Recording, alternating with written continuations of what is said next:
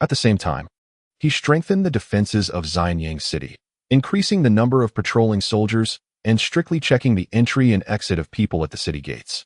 A few days later, the monitoring personnel reported that they had discovered Wang Bin had been in close contact with some mysterious individuals recently. Lin Yu's heart sank. As a conservative minister, Wang Bin had always opposed the reforms, and he did not expect him to actually collude with the remnants of the Six States. Lin Yu convened everyone to discuss and decided to remain discreet for the time being, continuing to observe Wang Bin's movements and waiting for the right moment to capture them all at once. At the same time, he instructed the shadow guards to closely monitor the actions of the remnants of the Six States at Mount Li and report immediately if they made any moves. As the monitoring of Wang Bin deepened, more and more clues surfaced. The shadow guards discovered that Wang Bin not only had correspondence with the remnants of the Six States at Mount Li, but had also secretly stockpiled a large amount of weapons and food in Xianyang City. Upon hearing this, Lin Yu was furious, but he suppressed his anger, knowing it was not yet time to act. He said to Li Si and the others, "It seems Wang Bin is indeed the important inside support in the court. However, if we act now, we may alert the enemy and allow the remnants of the Six States to launch their rebellion prematurely." Li Si responded, "Your Majesty is wise. We can continue to pretend to be unaware and wait for the date agreed upon by the remnants of the Six States and Wang Bin to initiate their uprising. Then surround them and capture them all." Lin Yu nodded. "However, we still need to clarify their specific plans and timing for the uprising." Thus, the shadow guards intensified their monitoring of Wang Bin, even risking infiltration into his residence to search for relevant clues. Finally, they found a secret letter in a hidden compartment of Wang Bin's study, which detailed that the agreed-upon date for the uprising by the remnants of the Six States and Wang Bin was set for the morning 3 days later. They planned to take advantage of the changing of the guard at the city gates, coordinating internally and externally to open the gates and allow the army of the Six States to invade Xianyang. After receiving this news, Lin Yu immediately summoned the generals to deploy a battle plan. He decided to set up heavy ambushes within Xianyang City to catch the enemy like fish in a barrel. At the same time, he dispatched an elite force to take a detour to Mount Li to cut off the escape route for the remnants of the Six States. Just as Lin Yu was busy preparing for the rebellion of the remnants of the Six States and Wang Bin, bad news arrived from the border. The northern Xiongnu, taking advantage of the instability within the Qin, had gathered a large force and prepared to invade south. Upon receiving the battle report, Lin Yu was extremely worried. At this moment, the Qin dynasty had to deal with an internal rebellion while also resisting the external invasion of the Xiongnu, facing troubles both inside and out. Li Si advised, "Your Majesty, the situation is urgent and a choice must be made. I believe the priority is to first quell the internal rebellion and stabilize the situation in Xianyang. Otherwise, we will be in dire straits." Lin Yu nodded. "What you say is indeed correct. However, the Xiongnu are coming fiercely, and the people at the border may suffer greatly." Meng Yi stepped forward and said, "Your Majesty, we can send a general to lead some troops to the border to hold the line and resist the Xiongnu. Meanwhile, we can concentrate our forces on the internal rebellion." Lin Yu pondered for a moment and decided to send Meng Tian to lead 50,000 Qin soldiers to the border to resist the Xiongnu. After receiving his orders, Meng Tian immediately gathered his troops and rushed to the border. Lin Yu continued to deploy plans for quelling the rebellion in Xianyang. He understood that both of these wars were crucial. Any defeat could lead to the downfall of the Qin dynasty. He had to give his all to lead the Qin through this difficult time. As the date agreed upon by the remnants of the Six States and Wang Bin for the uprising approached, Lin Yu's preparations in Xianyang were nearly complete. He divided the elite Qin forces into multiple groups, lying in ambush near the city gates, around Wang Bin's residence, and at important strongholds within the city. Lin Yu personally arrived at the city tower to inspect the defense situation. He looked down at the Qin soldiers, who were ready for battle, and silently vowed to protect the capital of the Qin dynasty and never let the enemy's conspiracy succeed. Meanwhile, at the foot of Mount Li, the army of the remnants of the Six States was also making final preparations. Each of them was filled with excitement, believing that the moment of restoring their country was near. The black-robed man at the head gazed toward Xianyang City, his eyes gleaming with greed and ambition.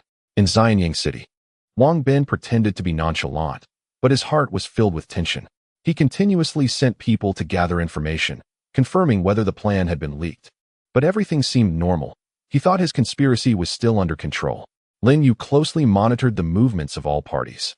He knew that a great battle was about to break out, and this was a critical moment for the survival of the Qin dynasty.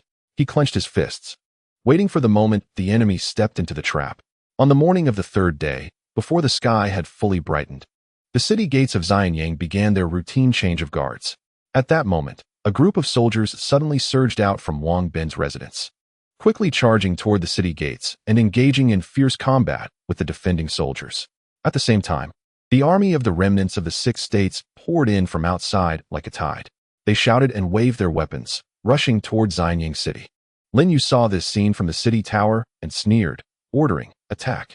In an instant, the Qin army lying in ambush near the city gates surged out like tigers descending a mountain, engaging in intense combat with Wang Bin's rebel forces and the army of the remnants of the 6 states. The sounds of shouting, clashing weapons, and screams intertwined, and Xianyang City was engulfed in flames of war. Wang Bin did not expect that his actions would be met with a fierce counterattack from the Qin army right from the start. He silently cursed, realizing that the plan might have been leaked. However, at this point, he was already on a tiger's back and could only grit his teeth and command the rebel army to resist. The troops of the former 6 states outside the city were also caught off guard by the ambush of the Qin army, but relying on their numbers, they continued to launch fierce attacks. The situation was momentarily in a stalemate. Lin Yu stood on the city tower, calmly observing the battlefield and continuously issuing orders to command the Qin army. He understood that the outcome of this battle was crucial to the fate of the Qin, and he could not afford to be the slightest bit negligent. Inside Xianyang City, the battle was exceptionally intense. The Qin army, taking advantage of their prior ambush and familiarity with the terrain, had gained a certain advantage. However, the troops of the former 6 states and Wang Bin's rebel army fought desperately, and both sides suffered heavy casualties.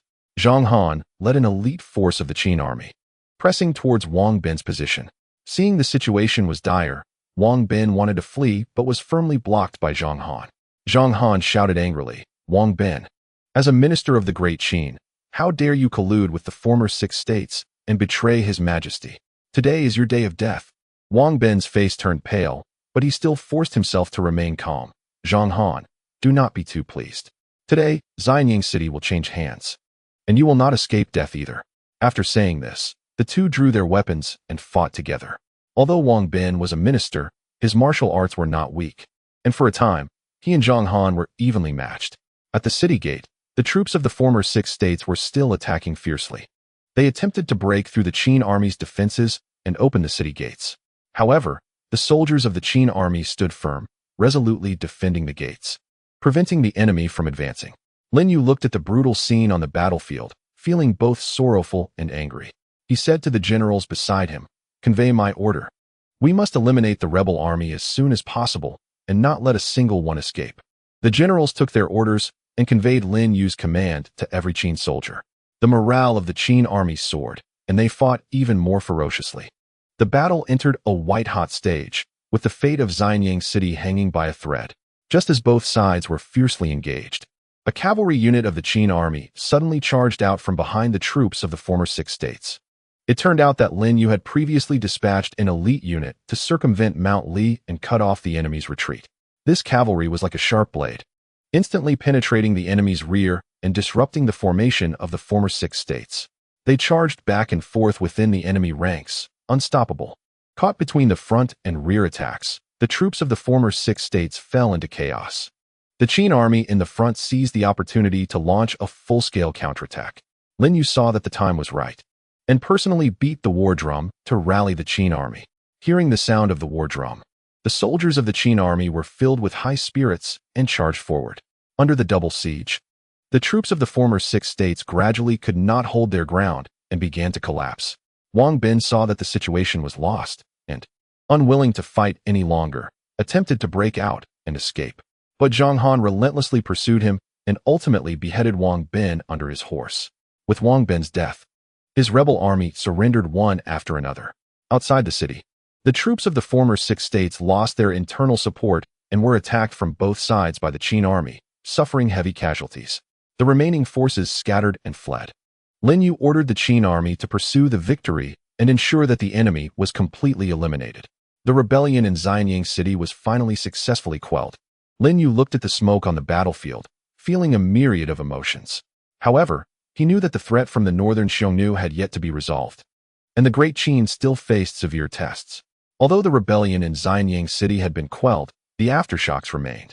Lin Yu ordered a thorough investigation of all those involved in the rebellion, regardless of whether they were from the former six states or officials who colluded with them, and all would be severely punished. After an investigation, a batch of officials who had colluded with Wang Bin was identified. Lin Yu mercilessly executed them all in public as a warning to others. At the same time, he generously rewarded the soldiers who had achieved military merit during the suppression to commend their loyalty and bravery. However, the wounds caused by this rebellion would be difficult to recover from in the short term. After a fierce battle, many buildings in Xianyang City were destroyed, and the common people were frightened. Lin Yu ordered a special fund to be allocated to repair Xianyang City and comfort the populace. After handling the affairs of Xianyang City, Lin Yu turned his attention to the northern border. At this time, the Qin army led by Meng Tian was engaged in fierce combat with the Xiongnu. Lin Yu knew well that until the Xiongnu were eliminated, the Great Qin would never find peace. He decided to personally lead a large army to the border to meet with Meng Tian and jointly fight against the Xiongnu to thoroughly resolve the threat from the north and restore the peace of the Great Qin. Lin Yu left Li Si and other ministers to handle the aftermath of Xianyang City and personally led 100,000 Qin soldiers, marching vigorously towards the northern border. Along the way, the morale of the Qin army was high, as they understood the significance of this expedition to defend the territory and people of the Great Qin. After several days of marching, Lin Yu finally led the army to the border. Meng Tian, upon learning that His Majesty had arrived, came out of the city to welcome him. Lin Yu looked at Meng Tian and said, "General Meng, what is the situation with the Xiongnu?" Meng Tian clasped his hands and replied, "Your Majesty, the Xiongnu have a strong military force and excel in cavalry archery, with great mobility. They frequently harass our border populace, seizing grain and supplies. Although I fight back with all my strength, it is difficult to drive them away for the time being." Lin Yu nodded and said, "I have come personally with a large army to engage the Xiongnu in a decisive battle and thoroughly resolve the northern threat. General Meng, you understand the military situation of the Xiongnu best. Do you have any strategies to defeat them?" Meng Tian thought for a moment and said, "Your Majesty, although the Xiongnu cavalry is strong, their camps are relatively fixed. We can take advantage of the night to launch a surprise attack on their camp, burn their grain and supplies, disrupt their deployment, and then use our army to encircle and annihilate them, ensuring a great victory." Lin Yu accepted Meng Tian's suggestion and worked with him to formulate a detailed battle plan. A great battle against the Xiongnu was about to unfold. Chapter 14. Night attack on the enemy camp. As night fell, the grasslands of the border were silent. Lin Yu and Meng Tian selected 5,000 elite cavalry to form a night attack unit. These cavalry were agile and skilled riders, dressed in black, quietly advancing towards the Xiongnu camp under the cover of night. When they were several miles away from the Xiongnu camp, the troops dismounted and quietly led their horses forward. The moonlight illuminated the grassland, casting their determined silhouettes. Lin Yu whispered to the general beside him, "Remember, this operation must be swift, secretive, and not disturb the enemy." Finally, the night attack unit reached the vicinity of the Xiongnu camp. Lin Yu observed the situation in the camp and saw that the Xiongnu tents were continuous, with relatively lax guards, and most of the Xiongnu soldiers were already asleep. He waved his hand, and the soldiers stealthily infiltrated the camp. According to the prior arrangement, part of the soldiers silently eliminated the Xiongnu sentries, while another part quickly charged towards the storage area of grains and supplies and ignited torches. In an instant, flames soared into the sky, and the supplies caught fire. The Xiongnu soldiers woke in alarm, and chaos ensued. Seeing the opportunity, Lin Yu shouted loudly, "Kill!" The night attack unit charged into the Xiongnu camp like a fierce tiger descending the mountain, engaging in fierce combat with the Xiongnu soldiers. The Xiongnu soldiers, caught off guard and unprepared, were pushed back by the Qin army. The sounds of battle echoed within the Xiongnu camp, as the Qin army's night attack unit fought bravely amidst the flames. Although the Xiongnu were in disarray, they quickly organized a resistance. Relying on their familiarity with the terrain of the grasslands and their archery advantage, they attempted to counterattack the Qin army. Lin Yu led by example, wielding a long sword, and fought against the Xiongnu cavalry. His swordsmanship was fierce, and he consecutively killed several Xiongnu soldiers. Beside him, Meng Tian was also unyielding, wielding his spear with deadly precision. Under their leadership, the morale of the Qin army soared. However, the Xiongnu cavalry gradually stabilized their formation and began encircling the Qin army. Seeing this, Lin Yu calmly commanded the Qin army to retract their lines and concentrate their forces to deal with the Xiongnu's attack. At the same time, he sent riders to hasten the arrival of the reinforcements. On the grassland, the interplay of firelight and moonlight illuminated the fierce battlefield. The Qin army and Xiongnu cavalry exchanged blows, with the sounds of battle reverberating through the night sky. Both sides suffered heavy casualties, but neither was willing to retreat a step. Just as the Qin army was caught in a bitter struggle, the sound of galloping hooves came from the distance. It turned out that Meng Yi had led the reinforcements to arrive.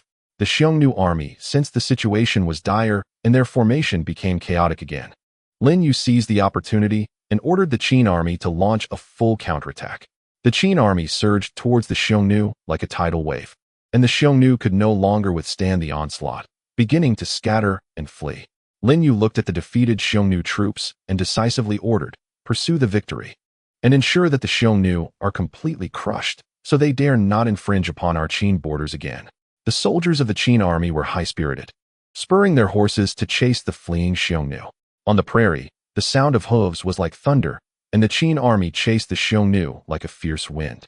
During their flight, many Xiongnu soldiers fell off their horses. In their panic, many got stuck in the marshes of the grasslands or were caught and killed by the Qin army. Lin Yu rode at the forefront. His mind focused solely on delivering a heavy blow to the Xiongnu, making them pay a painful price for invading the Qin.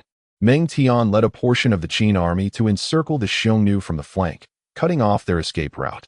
The Xiongnu army was besieged from the front and back by the Qin army, suffering countless casualties. The remaining Xiongnu soldiers knelt down to surrender, pleading for mercy. After a bout of pursuit, the Xiongnu army was almost completely annihilated. Lin Yu looked at the Xiongnu prisoners on the battlefield, feeling a myriad of emotions. Although the Qin achieved victory in this battle, it came at a great cost. He knew that to completely eliminate the northern threats, more measures were needed to strengthen border defenses. After repelling the Xiongnu, Lin Yu did not let victory cloud his judgment. He understood that although this war was won, the crisis facing the Qin was not entirely resolved. On the way back to Xianyang, Lin Yu contemplated the various issues confronting the Qin. Internal rebellions and external Xiongnu invasions made him realize that although the foundation of the Qin was deep, there were also many hidden dangers. Upon returning to Xianyang, Lin Yu immediately summoned the ministers to discuss post-war matters. He sat on the throne, his expression grave, and said, "This rebellion and the Xiongnu invasion have brought great losses to our Qin. My lords, we must reflect on how to prevent similar crises from occurring again." Li Si stepped forward and said, "Your Majesty, the root of this rebellion lies in the reforms affecting the interests of certain individuals, leading to their discontent and collusion with external enemies. However, reform is the path to a strong nation and cannot be abandoned because of this. We should focus more on balancing the interests of all parties and appeasing the people's hearts while implementing reforms." Other ministers also expressed their views. Some believed that border defenses should be strengthened, increasing troop strength and building fortifications. Others suggested enhancing oversight of officials to prevent corruption and collusion with external enemies. Lin Yu listened carefully to the ministers' suggestions and gradually formed his own ideas. He knew that to ensure long-term peace and stability for the Qin, comprehensive reforms were needed in politics, economy, and military aspects.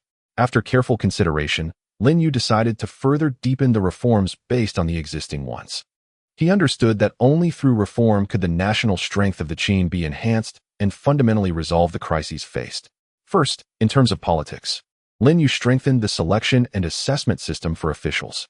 He ordered the establishment of a special assessment agency to regularly evaluate officials' performance, focusing not only on their work abilities, but also on their character and loyalty. Those found guilty of corruption or forming factions for personal gain would be severely punished. At the same time, he opened up channels for opinions, encouraging ministers and the public to provide suggestions on court policies for timely adjustments and improvements. Economically, Lin Yu increased support for agriculture. He knew that agriculture was the foundation of the nation. Only with prosperous agriculture could the people live and work in peace. He ordered tax reductions for farmers, the construction of water conservancy projects, the promotion of advanced agricultural techniques, and an increase in food production. Meanwhile, he encouraged commercial development, regulated market order, and strengthened the management of commercial activities to promote economic prosperity. Militarily, Lin Yu conducted a comprehensive reorganization and expansion of the army. He increased troop deployments along the borders, built stronger defensive fortifications, and enhanced the combat effectiveness of the Qin army. He also strengthened the training of military leaders, selecting talented generals for important positions to ensure the army could respond to various emergencies. Lin Yu's reform measures received the support of most ministers and the public. The Qin began to steadily progress on the path of reform, gradually restoring vitality and developing toward prosperity and strength.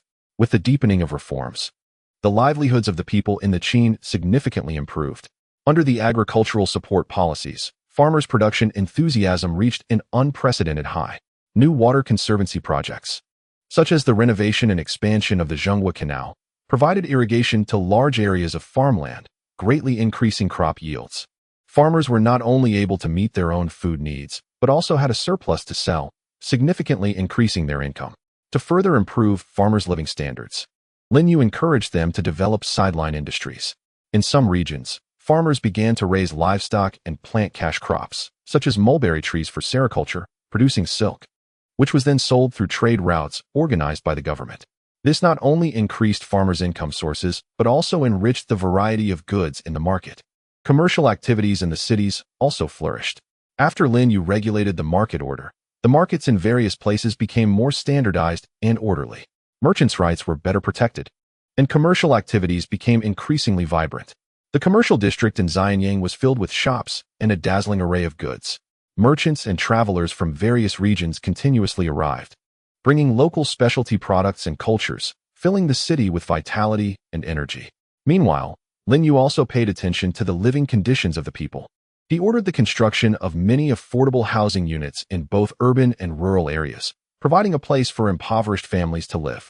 Although these houses were simple, they were sturdy and practical, greatly improving the living environment for the people. The improvement in livelihoods led the people to support Lin Yu's rule even more, and the society of the Qin became more stable, laying a solid foundation for the country's further development. Under Lin Yu's promotion, the culture of the Qin also entered a period of prosperity and development. Lin Yu understood the importance of culture to the nation and vigorously advocated for academic research and cultural creation. In Xianyang, Lin Yu ordered the construction of a large library, which housed a vast collection of classical texts, including works from various schools of thought from before the Qin, historical records, and local chronicles from various regions. This library was open not only to scholars but also allowed ordinary citizens to borrow books, greatly promoting the dissemination of knowledge. To encourage academic exchange, Lin Yu regularly held academic seminars, inviting scholars from various regions to gather in Xianyang to discuss academic issues together. In these seminars, scholars from different schools exchanged ideas, igniting brilliant sparks of thought. The ideologies of Confucianism, legalism, Taoism, and other schools drew inspiration from each other and developed collectively. Literary creation also flourished. Poets and writers drew inspiration from the magnificent landscapes of the Qin, the prosperity of the nation, and the changes brought about by reforms, creating many excellent poems and songs. These works not only circulated widely within the Qin, but also spread to neighboring countries through trade routes, showcasing the cultural charm of the Qin. The arts also achieved fruitful results. Painting, sculpture, music, and other art forms developed. Painters depicted the customs and traditions of the Qin, while sculptors created many exquisite sculptures that showcased the glory of the Qin. In music, new compositions continually emerged, with court musicians and folk artists learning from each other, leading to a diversification of musical styles. The cultural prosperity of the Qin not only enriched the spiritual lives of the people, but also enhanced the cultural soft power of the Qin, increasing its influence internationally. As the national strength of the Qin gradually recovered and strengthened, Lin Yu began to actively expand diplomatic relations. He understood that for a country to maintain long-term peace and stability, it needed to be strong itself and also require a favorable external environment. Lin Yu dispatched multiple diplomatic missions to neighboring countries. These missions brought the Qin's specialties, cultural classics, and friendly greetings to establish connections with various nations. In communication with the Eastern Qi state, the Qin state reached a trade agreement with Qi, opening border ports to facilitate mutual exchange.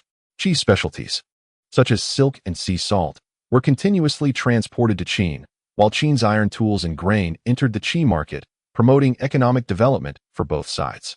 In the south, Qin engaged in cultural exchange activities with the Chu state. Chu was renowned for its unique Chu Ci culture, and scholars from Qin and literati from Chu learned from each other, exchanging poetry composition techniques. At the same time, craftsmen from Qin also exchanged skills with skilled artisans from Chu, promoting the development of handicrafts in both countries. In the West, Qin established friendly relations with several minority tribal groups. By offering gifts and teaching agricultural techniques, they won the trust and support of these tribes. These tribes not only provided Qin with strategic materials such as horses, but also worked with Qin to fend off external enemies, maintaining peace and stability along the border. Through a series of diplomatic expansion activities, Qin's international reputation rose, establishing extensive connections with various countries, creating a favorable external environment for Qin's development. Despite the numerous achievements under Lin Yu's leadership, some potential hidden dangers gradually emerged. During the reform process, although most common people benefited, a small number of nobles and wealthy merchants remained dissatisfied. They believed that the reforms undermined their privileges and interests, biding their time to seek revenge. In the border areas, although the Xiongnu were repelled, other nomadic tribes began to stir. Seeing the defeat of the Xiongnu, they feared further expansion by Qin, threatening their existence, and thus secretly united to prepare for tentative attacks on Qin. At the same time, with the prosperity of commerce, some unscrupulous merchants began to hoard goods, inflate prices, and disrupt market order. They colluded with local officials to evade supervision, causing great harm to the common people. Lin Yu noticed these hidden dangers and understood that if these issues were not resolved promptly, they could trigger a crisis again.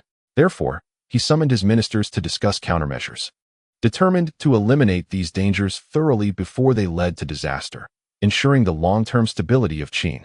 Those dissatisfied nobles secretly began their plotting. They gathered in a hidden manner to discuss how to overthrow Lin Yu's reforms and restore their former privileges. The leader of the nobles was the former noble of Chu, Xiongqi. He said darkly, "Lin Yu's reforms have made us lose too much. Now we must unite and find an opportunity to reclaim what belongs to us." The other nobles nodded in agreement. One person said, "But Lin Yu's foundation is solid now. If we act rashly, we may not succeed." Xiongqi sneered. "We cannot act forcefully. We need to plan carefully. The border situation is unstable now. We can contact those nomadic tribes dissatisfied with Qin, inciting them to create disturbances at the border and distract Qin's military forces. Then, we can create chaos internally, cooperating from within and without, and we will be able to catch Lin Yu off guard." After hearing this, everyone felt the plan was feasible. They began to secretly send people to the border to contact those nomadic tribes and discuss the details of joint action. Meanwhile, domestically, they also began to recruit some local officials and underworld forces to prepare for future actions. However, every move they made was observed by Lin Yu's undercover agents. After learning this news, Lin Yu was furious, but he decided to remain calm and wait for the right moment to capture these forces attempting to subvert Qin all at once. Just as the nobles were secretly plotting, disturbances indeed appeared in the border areas. Some nomadic tribes, incited by the nobles' envoys, began to frequently harass the Qin border.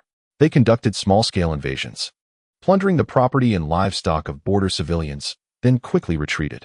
The border guards reported this situation to Lin Yu. Lin Yu knew that this was a conspiracy by those with ulterior motives, attempting to distract Qin's military forces. But he could not sit idly by, or else the border civilians would suffer more. Lin Yu summoned his generals to discuss countermeasures. Meng Tian said, "Your Majesty, these nomadic tribes act stealthily. If we deploy troops on a large scale, they will scatter and flee. We can select elite cavalry to form a mobile unit. Once we discover their traces, we can strike swiftly and deal them a heavy blow." Lin Yu accepted Meng Tian's suggestion and ordered the formation of a mobile unit consisting of 3,000 elite cavalry. This unit was personally led by Meng Yi, who was familiar with the border terrain and acted swiftly. Sure enough, not long after, the nomadic tribes attacked again.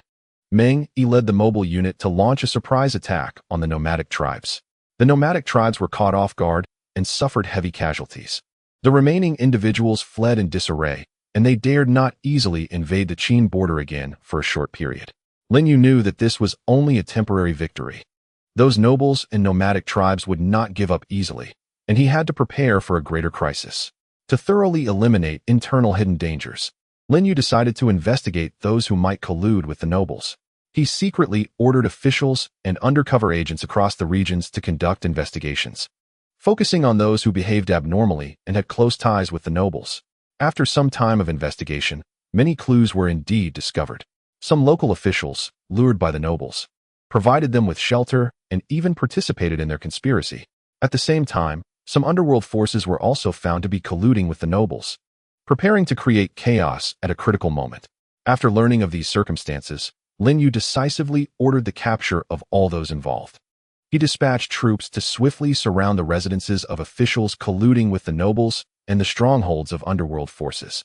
In Xianyang City, a manor suspected of being the plot point for the nobles' conspiracy was heavily surrounded by the Qin army.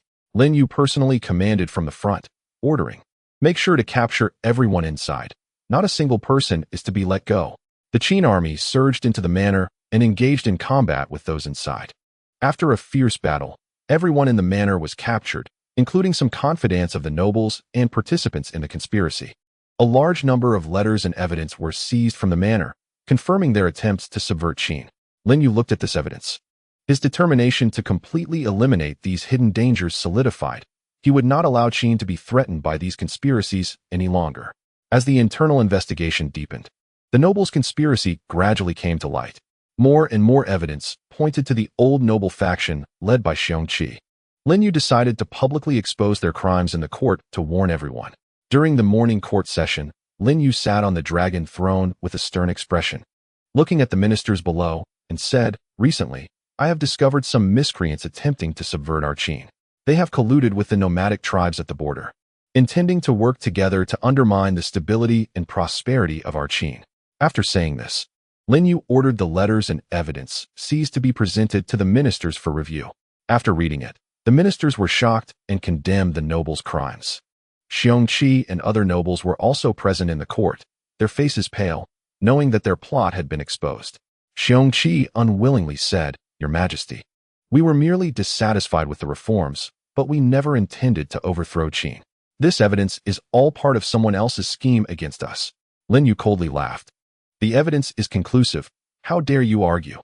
You attempted to restore the old system without regard for the interests of the people of Qin, which is truly unforgivable." After this, Lin Yu ordered all nobles involved in the case, including Xiongqi, to be imprisoned, awaiting punishment. Other officials and underworld figures involved in the conspiracy also received corresponding punishments.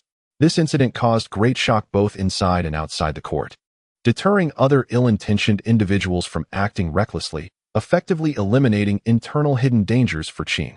After exposing and striking against the nobles' conspiracy, the situation in Qin gradually stabilized. Lin Yu knew that to ensure the long-term peace and stability of Qin, it was necessary to further strengthen governance and consolidate the achievements of the reforms. He emphasized the importance of reform in the court, encouraging the ministers to continue supporting reforms and to contribute ideas for the development of the Qin dynasty. At the same time, Lin Yu increased his focus on people's livelihoods, ordering local officials to genuinely care about the lives of the people and to resolve their practical difficulties. In border areas, Lin Yu strengthened defensive forces. He not only increased the stationed troops at the border, but also built more beacon towers and defensive works. Additionally, he negotiated with surrounding nomadic tribes, appealing to reason and emotions in hopes of achieving peaceful coexistence. For tribes willing to coexist peacefully with the Qin, Lin Yu offered certain rewards and trade benefits, promoting peace and stability in border regions. Economically, Lin Yu continued to promote the development of commerce and agriculture. He encouraged merchants to explore new markets, strengthened market regulation to prevent unscrupulous merchants from disrupting market order, and further promoted advanced agricultural techniques to increase agricultural output and ensure national food security. Through this series of measures, the situation in the Qin dynasty achieved comprehensive stability, with the people living and working in peace, and the country beginning to develop in a more prosperous direction. With the stabilization of the situation, the Qin dynasty welcomed new development opportunities. Internally, the results of reforms gradually emerged, with economic prosperity, improved livelihoods, and orderly social conditions, providing a solid foundation for further development. In agriculture, the promotion of new planting techniques and farming tools led to a continuous increase in grain output. In addition to meeting domestic needs, the Qin began to export surplus grain to neighboring countries, gaining substantial profits. Meanwhile, the abundance of agricultural products also stimulated the development of related industries, such as brewing and food processing, creating more job opportunities and wealth. In commerce, with the continuous improvement of transportation networks, domestic trade became increasingly frequent. The repair of official roads and the development of water transport allowed goods to circulate more quickly and conveniently. Markets in various regions became more prosperous, featuring not only local specialty products but also rare items from other regions and even abroad. The commercial districts in cities continuously expanded, with various shops, inns, and restaurants springing up like bamboo shoots after a rain, and commercial taxes became an important source of national revenue. On the foreign front, the results of the Qin dynasty's active diplomatic efforts began to show. Trade agreements and cultural exchange agreements signed with various countries opened up a broad international market for the Qin. Qin's goods such as silk, porcelain, and ironware were highly sought after internationally, reaching distant countries. At the same time, the Qin also introduced advanced technologies and cultures from various countries, promoting its own development. For example, new textile techniques were introduced from the Western regions, improving the quality and output of silk. Unique architectural techniques were learned from southern countries, enriching the architectural style of the Qin. The field of science and technology also welcomed a wave of innovation. Craftsmen continuously improved technologies through long-term production practices, inventing new production tools and processes. For example, in the iron smelting industry, improvements were made to blowing equipment, increasing the output and quality of iron. In ceramics production, new firing techniques were developed, making porcelain more exquisite and durable. These technological achievements not only promoted economic development, but also enhanced the comprehensive national strength of the Qin. Lin Yu keenly perceived these development opportunities. He actively guided the direction of national development, encouraging innovation and growth in various fields. He understood that seizing these opportunities would lead the Qin to a brighter future. However, just as the Qin was flourishing, new challenges also emerged. As the Qin's influence on the international stage continued to expand, some surrounding powerful countries began to feel wary and jealous of the Qin. They feared that the rise of the Qin would threaten their own positions, and thus secretly united to attempt to contain the Qin. These countries imposed trade restrictions on the Qin, raising tariffs and setting up trade barriers to hinder the export of Qin goods. This had a certain impact on the Qin's commercial development, with many merchants facing reduced orders and inventory accumulation. On the other hand, they created friction in border areas, frequently mobilizing troops and displaying an imminent attack posture, putting immense pressure on the Qin's border security. Meanwhile, with the rapid economic development, some internal problems also emerged in the Qin. Due to the prosperity of commerce, land consolidation began to intensify. Some wealthy merchants and nobles took advantage of their wealth to purchase large amounts of land, resulting in many farmers losing their means of livelihood and becoming displaced. This not only affected agricultural production but also triggered a series of social problems, such as deteriorating public security and increasing risks of peasant uprisings. Lin Yu realized that if these internal and external challenges were not properly addressed, they would severely hinder the development of the Qin. He convened the ministers again to discuss countermeasures, determined to lead the Qin in overcoming difficulties and facing new challenges. In response to the trade restrictions from surrounding countries, Lin Yu and the ministers carefully formulated a series of countermeasures. Firstly, they decided to strengthen trade with friendly countries, consolidating and expanding existing trade partnerships. The Qin dispatched more diplomatic missions, carrying generous gifts and friendly intentions to countries that maintained good relations with the Qin, further discussing trade cooperation details, striving to reduce trade costs and expand trade volume. At the same time, Lin Yu encouraged merchants to explore new trade routes and markets. He ordered a vigorous development of shipbuilding in coastal areas, constructing larger and sturdier merchant ships, preparing to open up maritime trade routes that bypassed countries with trade barriers, and trade with more distant nations. Additionally, trade caravans were organized to explore inland trade routes, strengthening trade connections with surrounding minority tribes to conduct indirect trade through these tribes with more distant regions. To enhance the competitiveness of Qin goods, Lin Yu increased investment in scientific and technological research and development. He encouraged craftsmen to improve production technologies, enhance product quality, and reduce production costs. For example, in silk production, more advanced textile machinery was developed, significantly increasing silk output and improving quality, allowing it to maintain a competitive edge in the international market even in the face of trade restrictions. Domestically, Lin Yu also strengthened the management and regulation of commerce. He established specialized market regulation agencies to combat hoarding and price gouging, stabilizing domestic market prices and ensuring the normal conduct of commercial activities. Through these measures, the Qins sought breakthroughs in trade difficulties and maintained stable economic development. While responding to trade challenges, Lin Yu also placed great importance on border security issues. In the face of military threats from surrounding powerful countries at the border, he quickly made deployments to strengthen border defenses. Lin Yu ordered the deployment of large numbers of troops in border areas, relocating some elite units to the border defense line. At the same time, he increased the construction and repair of military facilities, reinforcing city walls and building more fortifications and beacon towers. These fortifications were distributed at various strategic points along the border, responding to each other and forming a tight defense system. The beacon towers could promptly relay signals of enemy attacks, allowing the Qin army to react swiftly. To enhance the combat effectiveness of the military, Lin Yu also strengthened military training. He required border defense troops to undergo rigorous daily training, including physical training, weapon usage training, and tactical exercises. At the same time, he continuously updated the military's weapons and equipment, equipping soldiers with more advanced weaponry, such as crossbows and sharp swords. Additionally, he emphasized the cultivation of military leaders' command abilities, regularly organizing discussions and studies on strategic tactics to enhance their capabilities to respond to various complex combat situations.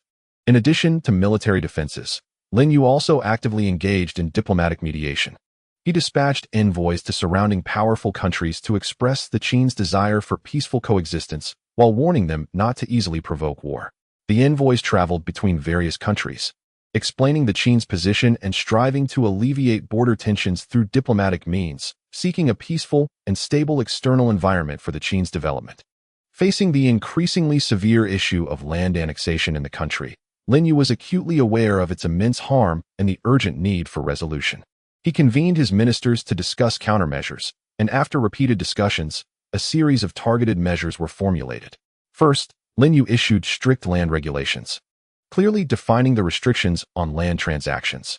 It was prohibited for wealthy merchants and nobles to acquire large amounts of land from farmers through improper means, and the maximum amount of land that individuals could own was limited.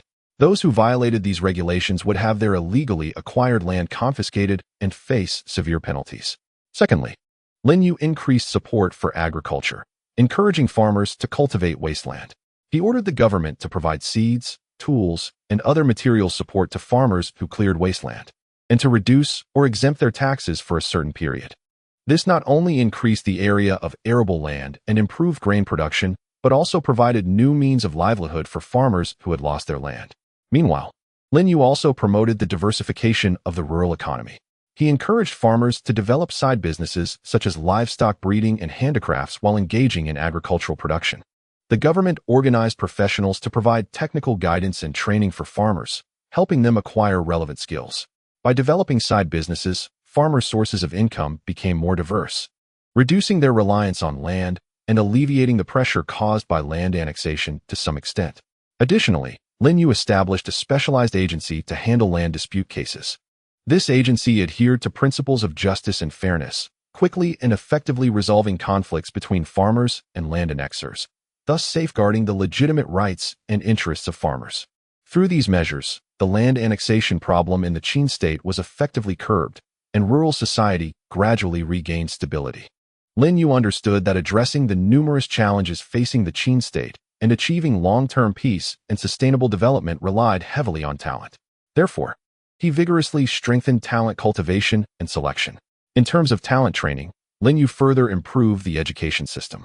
He ordered the establishment of schools across the country, from the capital Xianyang to remote villages, creating institutions of various levels. In these schools, not only traditional subjects such as classics, history, and military strategy were taught, but also practical disciplines like agricultural technology, astronomy, geography, and engineering were added.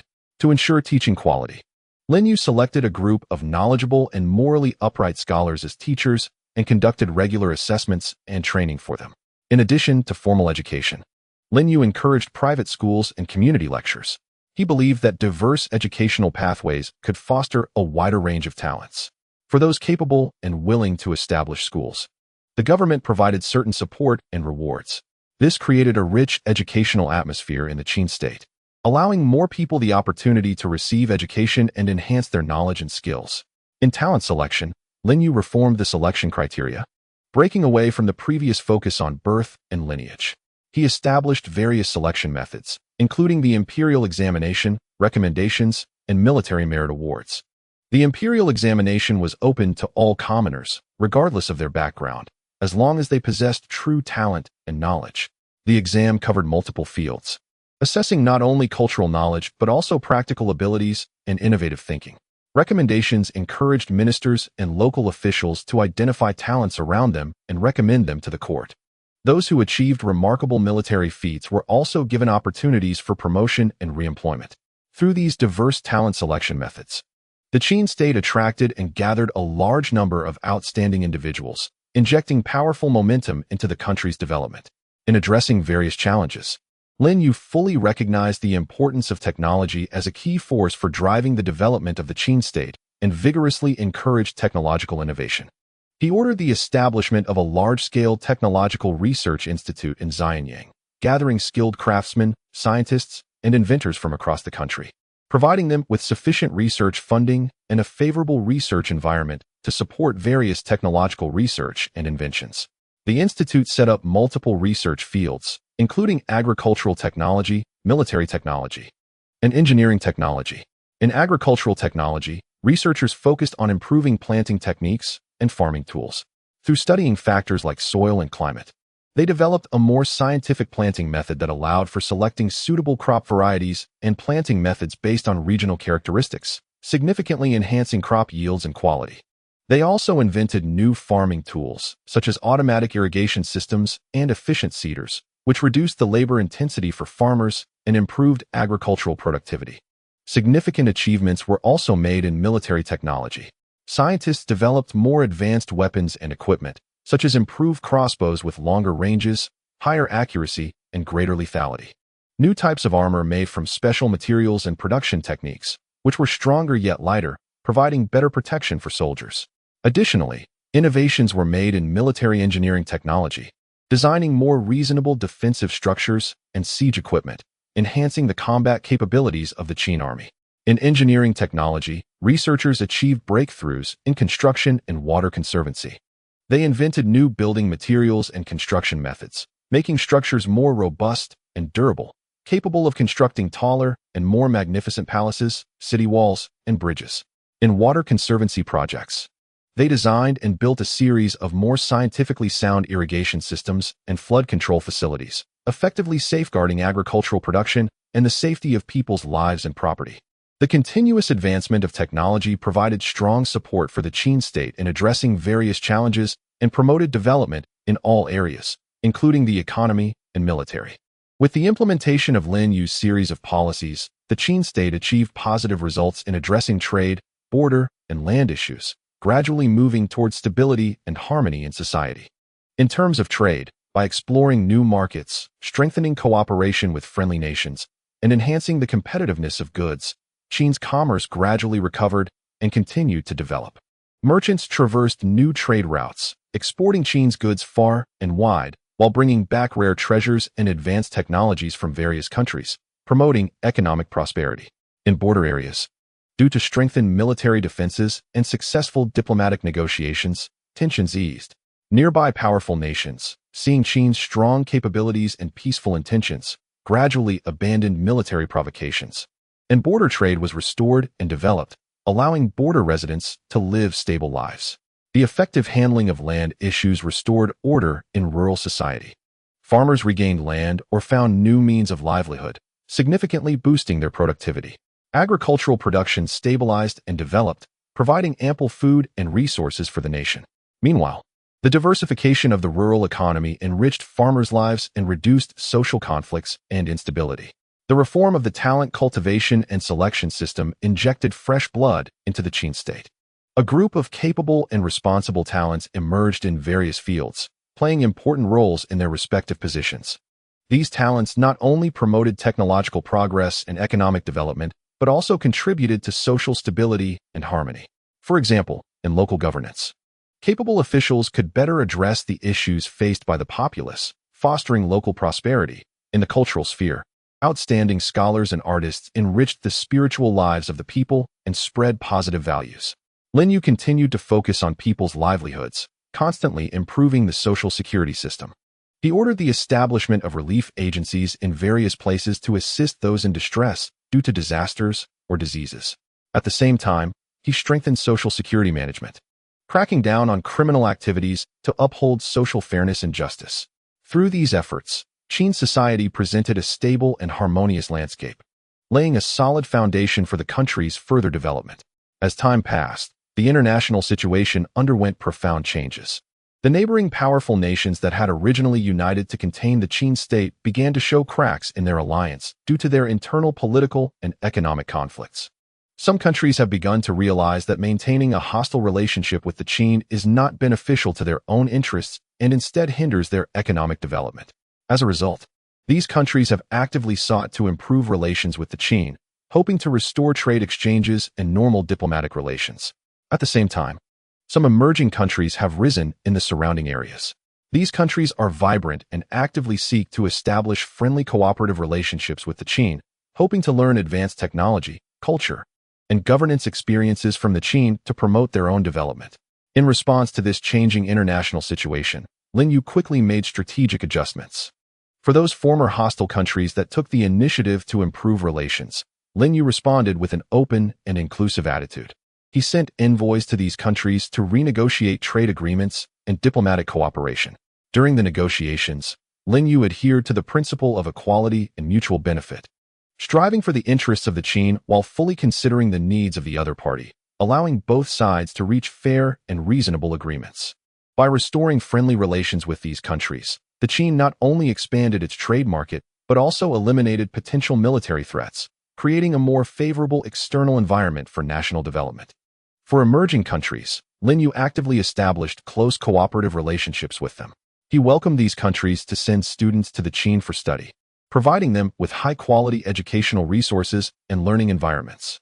At the same time, he dispatched experts and scholars from the Qin to the emerging countries to impart knowledge and technology in agriculture, science and technology, and culture to help them develop.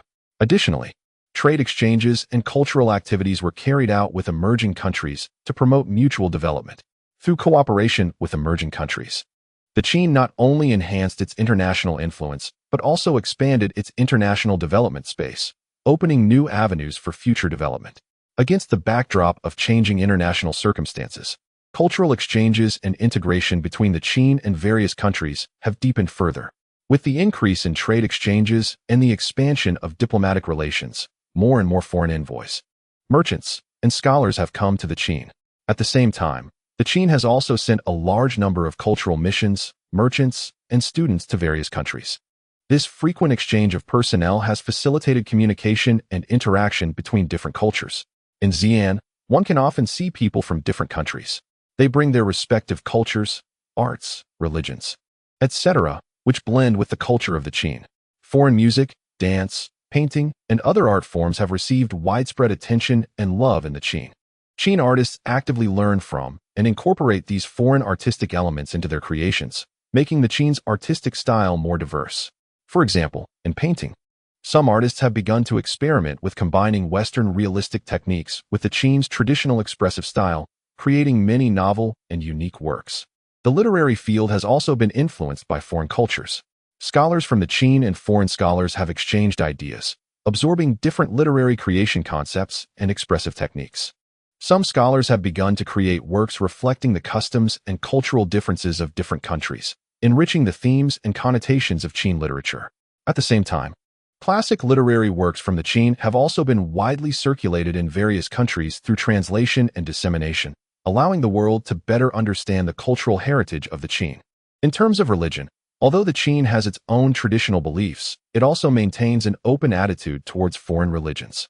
Some foreign religions have established temples and missionary sites in the Qin, attracting a portion of followers.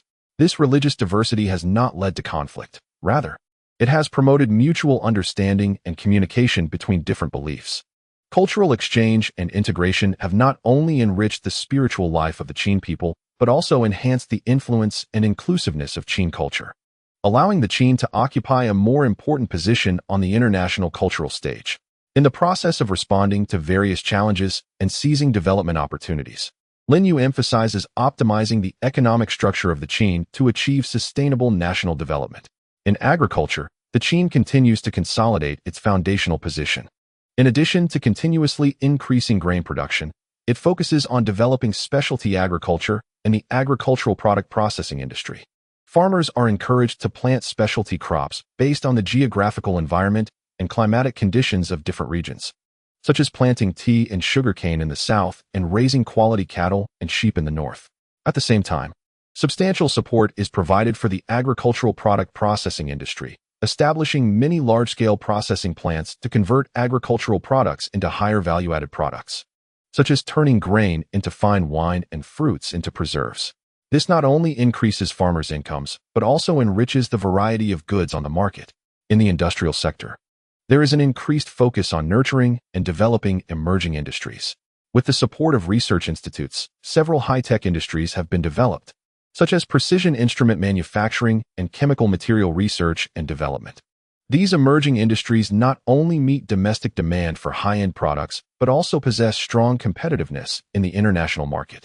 Additionally, traditional industries undergo technological transformation to improve production efficiency and product quality.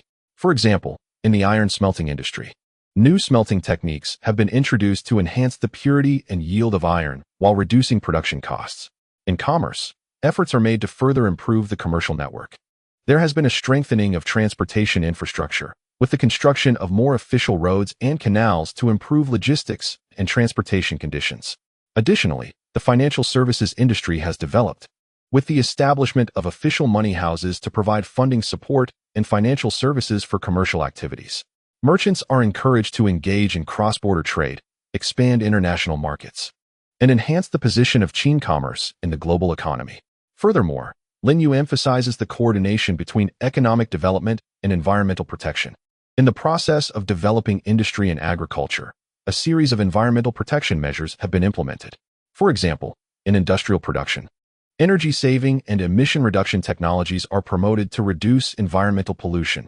In agricultural production, the use of organic fertilizers is encouraged to protect the soil ecological environment. Through these measures, the Qin achieves optimization of its economic structure and steadily moves towards sustainable development. As the Qin develops in economic and cultural aspects, Lin Yu understands that a strong military force is an important guarantee for national stability and development. Therefore, he continues to strengthen military capabilities and constantly improve strategic layouts. In terms of consolidating military strength, investment in military construction has increased. On one hand, the treatment and equipment levels of soldiers have been further improved. Soldiers are provided with better weapons and equipment, including continuously improved traditional weapons such as bows, crossbows, swords, and new military equipment such as improved catapults with longer ranges and higher accuracy. At the same time, soldiers' living conditions are improved, salaries are increased, and their sense of belonging and loyalty is enhanced. On the other hand, the intensity and professionalism of military training have been strengthened. Strict training outlines have been established, covering physical training, tactical drills, and weapon operation. Regular military exercises are conducted to simulate various real combat scenarios, allowing soldiers to enhance their combat capabilities through practice. Additionally, there is an emphasis on cultivating military talent, with a military academy established in Xi'an to select promising young leaders for systematic study of military theory and strategic tactics, reserving high-quality command talent for the army. In terms of strategic layout, improvements have been made based on the Qin's geopolitical situation and surrounding circumstances. On the northern border, given that the Xiongnu have been repelled but still pose a potential threat, the defense capabilities of the Great Wall have been strengthened. Not only has the Great Wall been comprehensively repaired and reinforced, but more beacon towers and garrison fortresses have been added along the route, forming a deep defense system. At the same time, a large number of cavalry units have been deployed to quickly respond to incursions from northern nomadic tribes. On the southern border, due to the complex terrain and proximity to some ethnic minority tribes, a strategy of both kindness and strength has been adopted. On one hand, friendly relations with minority tribes are strengthened through trade exchanges and cultural communication.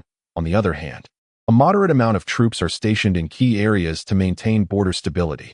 In coastal areas, with the development of maritime trade, naval power has been vigorously developed. Multiple large naval bases have been established, and advanced warships, including various types such as treasure ships and war junks, have been built to meet different naval combat needs. Strengthening maritime patrols to protect the maritime trade routes of the Qin state and prevent piracy and foreign invasions.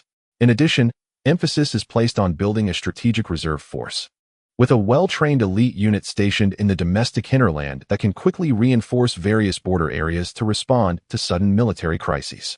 Through these measures, the Qin state has constructed a comprehensive and multi-layered strategic layout to ensure national security and stability. As the territory and population of the Qin state expanded, Lin Yu realized that the existing governance system needed further refinement to better manage state affairs and ensure social stability and development. In terms of administrative management, the central and local administrative institutions were optimized. At the central level, the responsibilities and powers of various departments were clarified to avoid functional overlap and shirking of responsibilities. For example, the functions of financial management were further refined by establishing separate departments responsible for tax collection, treasury management, and budget preparation, thereby improving the efficiency and transparency of financial management. At the local level, the implementation of the county and district system was strengthened, selecting capable and responsible officials to hold positions at various levels. Local officials were regularly assessed, not only evaluating their political achievements, but also focusing on their governance capabilities and service attitudes towards the populace. Those who performed excellently were promoted and rewarded, while incompetent officials faced demotion or dismissal. At the same time, smoother communication channels between local and central authorities were established to ensure that local affairs could be reported in a timely manner and central policies could be quickly conveyed and effectively implemented. In terms of the legal system, a comprehensive review and improvement were conducted.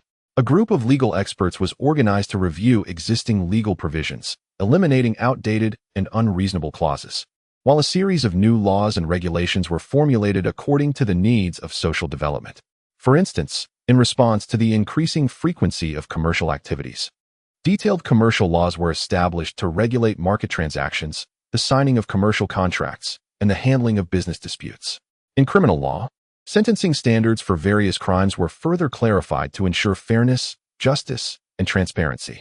Legal publicity and outreach efforts were strengthened, with legal information points set up in various locations and easy-to-understand legal handbooks produced to help the public understand the law, enhance legal awareness, and voluntarily comply with legal norms.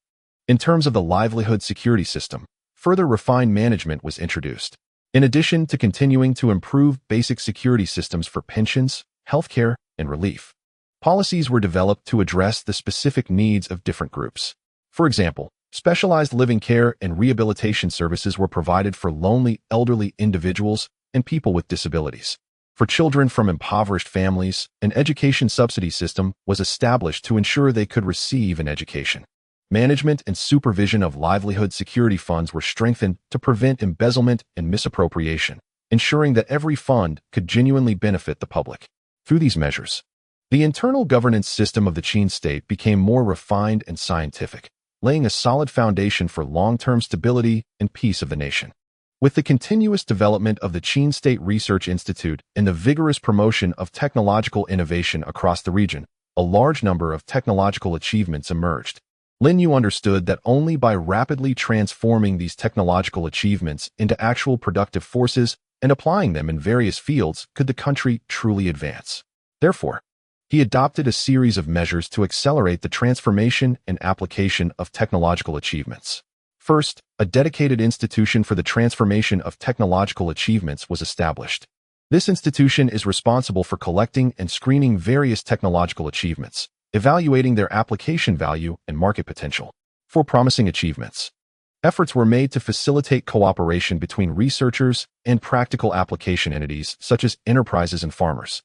For example, when new crop varieties or advanced planting techniques were developed in the agricultural technology field, this institution organized relevant agricultural stakeholders and planting cooperatives to connect with researchers, helping them understand the technical details and providing guidance and promotion services to ensure that new technologies could be quickly applied in agricultural production. Second, a series of policies encouraging the transformation of technological achievements were formulated. Enterprises and individuals that actively adopted new technologies and achievements were given tax incentives and financial subsidies. For instance, if an enterprise introduced and applied advanced industrial production techniques, improving production efficiency and product quality, it could receive tax reductions for a certain period. Farmers who adopted new planting or breeding techniques to achieve bountiful harvests were granted corresponding financial subsidies. A reward fund for the transformation of technological achievements was also established to recognize and reward researchers, enterprises, and related institutions that made outstanding contributions during the transformation process, stimulating participation from all parties in the transformation of technological achievements. In addition, the construction of technological infrastructure was strengthened to support the application of technological achievements. In terms of transportation, more convenient roads and canals were built to facilitate the transportation and promotion of new technologies and products. In terms of communication, more advanced communication technologies were developed to ensure that technological information could be transmitted quickly, promoting communication and cooperation between researchers and application entities. Through these measures, the speed of transformation and application of technological achievements in the Qin state was greatly accelerated, with new technological achievements such as new agricultural tools, advanced textile machinery, and efficient irrigation equipment rapidly applied in agriculture, industry, and other fields, significantly promoting economic development and social progress. During the development of the Qin state, Lin Yu recognized the importance of promoting social mobility and integration for national stability and development. In the past, social classes were relatively rigid, with significant differences in communication and opportunities between different classes. To break this situation, Lin Yu implemented a series of policies to promote social mobility and integration. In education, efforts were made to further equalize educational opportunities. Schools were widely established across the country to ensure that children from different classes had the opportunity to receive education, and fairness was aimed for in the distribution of educational resources. For students from impoverished families, free learning supplies and living subsidies were provided to ensure they could focus on their studies. Through education, children from lower classes had the opportunity to enhance their knowledge and skills, laying the foundation for entering higher classes. For example, some students from poor backgrounds excelled in their studies at school, mastering extensive knowledge, and stood out in imperial examinations or other talent selections, entering the officialdom or engaging in other important professions, achieving class mobility. In the economic domain, different classes were encouraged to participate in commercial activities. The barriers to entry for businesses were lowered, providing more entrepreneurial opportunities for ordinary people. The government established microloan institutions to provide loan support for those with entrepreneurial intentions but lacking funds, whether farmers, artisans, or children of merchants. They could engage in commercial activities based on their abilities and creativity. For instance, some farmers utilized their free time to engage in handicraft production and earned income through market sales, gradually accumulating wealth and improving their economic status. At the same time, the frequent occurrence of commercial activities promoted communication and cooperation between different classes, forming interdependent relationships between merchants, farmers, and artisans, thus facilitating social class integration. In culture, various cultural activities were organized to attract participation from different classes. For example, during major festivals, grand celebration events were held, including artistic performances and traditional skill displays. These activities not only showcased the rich and diverse culture of the Qin state, but also provided a platform for interaction among different classes. Nobles, officials, and ordinary people watched performances and appreciated skills together, enhancing mutual understanding and feelings. Additionally, cultural creation was encouraged to focus on the lives of different classes, showcasing the characteristics and stories of various classes through literature and art, promoting mutual understanding and recognition among social classes.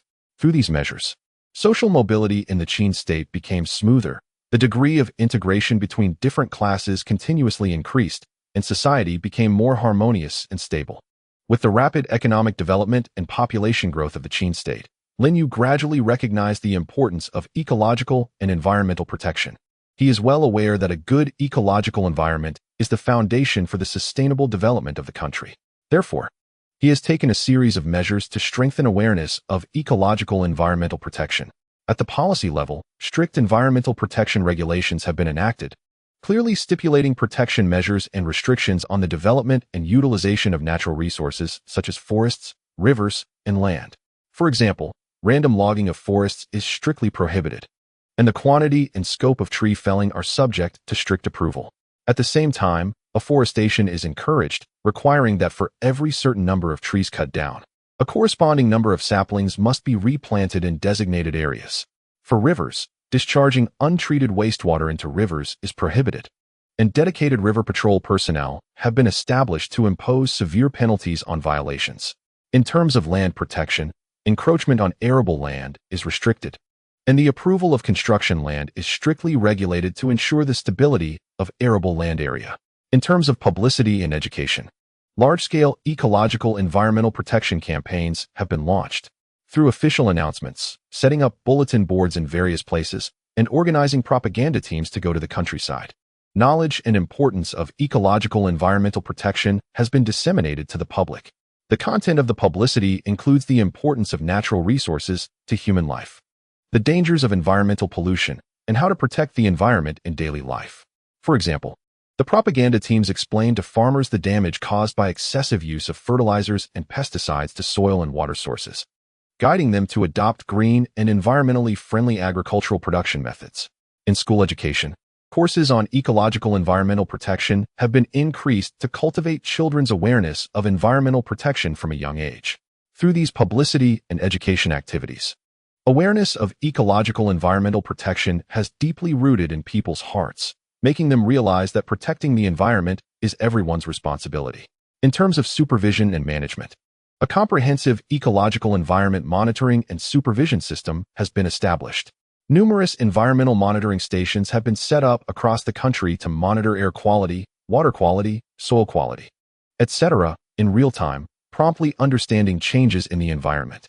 At the same time, supervision of environmental behaviors of enterprises and individuals has been strengthened.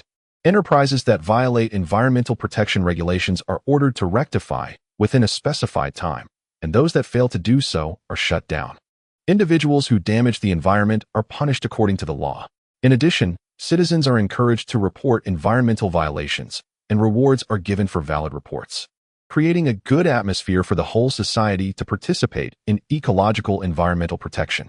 Through these measures, the awareness of ecological environmental protection in Daqin has been greatly strengthened, laying a solid ecological foundation for the country's sustainable development.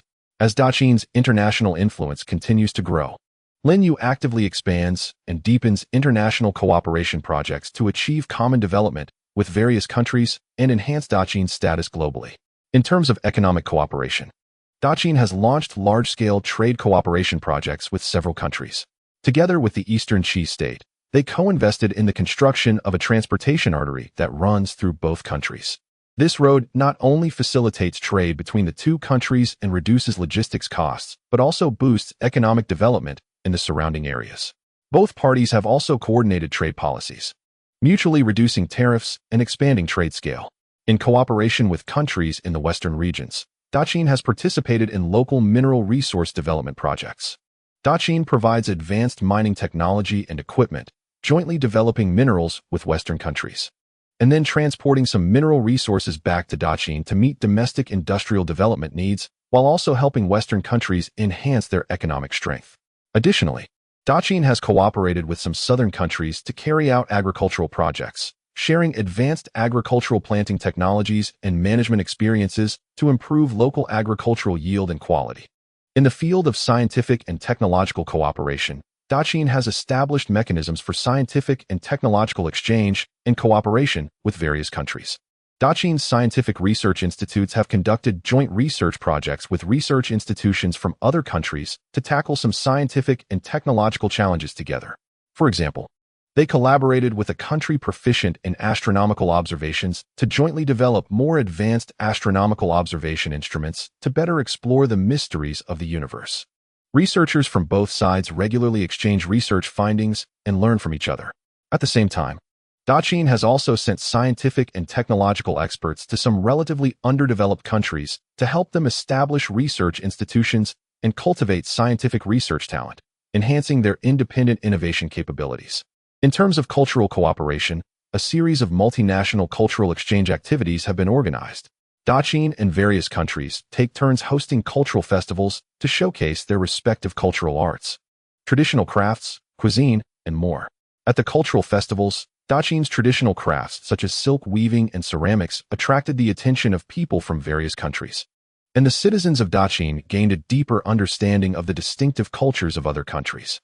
Additionally, academic exchange activities have been conducted, gathering scholars from various countries to discuss issues in philosophy, history, literature, and other fields, promoting mutual understanding and integration between different cultures. Through the expansion and deepening of these international cooperation projects, the relationship between Daqin and other countries has become closer, jointly promoting regional and global development and progress. Although Daqin is in a stage of prosperous development under Lin Yu's leadership, he is well aware that various unexpected crises may arise at any time, such as natural disasters, disease outbreaks, and social unrest. To effectively respond to these potential crises, he has begun to establish a comprehensive emergency response mechanism. In terms of the warning mechanism, a multi-channel information collection network has been established. Meteorological observation stations, earthquake monitoring points, etc., have been set up across the country to monitor and provide early warnings for natural disasters in real time. At the same time, monitoring of social sentiment has been strengthened, utilizing local officials, informants, and feedback from the public to promptly grasp factors that may trigger social unrest. In terms of disease outbreaks, a disease monitoring system has been established, with dedicated disease monitoring points set up in every county to detect unusual disease transmission situations and report them in a timely manner. Once potential crisis signs are detected, information is quickly transmitted to various levels of government and the public through beacon towers, relay stations, and official announcements, allowing them to prepare for response in advance. In terms of the emergency response mechanism, detailed emergency plans have been formulated. For different types of crises, such as earthquakes, floods, and epidemics, corresponding response plans have been developed. The responsibilities and divisions of labor for various government departments in crisis response have been clarified to ensure that rescue and response work can be carried out quickly and orderly when a crisis occurs. For example, in the earthquake emergency plan, it is specified that the military is responsible for rescue, the medical department is responsible for treating the injured, and the civil affairs department is responsible for resettling affected populations. At the same time, specialized emergency rescue teams have been formed, including rescue teams, medical teams, and epidemic prevention teams. These teams conduct targeted training regularly, familiarize themselves with emergency rescue processes and skills, and can quickly engage in rescue work when a crisis occurs. In terms of resource assurance mechanisms, an emergency material reserve system has been established. Material reserve warehouses have been set up in various locations, stockpiling large amounts of disaster relief supplies such as food, tents, medicines, and medical equipment. Regular inspections and updates of reserve materials are conducted to ensure their quality and availability. At the same time, a material allocation mechanism has been formulated to ensure that in the event of a crisis, materials can be allocated quickly and reasonably according to actual needs, safeguarding the basic living conditions and rescue efforts in affected areas. Additionally, social forces are encouraged to participate in emergency resource assurance, guiding enterprises and civil organizations to provide necessary materials and services during crises. By establishing these mechanisms to respond to sudden crises, Daqin has improved its ability to handle various emergencies, minimizing losses and ensuring the safety of the nation and its people. With the prosperity of Daqin's economy and the growth of its population, the scale of cities continues to expand. Lin Yu recognizes that promoting the modernization of urban planning and construction is of great significance for enhancing the carrying capacity of cities, improving the quality of life for residents, and promoting economic development. In urban planning, advanced concepts and methods have been adopted. Taking Xianyang City as an example, the city has undergone functional zoning planning, dividing it into commercial areas, residential areas, administrative areas, cultural areas, and other different functional zones to avoid issues such as traffic congestion and environmental pollution caused by mixed functions. In the commercial area, various markets, shops, and commercial facilities have been concentrated to form a bustling business center. The residential area focuses on creating a pleasant living environment, with green spaces, parks, and other leisure areas planned, along with a reasonable layout of public service facilities such as schools and hospitals to facilitate residents' lives. The administrative area centralizes government offices to improve administrative efficiency. The cultural area has built libraries, museums, theaters, and other cultural venues to enrich residents' spiritual and cultural lives. Additionally, a comprehensive transportation network has been planned, with wide and straight main roads connecting various functional areas, along with secondary roads and branches to facilitate residents' travel. In urban construction, modern building technologies and materials have been utilized, promoting new types of building materials, such as improved firing technology bricks and durable stones, to enhance the quality and safety of buildings. In architectural design, a combination of practicality and aesthetics is emphasized. For instance, in the design of residential buildings, a courtyard layout has been adopted to meet residents' demand for private space while increasing communication space among neighbors. At the same time, advanced building technologies have been introduced, such as optimized drainage system designs to effectively address urban flooding issues. Frame structures have been used in large buildings to enhance their seismic resistance. In urban management, a modern management system has been established. Dedicated urban management agencies have been set up to oversee urban sanitation, traffic order, market management, and other tasks. Efforts have been strengthened to manage the urban environment, with regular street cleaning to maintain city cleanliness. In traffic management, strict traffic rules have been formulated, with traffic signs and signals set up to standardize the passage of vehicles and pedestrians. Market supervision has been intensified to maintain market order and protect consumer rights. Furthermore, attention has been paid to urban greening and beautification, with a large number of trees and flowers planted along city roads and in parks to enhance the ecological quality of the urban environment. Through the modernization of urban planning and construction, the urban landscape of Dachin has been completely transformed, becoming a beautiful home where people can live and work happily. In order to achieve balanced overall development in Dachin, Linyu implemented a regional coordinated development strategy aimed at breaking down barriers between regions, promoting resource sharing and complementary advantages among different areas, achieving significant results. In terms of coordinated infrastructure construction, increased investment has been made in remote and economically disadvantaged areas. A transportation network connecting various regions has been constructed, extending main roads into more remote villages and strengthening road connections between different counties. For example, mountain roads have been built in mountainous areas to improve transportation conditions with the outside world and facilitate the transport of agricultural products and resource development in the mountains.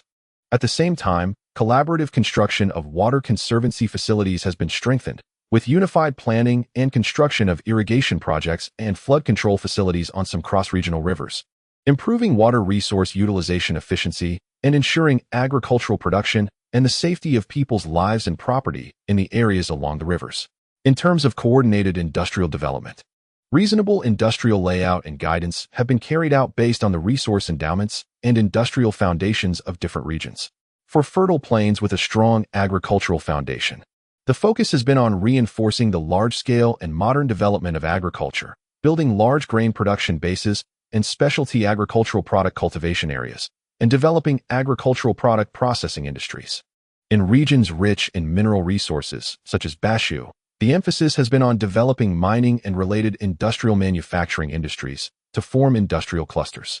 Coastal areas have leveraged maritime advantages to vigorously develop foreign trade, shipbuilding, and marine fisheries. At the same time, interregional industrial cooperation has been encouraged, such as plains supplying food and agricultural products to industrial areas providing agricultural tools and machinery to plains, and coastal areas providing overseas market information and import-export trade services to inland areas. Through this industrial coordinated development, close industrial links have formed between regions, promoting economic exchanges and cooperation among regions. In terms of talent and technology coordination, mechanisms for talent mobility and technology sharing between regions have been established. Talents from developed areas are encouraged to provide technical guidance and assistance to underdeveloped areas, while local talents are cultivated in underdeveloped areas.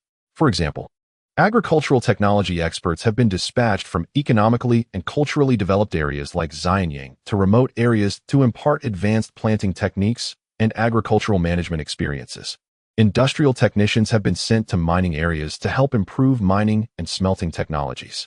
Additionally, a technical exchange platform between regions has been established, regularly holding technical seminars and achievement exhibitions to promote technological innovation and sharing among different regions. As the regional coordinated development strategy has been deeply implemented, the development gap among Dacian's regions has gradually narrowed.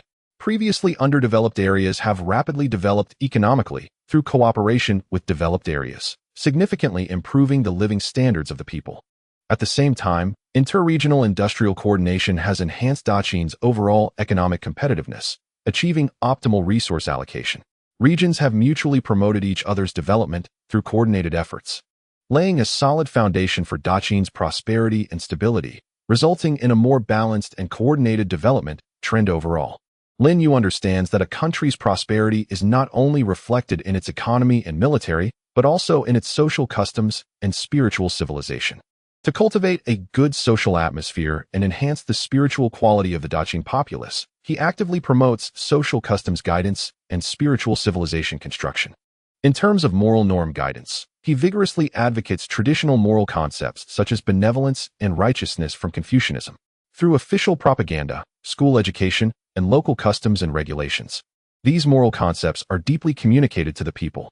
Moral lecture halls have been established in various places, inviting scholars and respected elders to explain moral stories and the principles of being a good person to the populace, guiding people to practice good moral behavior in their daily lives. For example, advocating mutual care and assistance among neighbors, facing difficulties together, emphasizing honesty and integrity in commercial activities, opposing fraudulent behavior, and establishing good business ethics. In terms of cultural activity leadership, diverse cultural activities have been organized to enrich the spiritual lives of the populace while spreading positive values. In addition to traditional festival celebrations, various cultural competitions, poetry conferences, and skill exhibitions have been organized. These activities not only provide a platform for people to showcase their talents, but also inspire their love for culture and art. For instance, in poetry conferences, people express their longing for a better life and love for their country through the creation and recitation of poems. Through these cultural activities, a strong cultural atmosphere has been cultivated, enhancing the cultural quality and aesthetic level of the populace. In terms of setting examples, moral models and advanced examples from various industries have been established. Those who excel in moral behavior, technological innovation, and public welfare have been recognized and promoted. For example, recognizing wealthy individuals who are charitable and have long helped impoverished families, promoting farmers who have achieved significant results in agricultural technology innovation, and celebrating heroes who bravely and selflessly helped others during natural disasters. By establishing these examples, the populace has benchmarks for learning, inspiring more people to strive for excellence and contribute to society. Through a series of measures for guiding social customs and constructing spiritual civilization, Dacian society has gradually formed a positive, united, and culturally esteemed atmosphere. The spiritual outlook of the populace has been revitalized, and social cohesion has been greatly enhanced, providing strong spiritual motivation for Dacian's sustained development. After years of reform and development efforts, Dacian has achieved fruitful results under Lin Yu's leadership.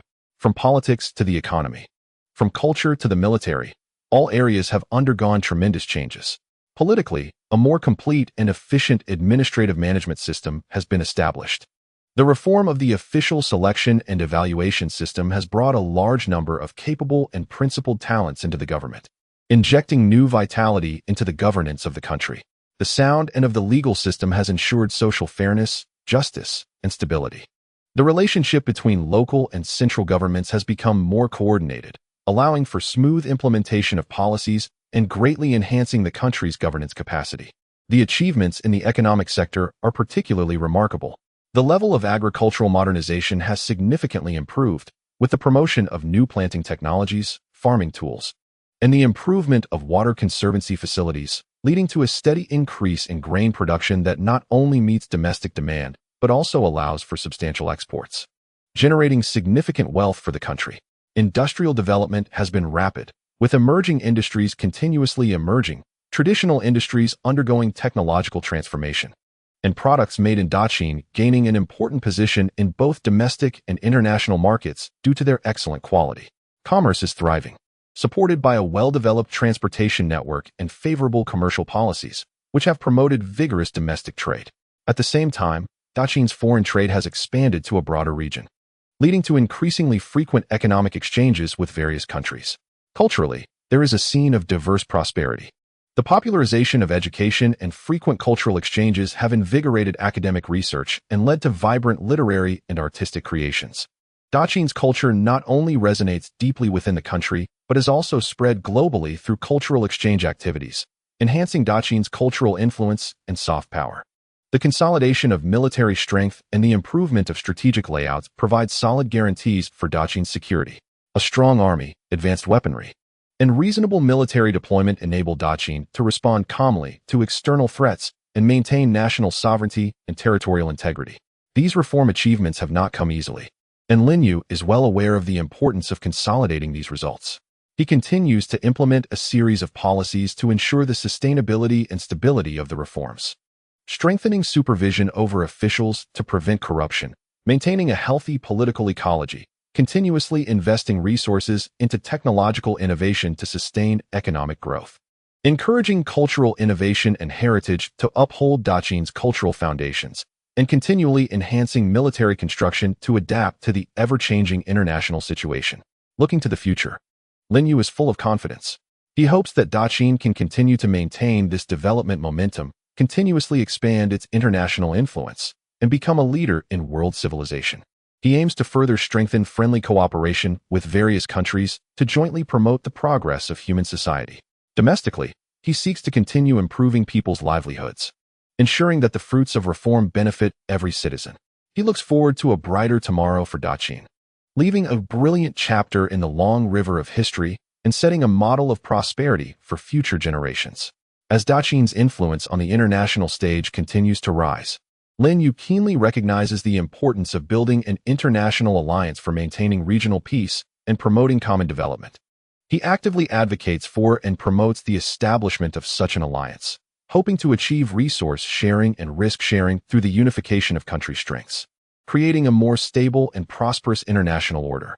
Lin Yu dispatches multiple diplomatic missions, bringing Daqin's sincerity and vision to various countries to elaborate on the concept of building an international alliance. In discussions with other countries, he emphasizes that the alliance will bring numerous benefits, such as promoting trade liberalization, eliminating trade barriers, and facilitating smoother circulation of goods among countries, driving joint economic growth. In responding to global challenges such as natural disasters and disease outbreaks, countries can cooperate hand in hand, sharing rescue resources and response experiences, enhancing their crisis response capabilities. After weighing the pros and cons, various countries have shown varying degrees of interest in Daqin's proposal for an international alliance. Some countries that have maintained long-term friendly relations and have strong economic complementarities with Daqin are the first to respond, expressing their willingness to join the alliance. Seizing this opportunity, Lin Yu invites representatives from these countries to gather in Xianyang to discuss the specific regulations and cooperation mechanisms of the alliance. At the meeting in Xianyang, representatives from various countries engaged in in-depth discussions on key issues such as the purpose of the alliance, its organizational structure, and areas of cooperation. Lin Yu proposed that the international alliance should aim for peaceful coexistence and mutual benefit, establishing a council as the decision-making body, composed of representatives elected by member countries, responsible for formulating major policies and action plans for the alliance. In terms of cooperation areas, it would cover multiple dimensions including economic trade, cultural exchange, technological cooperation, and military assistance. After several rounds of consultations and negotiations, the countries finally reached a consensus, and the international alliance was officially declared established. With its strong national power, proactive advocacy attitude, and good reputation in international affairs, Daqin naturally assumed a core role in the alliance. Lin Yu was elected as the first rotating chairman of the alliance, responsible for leading the initial development and decision-making of important affairs within the alliance. Under the framework of the international alliance, Daqin actively promotes the implementation of various cooperation projects. It organizes trade delegations from various countries for mutual visits, signing a series of bilateral and multilateral trade agreements, promoting the prosperity of international trade. It leads the initiation of joint research projects, pooling the scientific research strengths of various countries, achieving several breakthrough results in fields such as astronomy, geography, and medicine. In terms of culture, it hosts cross-national cultural festivals, enhancing mutual understanding and friendship among the peoples of various countries. Through its active participation in the international alliance, Daqin not only enhances its international status, but also makes significant contributions to global peace and development. Throughout Daqin's overall prosperous development process, Lin Yu has always paid attention to the development of rural areas. He understands that the countryside is the foundation of the country, and only by revitalizing rural areas can Daqin truly achieve long-term stability and comprehensive prosperity. Therefore, a comprehensive rural revitalization plan has been launched across Daqin's vast territory. The primary task of the plan is to improve rural infrastructure. The government has increased investment to build spacious and smooth roads in rural areas, connecting various villages and towns, which not only facilitates the travel of villagers, but also provides convenience for the transportation and sale of agricultural products. At the same time, there is a strong emphasis on improving water conservancy facilities, excavating irrigation channels, and repairing reservoirs and dikes to ensure that farmland receives sufficient water for irrigation, thereby enhancing the stability of agricultural production. In terms of energy supply, the promotion of new energy sources, such as installing solar panels in some sunny rural areas to provide villagers with clean electricity and reduce reliance on traditional energy sources, is being emphasized. Agricultural modernization is one of the core components of the Rural Revitalization Plan. The government encourages farmers to adopt advanced agricultural technologies and scientific planting methods. Agricultural experts are dispatched to rural areas to hold technical training sessions for farmers, teaching them new crop planting techniques, pest and disease prevention skills, and soil improvement methods. The use of new agricultural tools, such as animal-drawn seeders and harvesters, is promoted to improve agricultural productivity and reduce the labor intensity of farmers. Additionally, farmers are guided to develop specialty agriculture, planting competitively marketable specialty agricultural products based on the geographical environment and climatic conditions of different regions, such as growing medicinal herbs in mountainous areas and developing aquaculture in water towns, and establishing agricultural processing enterprises to further process specialty agricultural products and enhance their added value. The protection of the rural ecological environment has also been placed in an important position. Large-scale afforestation activities are carried out in rural areas to increase forest coverage, conserve soil and water, and improve the ecological environment, strengthening the protection of rural rivers and lakes, prohibiting sewage discharge, regularly cleaning riverways, and restoring the health of the aquatic ecosystem are also emphasized. At the same time, villagers are guided to establish environmental awareness, promoting waste sorting and the use of organic fertilizers to reduce rural non-point source pollution and create a beautiful and livable rural environment. To enrich the spiritual and cultural life of rural residents, public cultural facilities such as cultural halls, libraries, and leisure squares are built in rural areas. Cultural activities are organized to invite troops and storytellers to perform in rural areas, enriching villagers' leisure lives. Activities aimed at creating rural civilization, such as selecting moral models of civilized families, are conducted to promote good family traditions and social customs, enhancing the level of civilization in rural areas. Through the comprehensive implementation of the Rural Revitalization Plan, Daqin's rural areas have been revitalized with new vitality. Villagers' living standards have significantly improved, and the gap between rural and urban areas has gradually narrowed, as the exchanges between the Qin dynasty and various nations grew more frequent. Alongside the rapid development of domestic society, some emerging ideologies began to seep in, challenging the traditional concepts of the Qin. Lin Yu realized that addressing these emerging ideologies while maintaining the essence of traditional culture and achieving cultural advancement was an important issue facing the Qin. One such emerging ideology emphasized individualism, advocating for the pursuit of self-worth, which conflicted with the traditional collectivist values of the Qin. Traditional views placed greater emphasis on the interests of family and state, often requiring individuals to make sacrifices for the collective. In response to this ideology, Lin Yu did not outright reject it, but guided the populace to correctly view the relationship between the individual and the collective through official propaganda and educational institutions. He explained that individual development is inseparable from the support of the collective, and the prosperity of the collective can provide broader development opportunities for individuals, advocating for the pursuit of personal value without neglecting responsibilities to the collective and the state. Another emerging ideology was the concept of gender equality. In the traditional views of the Qin, women held a relatively low status in society and family, facing many restrictions. However, with the flourishing of commercial activities and the diversification of society, women gradually began to participate in more social affairs, and the call for gender equality grew louder. Lin Yu responded to this trend by promoting a series of reform measures. In education, he allowed women to attend schools and provided opportunities for self-improvement at the legal level. He ensured women's legal rights in property inheritance and marriage, and in social activities, he encouraged women to participate in business and cultural creation, leading to the emergence of outstanding female entrepreneurs and poets. Through these measures, he respected the reasonable aspects of traditional views while creating a fairer environment for women's development. At the same time, some foreign religious ideologies began to spread in the Qin, impacting traditional religious beliefs and values. Lin Yu adopted an inclusive and guiding attitude. On one hand, he respected the existence of different religious beliefs and ensured the legal rights of believers. On the other hand, he strengthened the regulation and management of religious activities to prevent the breeding of religious extremism. He encouraged dialogue and exchange between different religions and promoted the integration of religion with Qin's local culture to better adapt to the social environment of the Qin. By actively responding to the impact of emerging ideologies on traditional concepts, the Qin achieved cultural innovation and development while maintaining cultural heritage, resulting in a more inclusive and diverse society. With the continuous improvement of technology in the Qin, Lin Yu decided to promote the construction of an intelligent transportation network to further enhance the efficiency of national transportation, promote economic development, and facilitate social communication.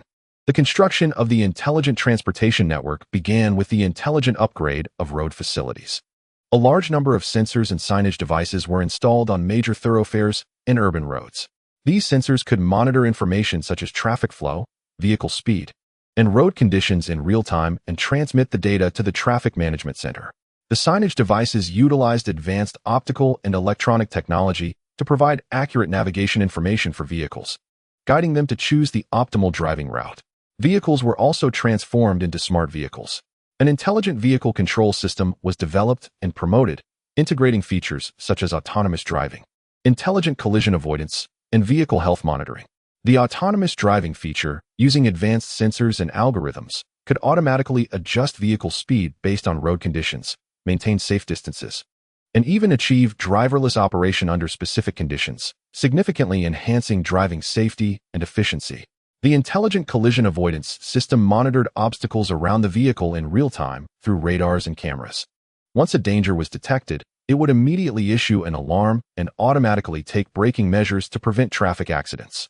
The vehicle health monitoring function could monitor the operational status of key components in real time, providing warnings for potential failures and facilitating timely maintenance for owners.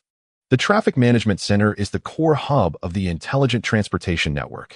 It utilizes big data analysis and artificial intelligence technology to analyze and process the collected traffic information in real time. Based on changes in traffic flow, it automatically adjusts the duration of traffic signals, optimizes traffic flow, and reduces vehicle waiting times. Meanwhile, by monitoring and providing early warnings for traffic accidents, road construction, and other emergencies, it timely issues traffic control information and guides vehicles to detour, ensuring smooth road conditions.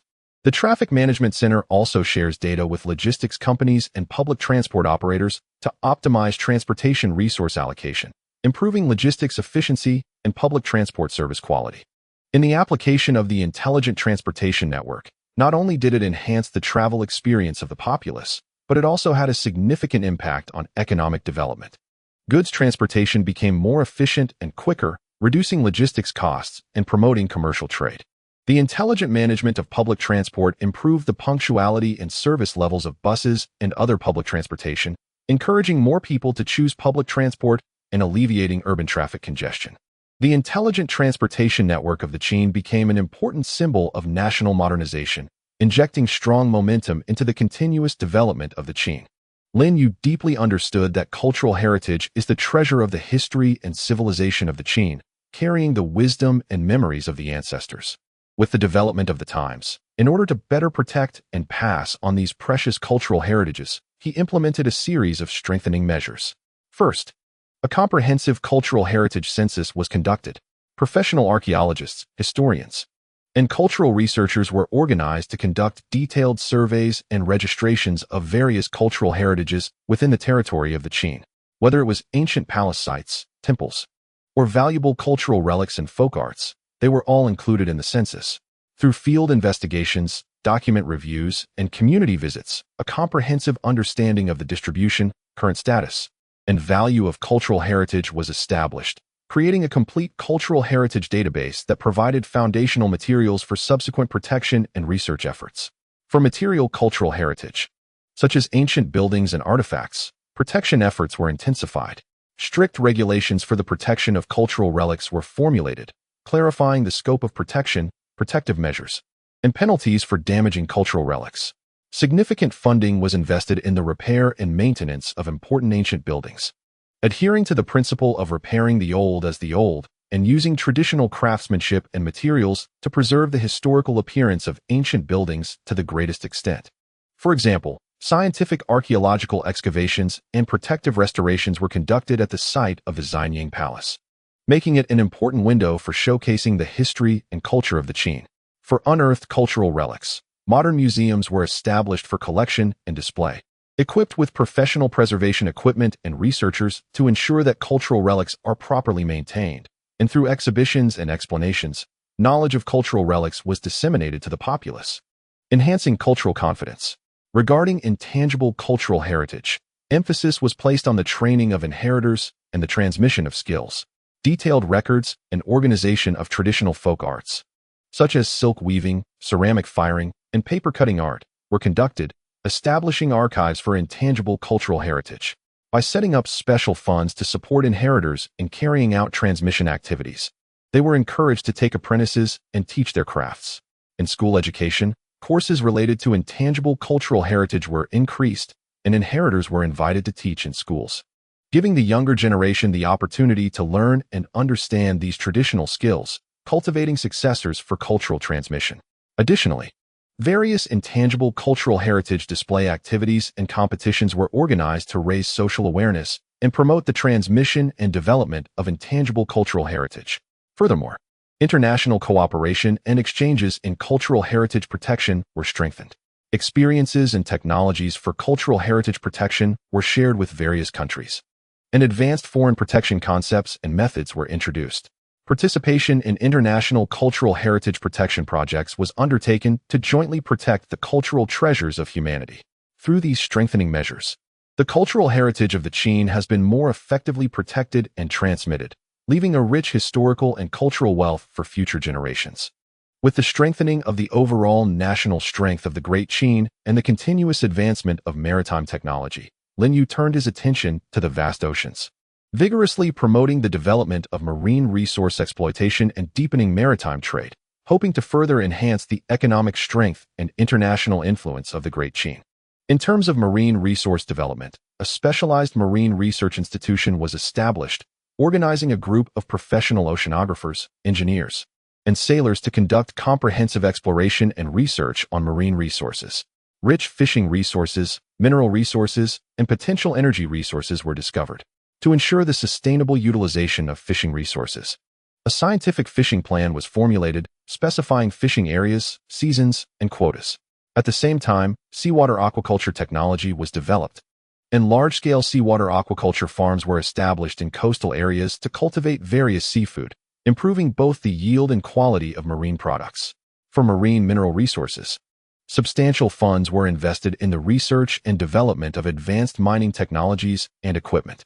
In offshore areas, rich salt and copper mines were successfully exploited, not only meeting domestic demand, but also exporting some minerals for significant profits. In addition, active exploration of marine energy development was undertaken, researching and experimenting with renewable energy sources such as tidal and wave energy, and constructing several small marine energy power stations to provide clean energy for coastal areas. In maritime trade, trade routes were further expanded. Large-scale maritime exploration activities were organized, discovering many new maritime trade routes that connected more countries and regions. A series of maritime trade agreements were signed with various countries, establishing stable trade partnerships. To ensure the security and smoothness of maritime trade, naval construction was strengthened, creating a powerful maritime fleet that patrolled major trade routes, combating piracy and protecting merchant ships. At the same time, port facilities were improved. Major coastal ports were expanded and upgraded, with deeper channels, larger docks, and more advanced storage facilities constructed to enhance port throughput capacity. In port cities, specialized trade markets and customs institutions were established to simplify trade procedures and improve trade efficiency. Through the development of marine resources and the deepening of maritime trade, the economy of the Great Qin became more prosperous, its connections with countries around the world became closer, and its position on the international stage was increasingly elevated.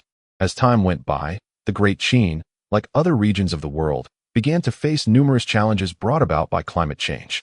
Lin Yu keenly realized that climate change could have far-reaching impacts on various aspects of the Great Qin, including agriculture, ecology, and the economy. Therefore, he quickly formulated and implemented a series of strategies and actions to address climate change.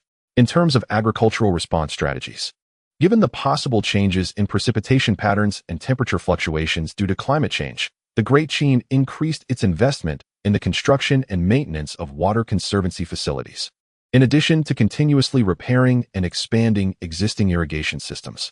New water conservancy projects such as large reservoirs and irrigation canals were built in arid areas to ensure that farmland could still receive sufficient irrigation during periods of insufficient precipitation. At the same time, agricultural research institutions intensified the cultivation of crop varieties that adapt to climate change. Through hybrid breeding and genetic modification technologies, new drought-resistant, flood-resistant, and heat-resistant crop varieties were developed, which could maintain relatively stable yields under more extreme climate conditions, ensuring food security. Furthermore, the government encouraged farmers to adopt diversified planting models and precision agriculture technologies.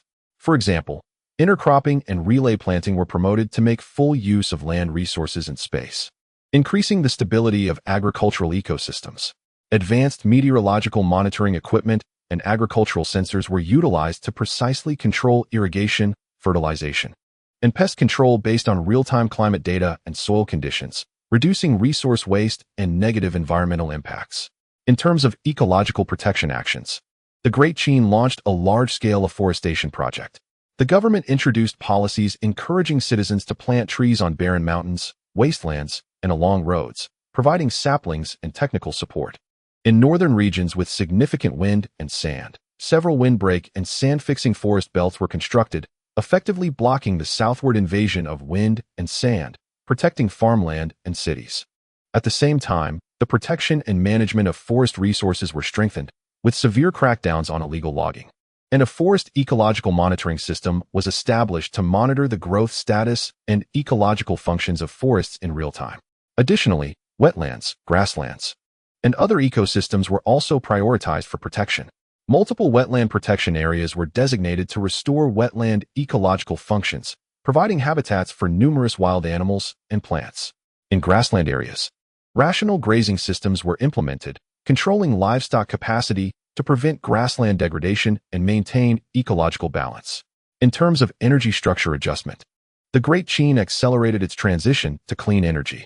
In addition to continuing to promote the use of renewable energy sources such as solar, wind, and hydro, efforts were intensified to develop new energy sources such as biomass and geothermal energy.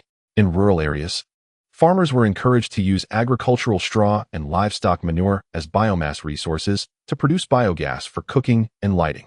In areas rich in geothermal resources, geothermal power plants and heating systems were constructed to provide clean energy for cities and industries. At the same time, the government introduced a series of preferential policies to encourage enterprises and households to use clean energy equipment, such as subsidies for purchasing solar water heaters and wind turbines, and tax reductions for companies using clean energy. Through these measures, the Great Qin gradually reduced its reliance on traditional fossil fuels, lowered carbon emissions, and made positive contributions to addressing climate change.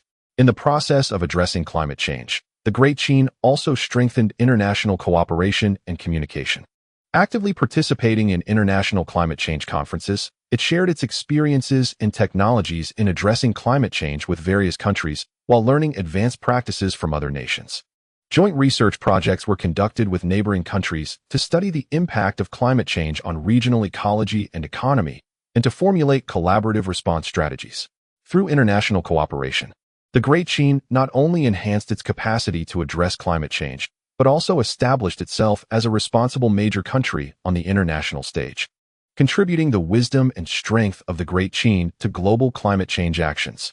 With the continuous development and transformation of Great Qin society, the demand for various professionals has become increasingly diversified. Lin Yu understood that education is the cornerstone of cultivating talent. So he vigorously promoted the innovative development of the Great Qin education system to achieve diversified talent training. In terms of educational philosophy, there was an emphasis on cultivating students' comprehensive qualities and innovative abilities. Not only was traditional education focused on classics and military strategies, but attention was also directed towards a broader range of knowledge fields and skill cultivation. Students were encouraged to think independently, question boldly, and develop their problem-solving abilities. The proportion of practical courses in school education was increased. For example, in agricultural schools, students were required to learn agricultural theoretical knowledge as well as participate in actual farming operations, mastering planting and breeding skills. In engineering schools, students were involved in various engineering practice projects, experiencing the entire process of construction from design to actual implementation. The educational content was also comprehensively innovated. In addition to traditional subjects, many new courses closely related to the development of the times were added. In the field of technology, courses such as astronomical observation, geographical exploration, mechanical manufacturing, and chemical processes were offered to cultivate students' interest in and exploratory spirit for natural sciences. With the increase of exchanges between the Great Qin and other countries, foreign language learning also became one of the important courses, allowing students to learn the languages of neighboring countries for better cultural exchange and trade interactions. In the fields of humanities and social sciences, courses such as economics, sociology, and law were added to provide students with a deeper understanding of social operations and national governance. To achieve diversified talent cultivation, the Great Qin constructed a multi-level and multi-channel education system. In addition to traditional government-run schools, private education was encouraged. Many private academies and vocational training institutions emerged in various regions to meet the learning needs of students from different social strata and with different interests. Private academies offer more flexible and diverse teaching content and methods. Some focus on artistic training, offering specialized courses in painting, music, calligraphy, and more. Others concentrate on business education, imparting knowledge on business practices and financial management. Vocational training institutions cater to market demands, providing various practical skill training, such as carpentry, blacksmithing, tailoring, as well as training in business marketing and logistics management. These multi-layered and multi-channel educational institutions complement each other, cultivating a large number of professionals of different types for the Qin state. Additionally, the Qin state has strengthened the selection and training of special talents. Various scholarships and special funds have been established to support students with exceptional talents or potential in specific fields. For example, students who excel in mathematics, scientific inventions, etc., are provided with specialized mentorship and research resources to help them further develop their abilities. At the same time, a diversified evaluation mechanism for talent selection has been established, which not only considers the results of imperial examination as the sole standard, but also comprehensively evaluates students' practical abilities, innovative achievements, moral character, and other aspects, ensuring that various talents can be discovered and nurtured, providing continuous talent support for the Qin's sustainable development. The Qin state covers a vast area with distinct regional cultures.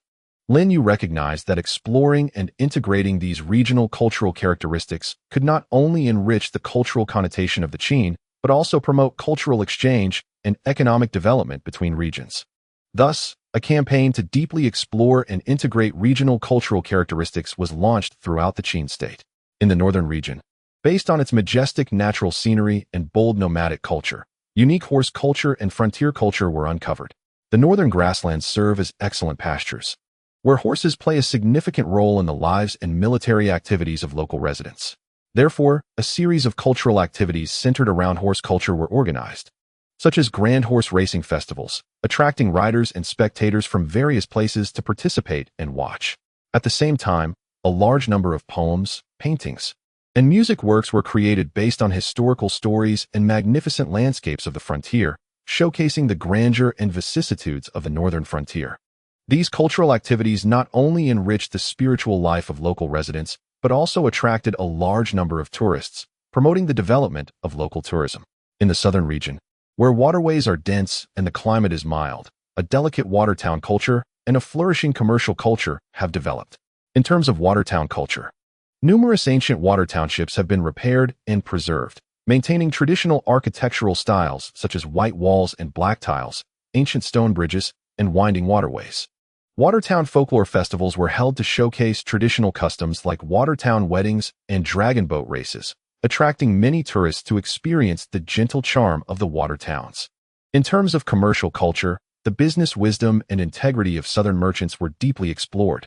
And through the establishment of commercial culture museums and the organization of commercial culture seminars, the Southern commercial culture was inherited and promoted. At the same time, leveraging the influence of commercial culture, various commercial exhibitions were held to promote the circulation of goods and economic prosperity in the southern region. The western region, with its magnificent mountains and rich mineral resources, possesses unique minority cultures. In exploring minority cultures, the languages, clothing, songs and dances, and religious beliefs of various ethnic groups were systematically organized and protected. Minority cultural villages were established, allowing minority residents to showcase their unique cultural charm while maintaining their traditional lifestyles. Minority cultural arts festivals were held to showcase the cultural and artistic achievements of various ethnic groups, enhancing cultural exchange and unity among them. Additionally, in conjunction with the history of mineral resource development in some areas, mining culture was developed, and mining museums were built to display the development of mining extraction technologies, attracting tourists to learn about the mining culture of the West. The eastern coastal region, relying on its developed maritime trade and unique marine culture, has developed a vibrant port culture and marine folk culture. In port cities, ancient docks, lighthouses, and other port facilities were restored and protected, creating cultural districts that showcase the history and cultural relics of maritime trade. Port culture festivals were held, featuring maritime knowledge popularization and sailor skill competitions, promoting the spirit of maritime adventure and pioneering awareness. In terms of marine folk culture, traditional customs of fishermen, such as sea worship ceremonies and fishermen's songs, were protected and passed down, and exhibitions on marine folk culture were held to let more people understand the unique marine culture of coastal regions. Through the exploration and integration of regional cultural characteristics, the Chin has formed a rich, colorful, and diverse cultural pattern. The cultural characteristics of each region interweave and promote each other, not only enhancing the cultural soft power of the Chin, but also injecting new vitality into regional economic development, facilitating the coordinated development of Chin's culture and economy. With the continuous changes in the international situation and the strengthening of the Chin's own strength, Lin Yu recognized the need to timely adjust and optimize the military and diplomatic strategies of the Chin to better safeguard national interests, ensure national security, and enhance the Chin's status and influence on the international stage. In terms of military strategy, given the dynamic changes in the surrounding situation of the Chin, targeted adjustments were made to military deployments. On the northern border, although the Xiongnu had been defeated multiple times, some remnants still occasionally harassed. Therefore, vigilance was maintained, and the defensive strength of the Great Wall was strengthened, increasing the number of garrisons and equipping them with more advanced weaponry. At the same time, more mobile cavalry units were formed to respond quickly to Xiongnu raids. On the southern border, as relations with some minority tribes gradually eased, the military strategy shifted from primarily defense to one focused on appeasement and cooperative communication. Military confrontations at the border were reduced, and trade and cultural exchanges with minority tribes were strengthened to consolidate border stability through peaceful means. In coastal areas, with the increasing prosperity of maritime trade and the deeper development of marine resources, efforts to build the navy were intensified. More advanced warships were constructed, including large cargo ships and fast warships, enhancing naval combat capabilities. Additionally, naval bases were established at important coastal ports, strengthening maritime patrols to protect the Qin's maritime trade routes and maritime rights, preventing piracy and other maritime threats. In terms of diplomatic strategy, a more proactive, flexible, and changeable approach was adopted. On one hand, efforts were made to consolidate and strengthen relationships with traditional friendly nations. Through regular high-level visits and the signing of new cooperation agreements, cooperation in political, economic, and cultural fields was deepened. For example, further scientific and technological cooperation projects were developed with Qi State, based on existing trade cooperation, to jointly research advanced agricultural technologies and industrial manufacturing processes. On the other hand, active expansion of diplomatic relations with emerging countries was pursued. The Qin extended an olive branch to these countries, demonstrating its goodwill and strong capabilities.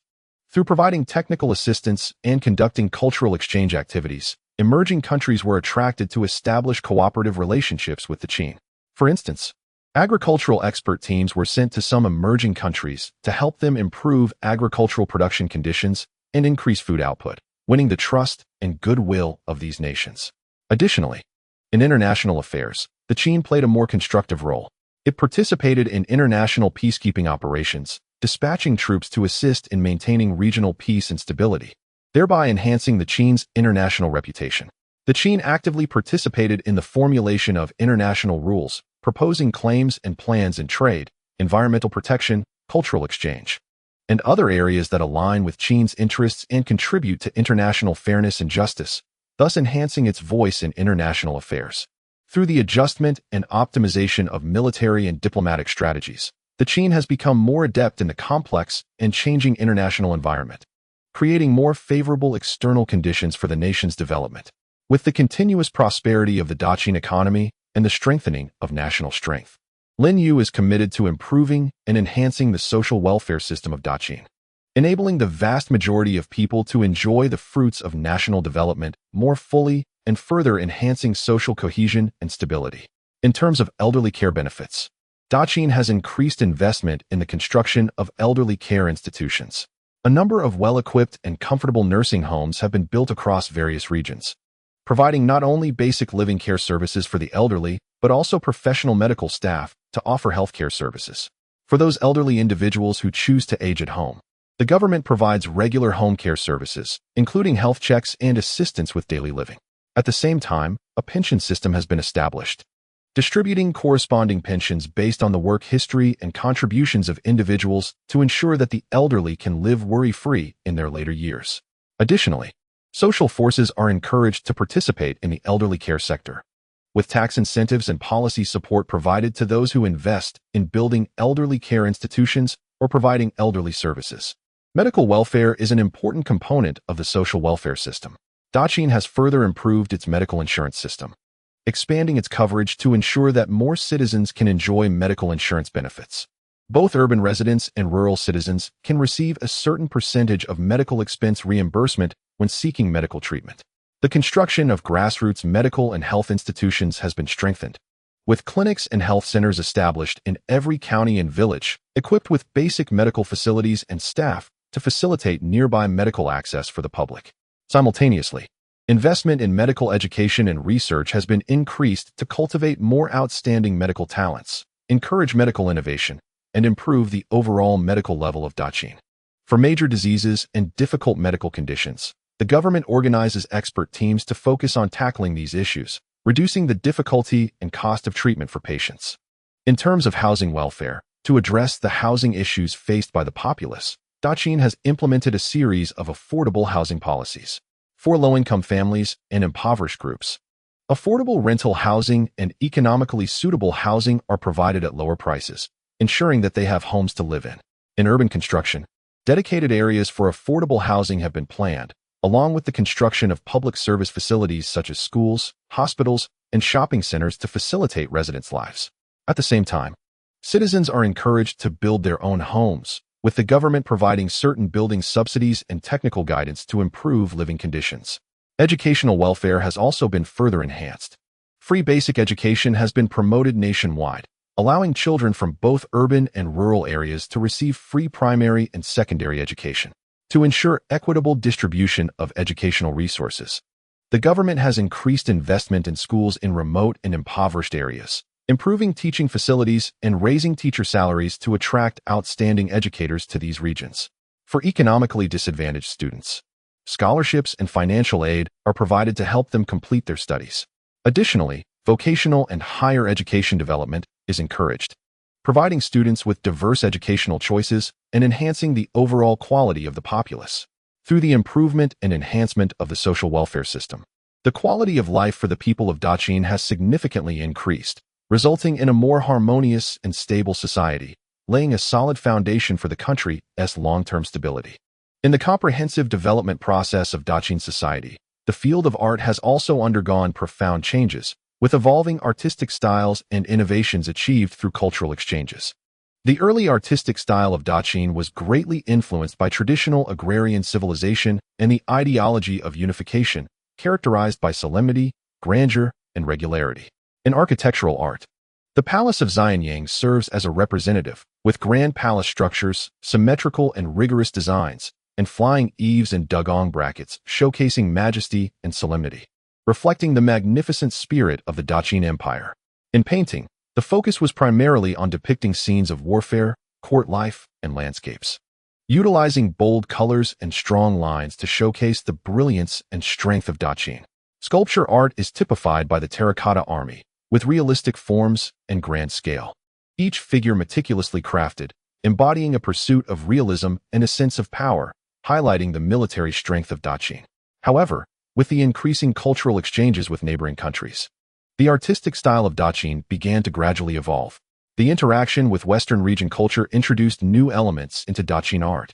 The dynamic lines, rich color usage, and unique myths of Western region culture were integrated into Daqin painting and sculpture. The themes of paintings were no longer limited to traditional content, with works depicting exotic customs and religious stories emerging, and color combinations becoming more vibrant. The sculpture art also absorbed some expressive techniques from the Western region, making the figures more lively and their poses more diverse. The delicacy and romance of Southern Chu culture also influenced Daqin art.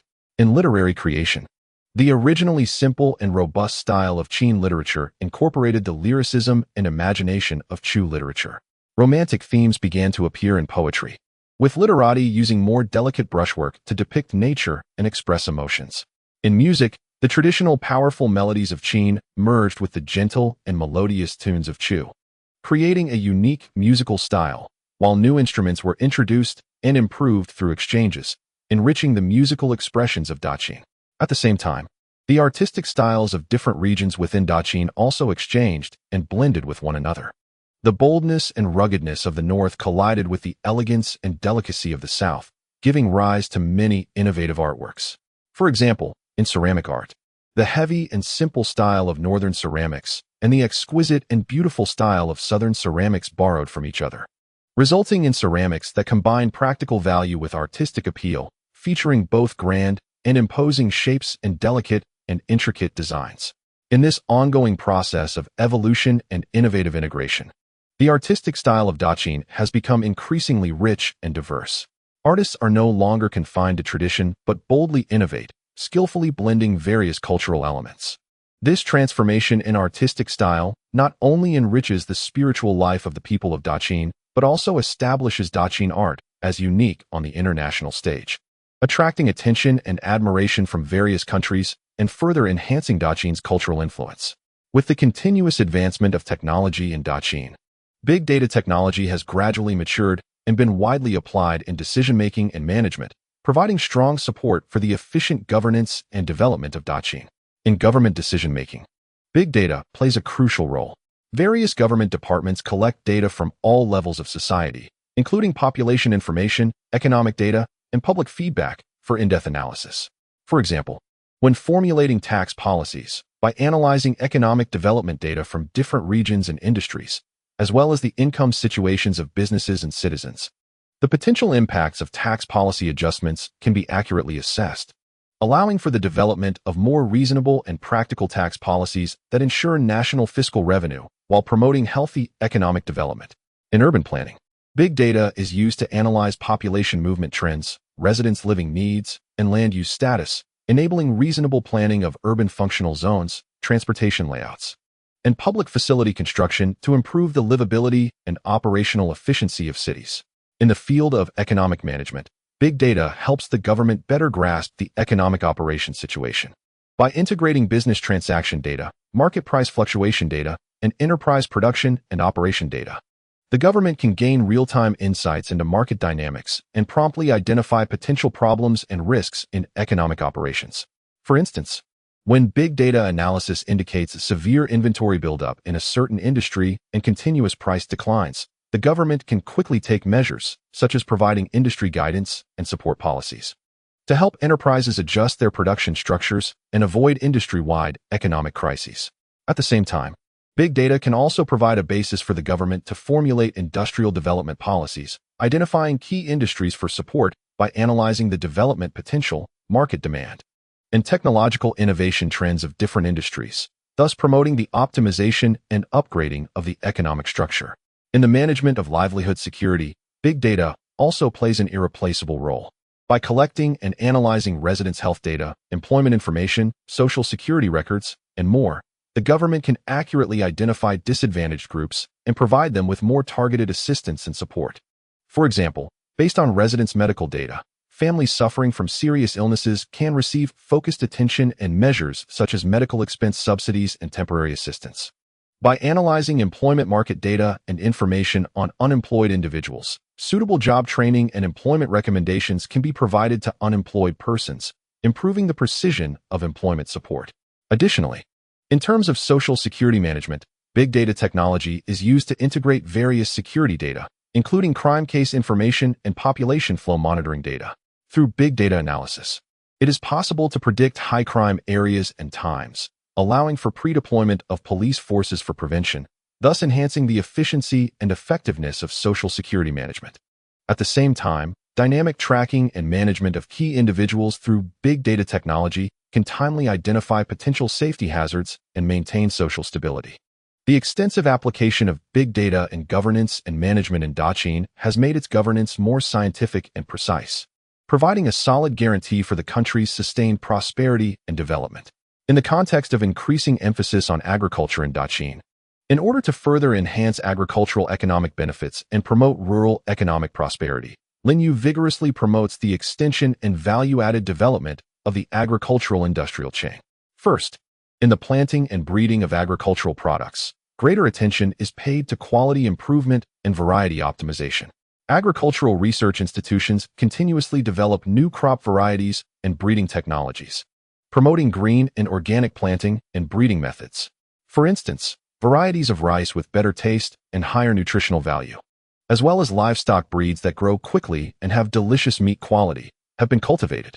At the same time, farmers are guided to adopt an ecological circular agricultural model, such as using livestock manure as organic fertilizer for crop planting and using crop straw for livestock feed or biogas production, achieving efficient resource utilization and ecological environmental protection.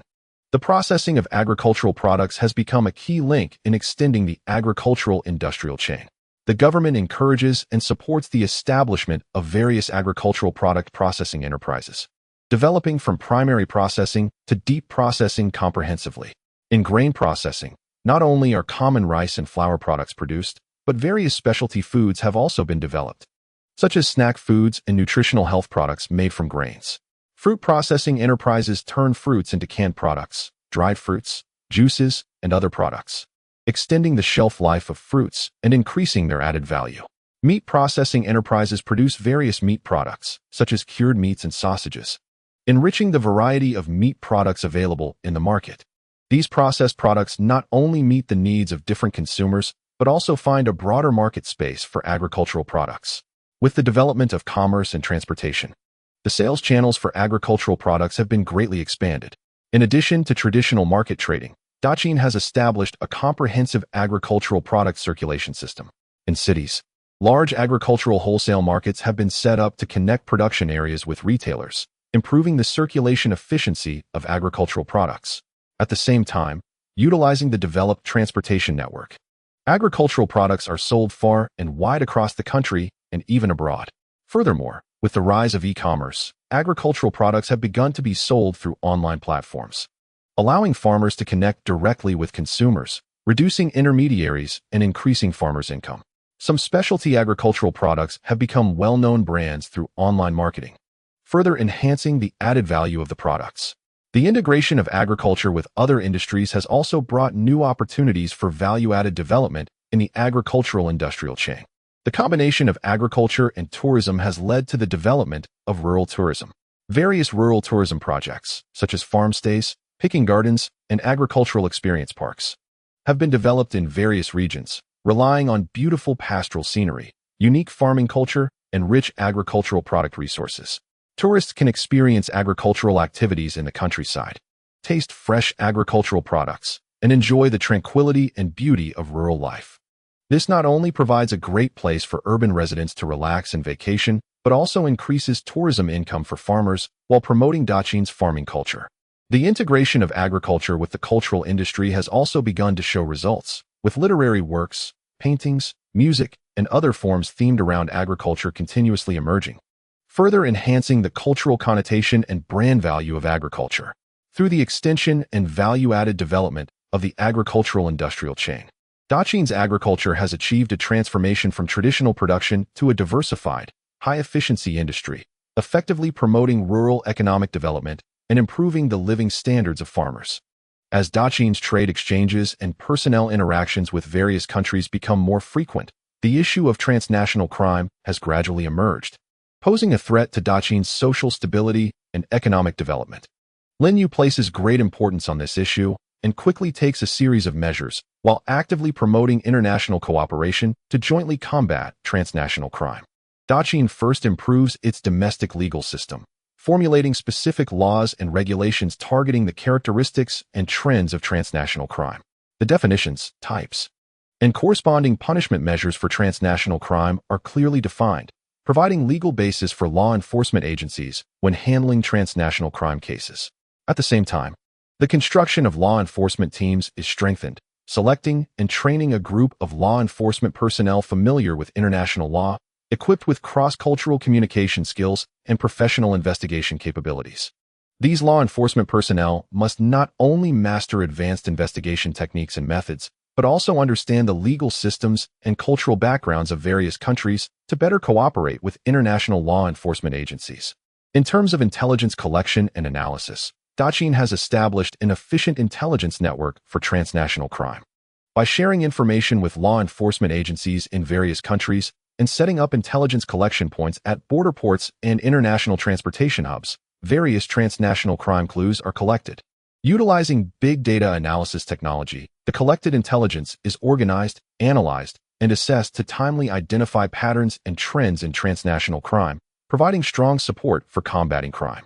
For example, by analyzing the entry and exit records of criminal suspects, the flow of funds, and communication information, it is possible to accurately locate the activity scope and modus operandi of criminal gangs and formulate prevention and crackdown strategies in advance. To strengthen the crackdown on transnational crime, Dacian has established close law enforcement cooperation mechanisms with neighboring countries. Regular transnational law enforcement meetings are held to jointly discuss strategies and action plans to combat transnational crime. In border areas, joint patrols and law enforcement actions are strengthened, forming a strong deterrent against cross-border criminal activities. For instance, in response to cross-border smuggling and drug trafficking, Dacian's law enforcement departments have jointly carried out special crackdown operations with neighboring countries, coordinating efforts and effectively curbing the spread of such crimes. At the same time, a collaborative handling mechanism for cross-border crime cases has been established, allowing law enforcement agencies in various countries to assist each other in case investigation, evidence collection, and extradition of suspects, thereby improving case handling efficiency. In terms of international cooperation, Dacian actively participates in international organizations' initiatives to combat transnational crime, sharing experiences and technologies for combating transnational crime with countries around the world.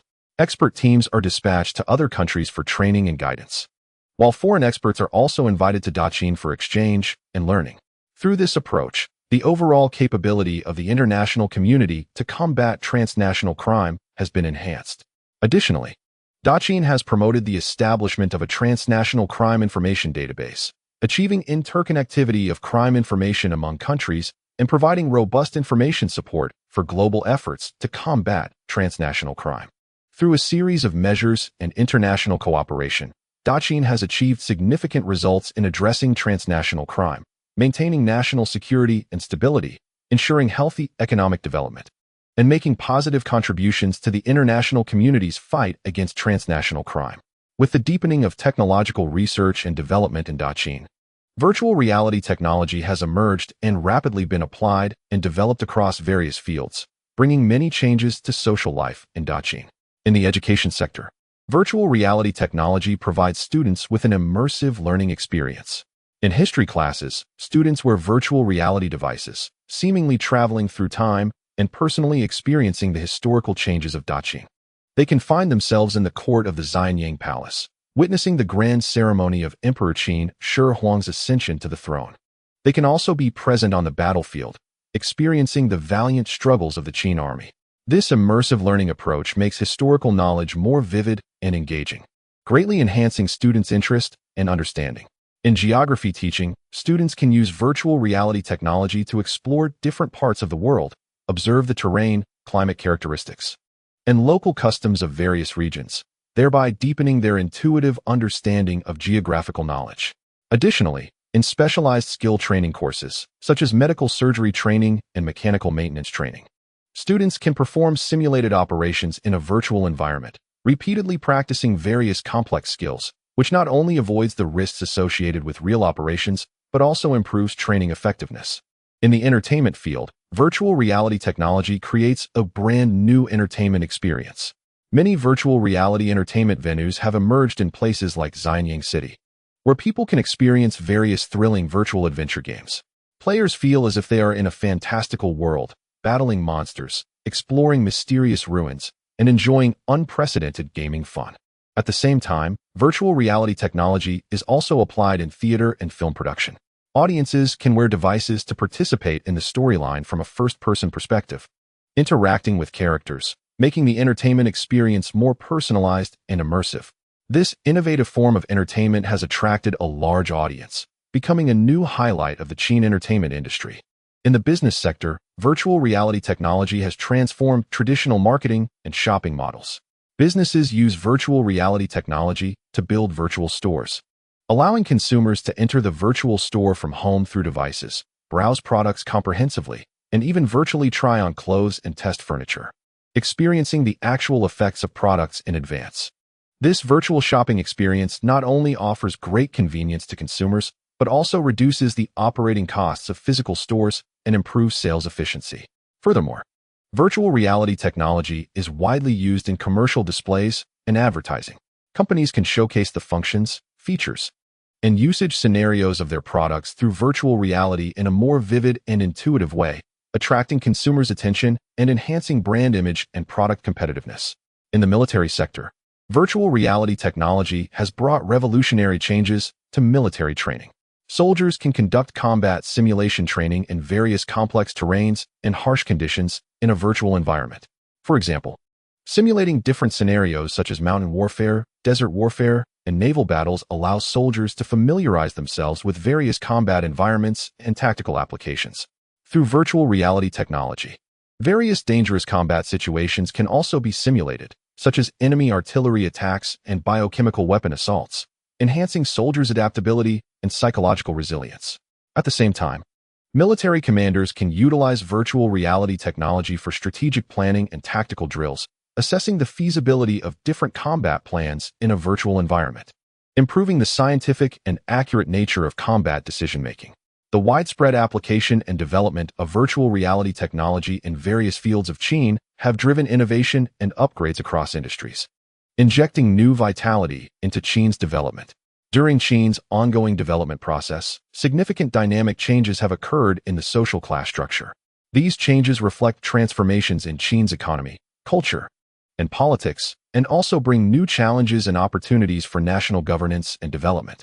Lin Yu and the government he leads actively formulate response strategies to adapt to and guide these changes. With the prosperity of commerce and the rise of industry, the emerging merchant class and artisan class have rapidly risen. The merchant class has accumulated vast wealth through extensive trade activities, gaining significant influence not only in the economic field, but also seeking more voice in political and social matters.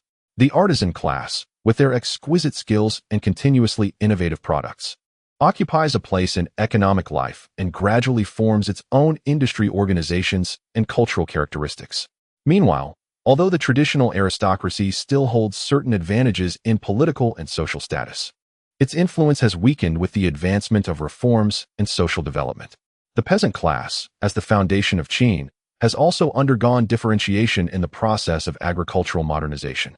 Some peasants have become wealthy farm owners by mastering advanced agricultural technologies and management concepts, while others have chosen to leave the land and enter cities to engage in industrial and commercial activities. In response to these dynamic changes in the social class structure, the Qin government has implemented a series of strategies. Politically, it has further improved political participation mechanisms, providing more pathways for emerging classes to engage in national governance. Through elections and recommendations, capable merchants and artisans are selected to serve in government departments, allowing them to express their interests in the policymaking process while also bringing new ideas and vitality to the government. For the aristocratic class, they are encouraged to actively adapt to social changes and participate in the investment and management of emerging industries, achieving their own transformation and development to avoid gradual decline due to conservatism. In terms of economic policy, the government has taken measures to balance the interests of various classes. For the merchant class, it encourages business development, provides policy support and trade facilitation, and promotes commercial prosperity. On the other hand, it strengthens market regulation to prevent excessive monopoly and unfair competition by the merchant class, maintaining fair market order. For the artisan class, it increases support for their technological innovation and industrial upgrading, establishes special funds to encourage them to engage in technological research and product innovation, and improve the quality and competitiveness of artisan products. In response to the differentiation of the peasant class, the government has strengthened support for agriculture, safeguarding the interests of peasants who remain on the land, improving agricultural production efficiency through subsidies and technical support. At the same time, it provides vocational training and employment guidance for peasants who move to cities, helping them better integrate into urban life and find their place in emerging industries. In terms of cultural education, the government promotes educational equity, ensuring that children from different classes can receive a good education and providing them with upward mobility. Whether they are children of aristocrats, descendants of merchants, or children of peasants, they all have the opportunity to improve their social status through education. Strengthening cultural guidance for all classes, advocating values of unity, mutual assistance, and fair competition, promotes mutual understanding and integration between different classes, reducing class conflicts and contradictions. Through these response strategies, Qin actively adapts to the dynamic changes in social class structure, promoting social harmony, stability, and sustainable development. With the improvement of living standards among the people of Qin and their increasing interest in natural and cultural landscapes, ecological tourism has gradually emerged as a new highlight of Qin's economic development. Lin Yu has keenly sensed this trend and is determined to promote the sustainable development of ecological tourism, ensuring that it meets people's leisure travel needs while protecting the ecological environment and cultural heritage. The rich and diverse natural landscapes across the region provide unique conditions for ecological tourism.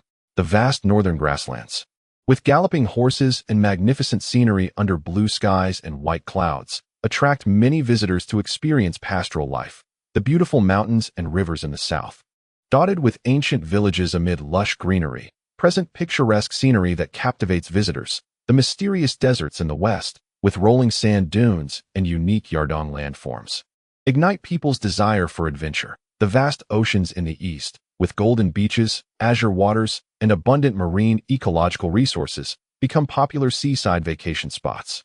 At the same time, Qin's long history and cultural heritage, such as the ancient Great Wall, the mysterious terracotta army, and the solemn palace ruins, complement the natural landscapes, adding a profound cultural context to ecological tourism.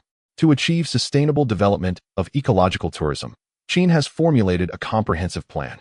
In terms of infrastructure construction, the government has increased investment, building a transportation network connecting various ecological tourism sites, featuring not only spacious and smooth official roads, but also pedestrian and bicycle paths in some mountainous and scenic areas for the convenience of tourists. Within scenic areas, Eco-friendly accommodation and dining facilities have been constructed, powered by renewable energy, promoting a green and environmentally friendly lifestyle. At the same time, attention has been paid to improving tourism service facilities, establishing visitor service centers that provide comprehensive services such as tourism consultation, guided tours, and medical assistance. Ecological protection is at the core of sustainable development planning. The government has introduced strict ecological protection regulations, clearly defining the development boundaries and protection areas of ecotourism scenic spots. For nature reserves and cultural heritage sites, visitor numbers are restricted to avoid overdevelopment and human damage. Monitoring of the ecological environment of scenic areas has been strengthened, with regular assessments of the impact of tourism activities on ecosystems, allowing for timely adjustments to protection measures. During the tourism development process, eco-friendly construction methods are promoted, such as using local materials for building, reducing interference with the ecological environment. Scenic areas are encouraged to conduct ecological education activities, spreading knowledge of ecological protection to visitors through ecological science exhibition boards and lectures, thereby raising visitors' environmental awareness. Cultural heritage and utilization are also important aspects of the planning. When developing cultural ecotourism attractions, emphasis is placed on the protection and transmission of cultural heritage through professional archaeological excavations, restoration, and exhibitions. Visitors can appreciate cultural heritage while learning about the history and culture of the Qin dynasty. Professional cultural interpreters are trained to vividly tell the stories behind the culture, enhancing visitors' cultural experiences. At the same time, cultural elements are integrated into tourism products and services, developing culturally distinctive handicrafts and folk performances, allowing visitors to deeply experience the charm of Qin culture. Through careful planning and continuous efforts, Qin's ecotourism has satisfied people's leisure and entertainment needs while achieving a positive interaction between ecological protection, cultural transmission, and economic development, injecting new vitality into Qin's sustainable development. In the wave of technological development in Qin, artificial intelligence technology has emerged and gradually been applied in the industrial field, providing strong momentum for the industrial upgrading and transformation of Qin. Lin Yu recognizes the importance of artificial intelligence in enhancing the country's industrial competitiveness and strongly supports the research and application of related technologies. In manufacturing, artificial intelligence has realized the intelligent and automated production process. Factories have introduced intelligent robots for production operations, which can accurately perform various complex tasks, such as precision processing of parts and product assembly. Compared to traditional manual operations, intelligent robots not only significantly improve production efficiency, but also ensure more stable and reliable product quality. For example, in weapon manufacturing factories, intelligent robots can create weapons according to precise design parameters, ensuring that each weapon meets high standards, greatly enhancing the quality of the Qin Army's weaponry. At the same time, artificial intelligence systems can monitor and optimize the production process in real time. By collecting various data from the production line, such as equipment operating status and product quality inspection data, and using data analysis and machine learning algorithms, potential production issues can be identified promptly, and production parameters can be automatically adjusted to avoid production failures and product defects, improving production efficiency and resource utilization. In the field of industrial design, artificial intelligence plays an innovative auxiliary role. Designers use artificial intelligence algorithms to generate various innovative design schemes. These algorithms can quickly generate a large number of creative sketches based on multiple factors such as product functional requirements, market trends, and user feedback. Designers then screen and optimize these sketches, greatly shortening the design cycle and improving the innovation and market adaptability of designs. For example, in the design of new agricultural tools, artificial intelligence analyzes the usage habits of farmers in different regions, the characteristics of farmland terrain, and agricultural production needs, providing designers with various novel design ideas, making the newly designed agricultural tools more aligned with actual production needs and improving agricultural production efficiency. The quality inspection process has also been greatly improved due to the application of artificial intelligence. Traditional quality inspection often relies on manual sampling, which has certain limitations and errors. In contrast, AI-based quality inspection systems utilize image recognition, sensor technology, etc., to conduct comprehensive, high-precision inspections of products. Whether it is surface defects or internal structural flaws, They can be quickly and accurately identified. Once non-conforming products are detected, the system immediately issues an alarm and records relevant data for tracing the root cause of the problem and taking corrective measures. This not only improves product quality and reduces the defect rate, but also enhances the competitiveness of Qin's industrial products in the market. Moreover, artificial intelligence has facilitated the optimization of industrial supply chains.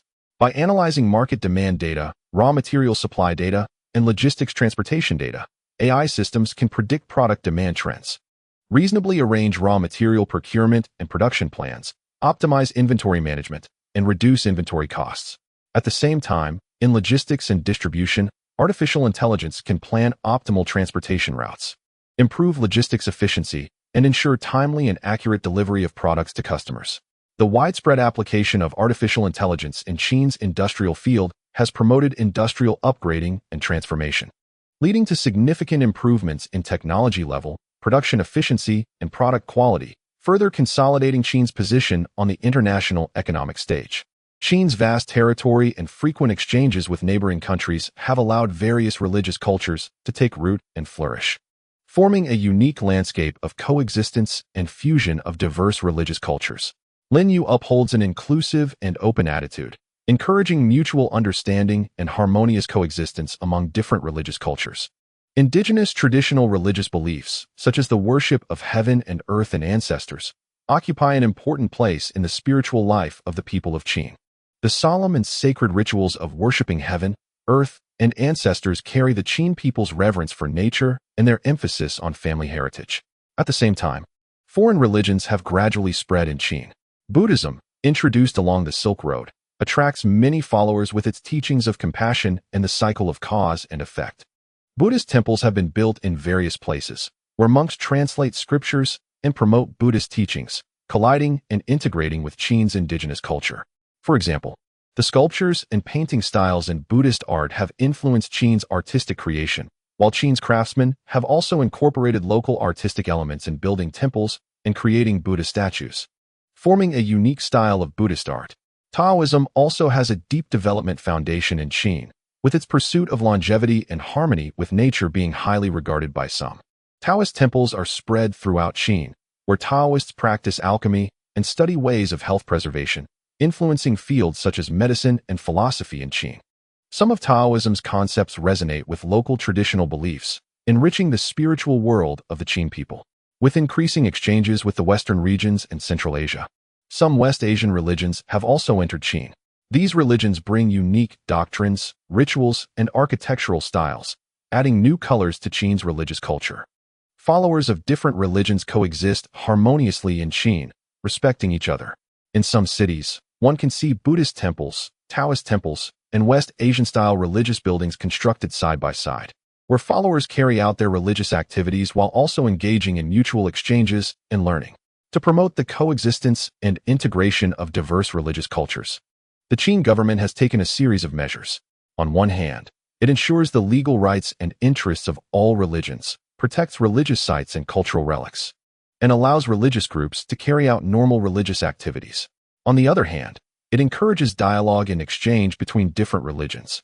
Regular religious cultural seminars are held, inviting scholars, monks, and Taoists from various religions to discuss issues related to religious doctrines, philosophical thoughts, and cultural arts. Through these exchange activities, mutual understanding between different religions has been enhanced. Misunderstandings and conflicts have been reduced, beneficial elements have been absorbed from each other, and common development has been achieved. This situation of coexistence and integration of diverse religious cultures enriches Qin's cultural connotation, promotes social harmony and stability, and showcases Qin's open and inclusive national demeanor. In the context of the continuous development of technology and economy in the Great Qin, Lin Yu has vigorously promoted the construction of smart cities to enhance urban management efficiency, residents' quality of life, and overall competitiveness, achieving remarkable results in various aspects. In urban planning and management, advanced information technology has been utilized to achieve intelligent decision-making. By integrating technologies such as geographic information systems and big data analysis, urban planners can gain a comprehensive understanding of land use, population distribution, infrastructure, and other factors.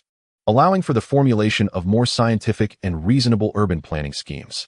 For example, when determining the location for new residential areas, the system can comprehensively consider factors such as the convenience of surrounding transportation, the availability of public service facilities, and environmental quality, providing planners with optimal solutions. In urban management, intelligent monitoring systems are spread throughout the city, monitoring traffic flow, environmental hygiene, public safety, and other conditions in real time. Once a problem is detected, such as traffic congestion, garbage accumulation, or safety hazards, the system immediately issues an alert and transmits relevant information to the corresponding management departments for timely handling, significantly improving the efficiency and accuracy of urban management.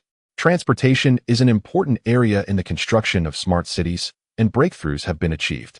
Intelligent transportation systems make urban traffic smoother and more orderly.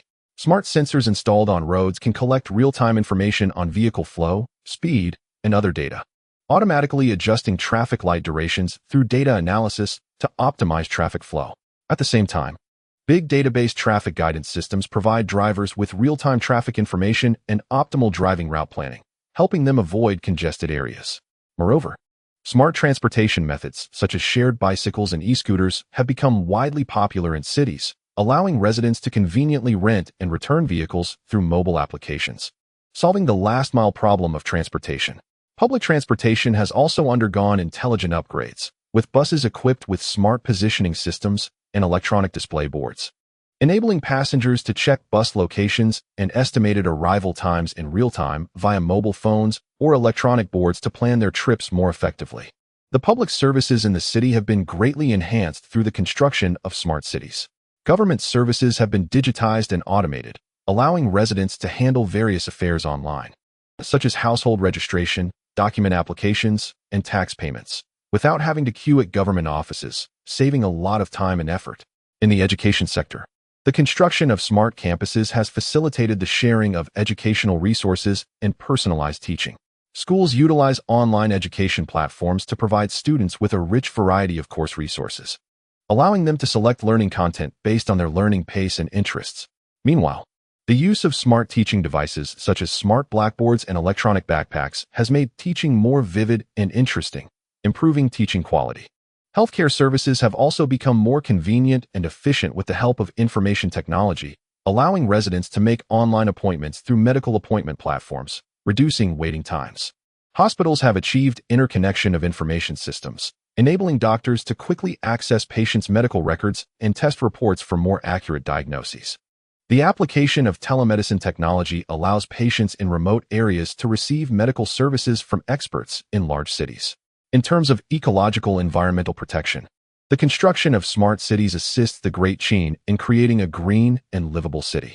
Intelligent environmental monitoring systems monitor air quality, water quality, noise, and other environmental indicators in real time and provide immediate feedback to environmental protection departments.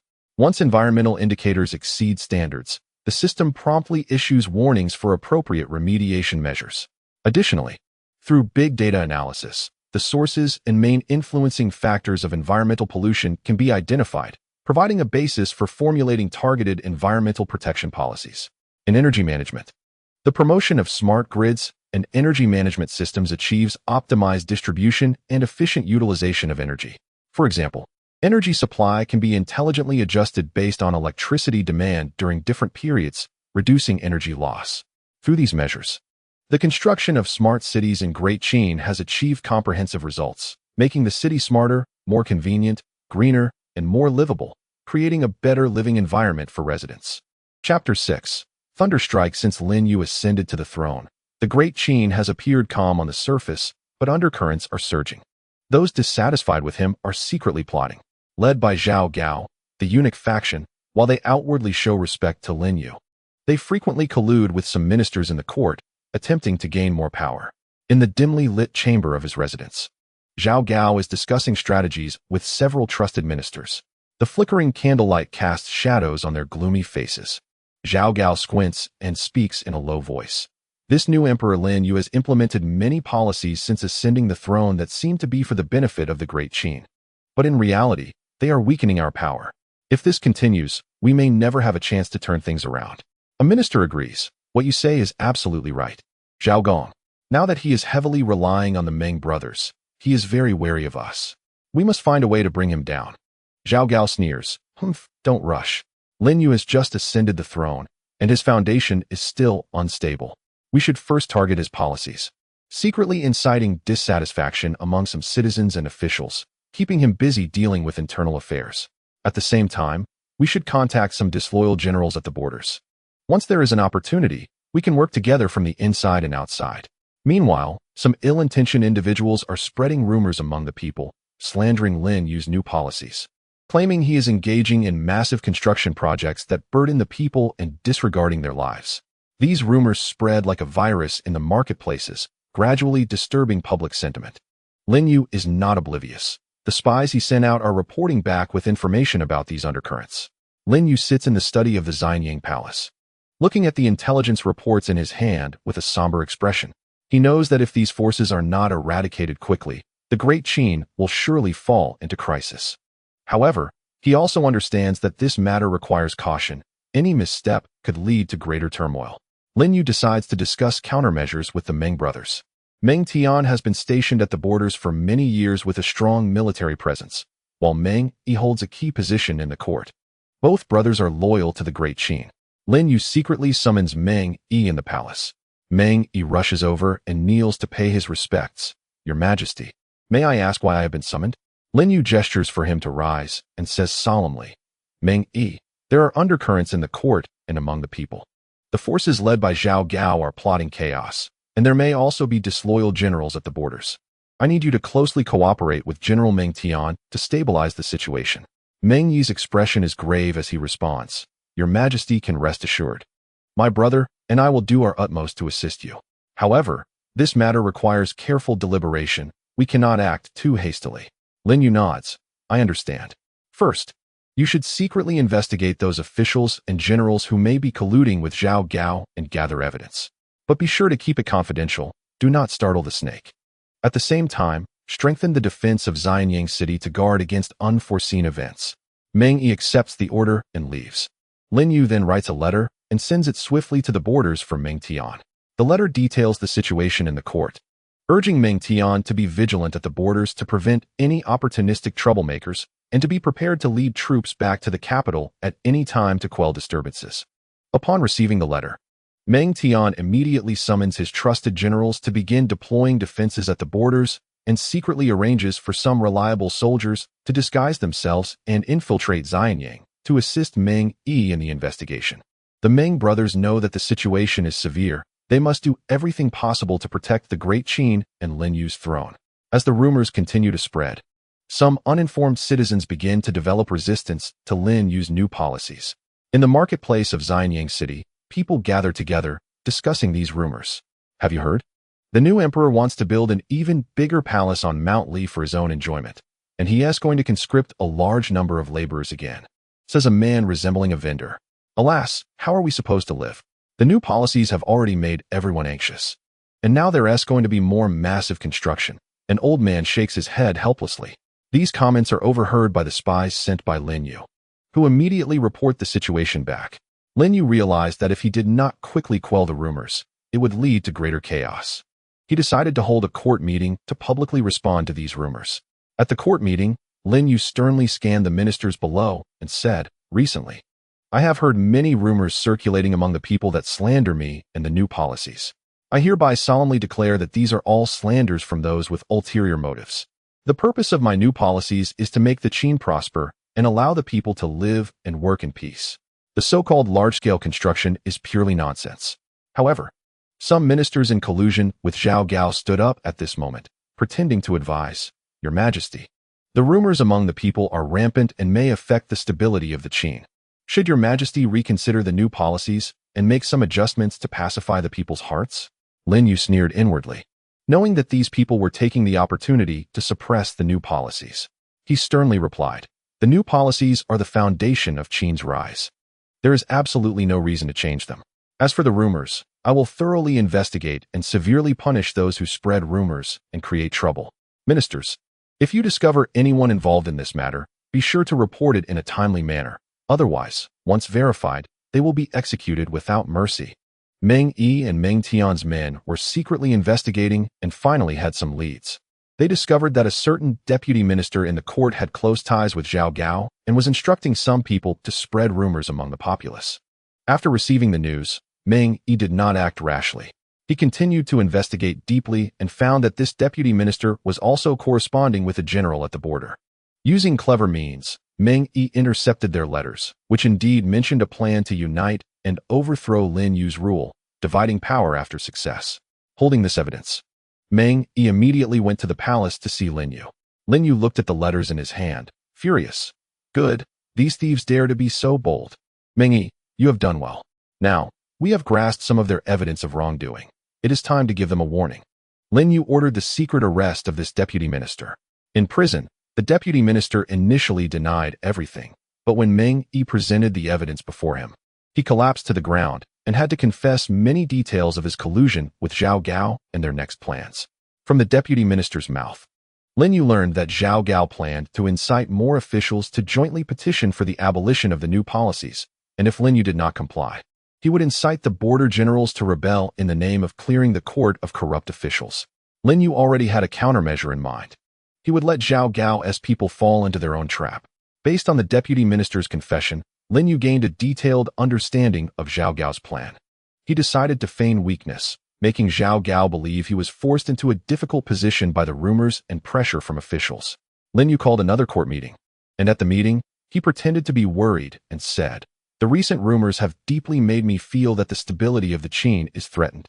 Ministers, regarding the new policies, I am willing to hear your opinions. If there are any inappropriate aspects, please speak freely." Zhao Gao secretly rejoiced. Thinking Lin Yu had begun to waver, he immediately instructed some ministers to stand up, expressing various drawbacks of the new policies and demanding their abolition. After pretending to hesitate for a moment, Lin Yu said, "Since the ministers believe so, I will temporarily slow down the implementation of the new policies. But I hope that the ministers can work with me to identify those who spread rumors and stabilize the people's hearts." After the court meeting, Zhao Gao and his followers celebrated in their residence, believing their plan was about to succeed. Zhao Gao laughed. "Humph, Lin Yu can no longer withstand the pressure. Once he abolishes the new policies and his prestige declines, we can incite the border generals and overthrow him in one fell swoop." Meanwhile, Lin Yu was secretly arranging everything. He had Meng Yi continue to investigate Zhao Gao's followers, while Meng Tian was also gathering an elite force at the border, ready to be dispatched at any time to deliver a fatal blow to the rebel army. Just as Lin Yu was laying plans in the court, unusual movements indeed appeared at the border. The general colluding with the deputy minister began gathering troops at the border according to Zhao Gao's plan, claiming to clear the court of corrupt officials and to attack Lin Yu. This general incited the soldiers in the army, saying Lin Yu was a foolish ruler whose new policies had plunged the Qin into chaos, and they must fight for the future of the Qin. Some soldiers, unaware of the truth, were misled by him and prepared to rise up. Upon receiving the news, Meng Tian immediately organized his troops to prepare for battle against the rebel army. He knew that this battle was crucial. If the rebellion could not be quickly suppressed, it would bring great disaster to the Qin. Meng Tian sent urgent reports to Lin Yu, informing him of the situation with the border rebels. After receiving the news, Lin Yu calmly made arrangements. He ordered Meng Yi to speed up the arrests of Zhao Gao's followers in the court to prevent chaos in Xianyang City, while also commanding Meng Tian to hold the border and wait for the right moment, ensuring that the rebel army would be captured in one sweep. Meng Tian reinforced defenses at the border. He told the soldiers, "These rebels are traitors attempting to split the Qin. As the army of the Qin, we must guard the border and protect His Majesty and the people of the Qin." The soldiers were highly motivated and expressed their willingness to follow General Meng Tian to fight the enemy. In Xianyang City, Zhao Gao thought that with the border rebellion underway, Lin Yu would surely be in a state of panic. He accelerated his actions in the court, contacting more officials and preparing to launch a coup at the appropriate time to seize control of Xianyang City. Zhao Gao secretly gathered his followers at a hidden base to discuss. He said, "Now that the border has risen in arms, we must be prepared to support them in Xianyang City. Once the rebel army approaches Xianyang, we will open the city gates to let them in, and then Lin Yu will have nowhere to escape." However, all their movements were under the watchful eye of Meng Yi. Meng Yi had already gathered enough evidence against Zhao Gao's followers, just waiting for Lin Yu's order to arrest them all. Lin Yu was also closely monitoring the situation in Xianyang City from the palace. He knew that this was a critical moment. A slight misstep could plunge Xianyang City into chaos. He calmed some neutral ministers in the court, urging them not to be misled by Zhao Gao. At the same time, he awaited the best opportunity to take action, intending to completely eradicate Zhao Gao's influence and restore peace to the Qin. The border rebels, led by the general, marched aggressively toward Xianyang. Along the way, they burned, killed, and looted, bringing great disaster to the local people. Upon learning of the rebels' movements, Meng Tian decided to take the initiative. He selected a light cavalry unit and, under the cover of night, launched a surprise attack on the rebel camp. Meng Tian led the cavalry into the rebel camp like a ghost. The rebels were caught off guard and fell into chaos.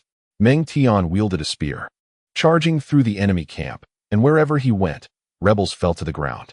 After a fierce battle, the rebels suffered heavy losses and had to temporarily retreat. However, the rebel general was unwilling to accept defeat. He regrouped his forces, preparing to attack again. He shouted to the soldiers, "We have no way out. We can only gain wealth and honor by taking Xianyang. Charge with me." Meng Tian returned to his camp to strengthen defenses while waiting for further instructions from Lin Yu. He knew that the rebels would not easily give up, and the coming battles would be even more intense. In Xianyang City, as the border rebels drew closer, the political situation became more turbulent.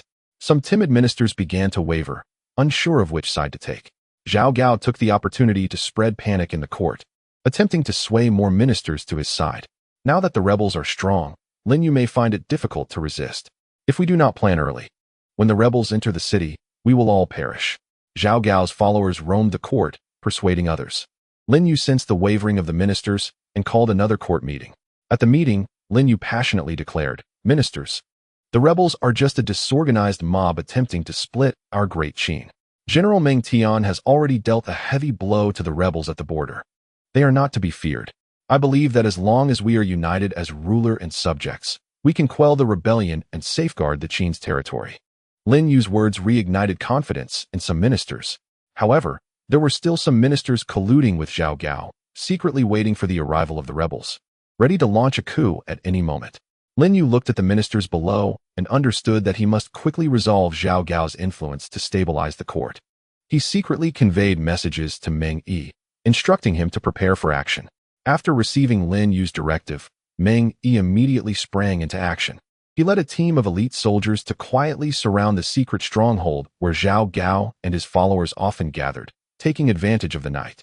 At Meng Yi's command, the soldiers charged into the stronghold like fierce tigers.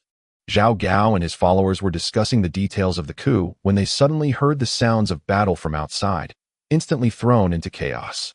"Not good. We've been discovered," Zhao Gao shouted in panic. However, it was already too late.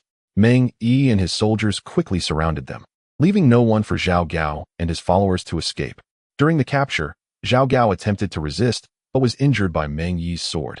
Meng Yi looked at Zhao Gao coldly and said, "Zhao Gao, you conspired to betray the country. Today is your end." After capturing Zhao Gao, Meng Yi immediately escorted him and the other followers to the palace for Lin Yu to deal with. Lin Yu looked at the captured Zhao Gao. Filled with fury, "Zhao Gao, you wolf-hearted ambition, attempting to overthrow the great Qin. Today, I will have you torn to pieces to warn others." Upon learning of Zhao Gao's capture in Xianyang, the rebel forces were thrown into disarray. The commanders lost their backbone and were unsure of what to do next. Meng Tian seized this opportunity to launch a full-scale attack.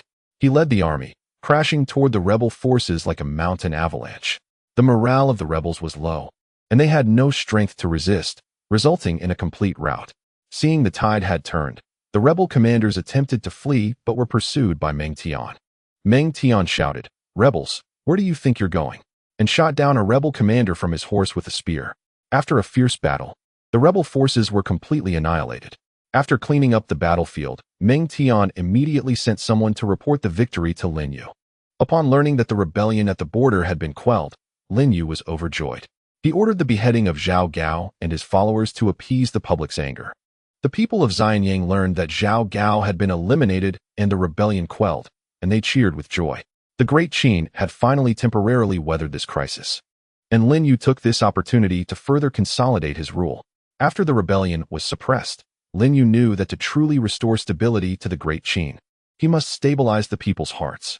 On one hand, he ordered comfort and aid for the people affected by the rebellion, distributing food and supplies to help them rebuild their homes. On the other hand, he rewarded the meritorious officials such as the Meng brothers with generous rewards in the court. Lin Yu stated in the court, "In this rebellion, General Meng Tian fought bravely at the border, and General Meng Yi was clever and decisive in court, capturing all the rebels in one sweep. I confer the title of Marquis of Wuan to Meng Tian and the title of Earl of Loyalty and Courage to Meng Yi, rewarding them with 1,000 taels of gold and 100 hectares of good farmland. All other meritorious soldiers will also receive substantial rewards." The ministers all knelt down, shouting long life. Lin Yu continued, "I implement new policies for the long-term development of the Great Qin. Now that the rebellion has been quelled, I hope all ministers can work together with me to continue the new policies, leading the Great Qin toward prosperity and strength." At the same time, Lin Yu issued a decree to explain the benefits of the new policies to the people, dispelling their doubts. He also severely punished those involved in spreading rumors to clarify the truth. After this series of measures, the people's hearts gradually stabilized, and the new policies were able to be smoothly implemented. Seizing the opportunity to stabilize the people's hearts, Lin Yu decided to vigorously promote the new policies once again. He understood that only by ensuring the benefits of the new policies truly reach the people could he solidify his rule and lead the Great Qin toward prosperity. Lin Yu summoned the ministers to discuss in detail the implementation of the new policies. He said, "Previously, due to rumors and rebellion, the implementation of the new policies was hindered. Now, we need to replan to ensure that the new policies can reach every county and every village." In terms of agriculture, Lin Yu increased investment in water conservancy projects. He ordered the construction of more irrigation channels in various places to ensure that farmland could receive sufficient water supply. At the same time, he promoted new planting techniques and encouraged farmers to grow high-yield crops. To enhance farmers' enthusiasm, Lin Yu also reduced agricultural taxes so that farmers could truly benefit. In commerce, Lin Yu rectified market order and cracked down on unscrupulous merchants and monopolistic behavior. He established a dedicated market supervision agency to strictly manage the market. Additionally, he built more roads and post stations to facilitate the flow of goods. To promote foreign trade, Lin Yu signed trade agreements with neighboring countries, opening up broader markets. In military affairs, Lin Yu strengthened the training and equipment updates for the army. He had General Meng Tian devise a strict training program to enhance soldiers' combat effectiveness. At the same time, he increased investment in weapon manufacturing, developing and producing more advanced weaponry. With the renewed implementation of the new policies, the economy of the Great Qin gradually revived. In agriculture, the new water conservancy projects and planting techniques significantly increased grain production. Farmers not only met their own living needs, but also had a surplus of food to sell, resulting in a noticeable increase in income. The prosperity of commerce also spurred urban development.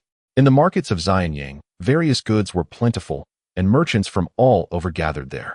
The establishment of market regulatory agencies ensured fair trading, and commercial activities became more vibrant. The construction of roads and post stations made the transportation of goods more convenient, continuously expanding the trade range. The Great Qin specialties like silk and porcelain were exported to neighboring countries through trade agreements, generating substantial wealth. Handicrafts also flourished. Encouraged by the new policies, craftsmen continuously innovated their techniques and improved product quality. For example, in ceramics, new firing techniques were developed, making ceramics more exquisite and durable, which were well received in both domestic and foreign markets. The economic recovery improved the living standards of the people of the Great Qin, and society became more stable. Lin Yu felt gratified by the results of the new policies, but he also knew that there was still a long way to go for the Great Qin's development, and there could be no slackening. While focusing on economic recovery, Lin Yu also paid attention to cultural development. He understood that culture is the soul of a nation, and only with a flourishing culture could the Great Qin truly achieve long-term stability. Lin Yu ordered the construction of a large library in Xianyang to collect texts from around the world. He gathered scholars from various places to organize and annotate these texts. At the same time, he encouraged scholars to engage in academic research and exchange, hosting various academic lectures and seminars. To promote the dissemination of culture, Lin Yu also promoted a simplified writing system to facilitate learning and use by the people.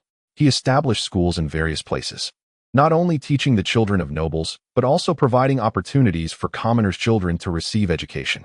The school's curriculum included not only traditional classics, but also practical knowledge such as arithmetic, astronomy, and geography.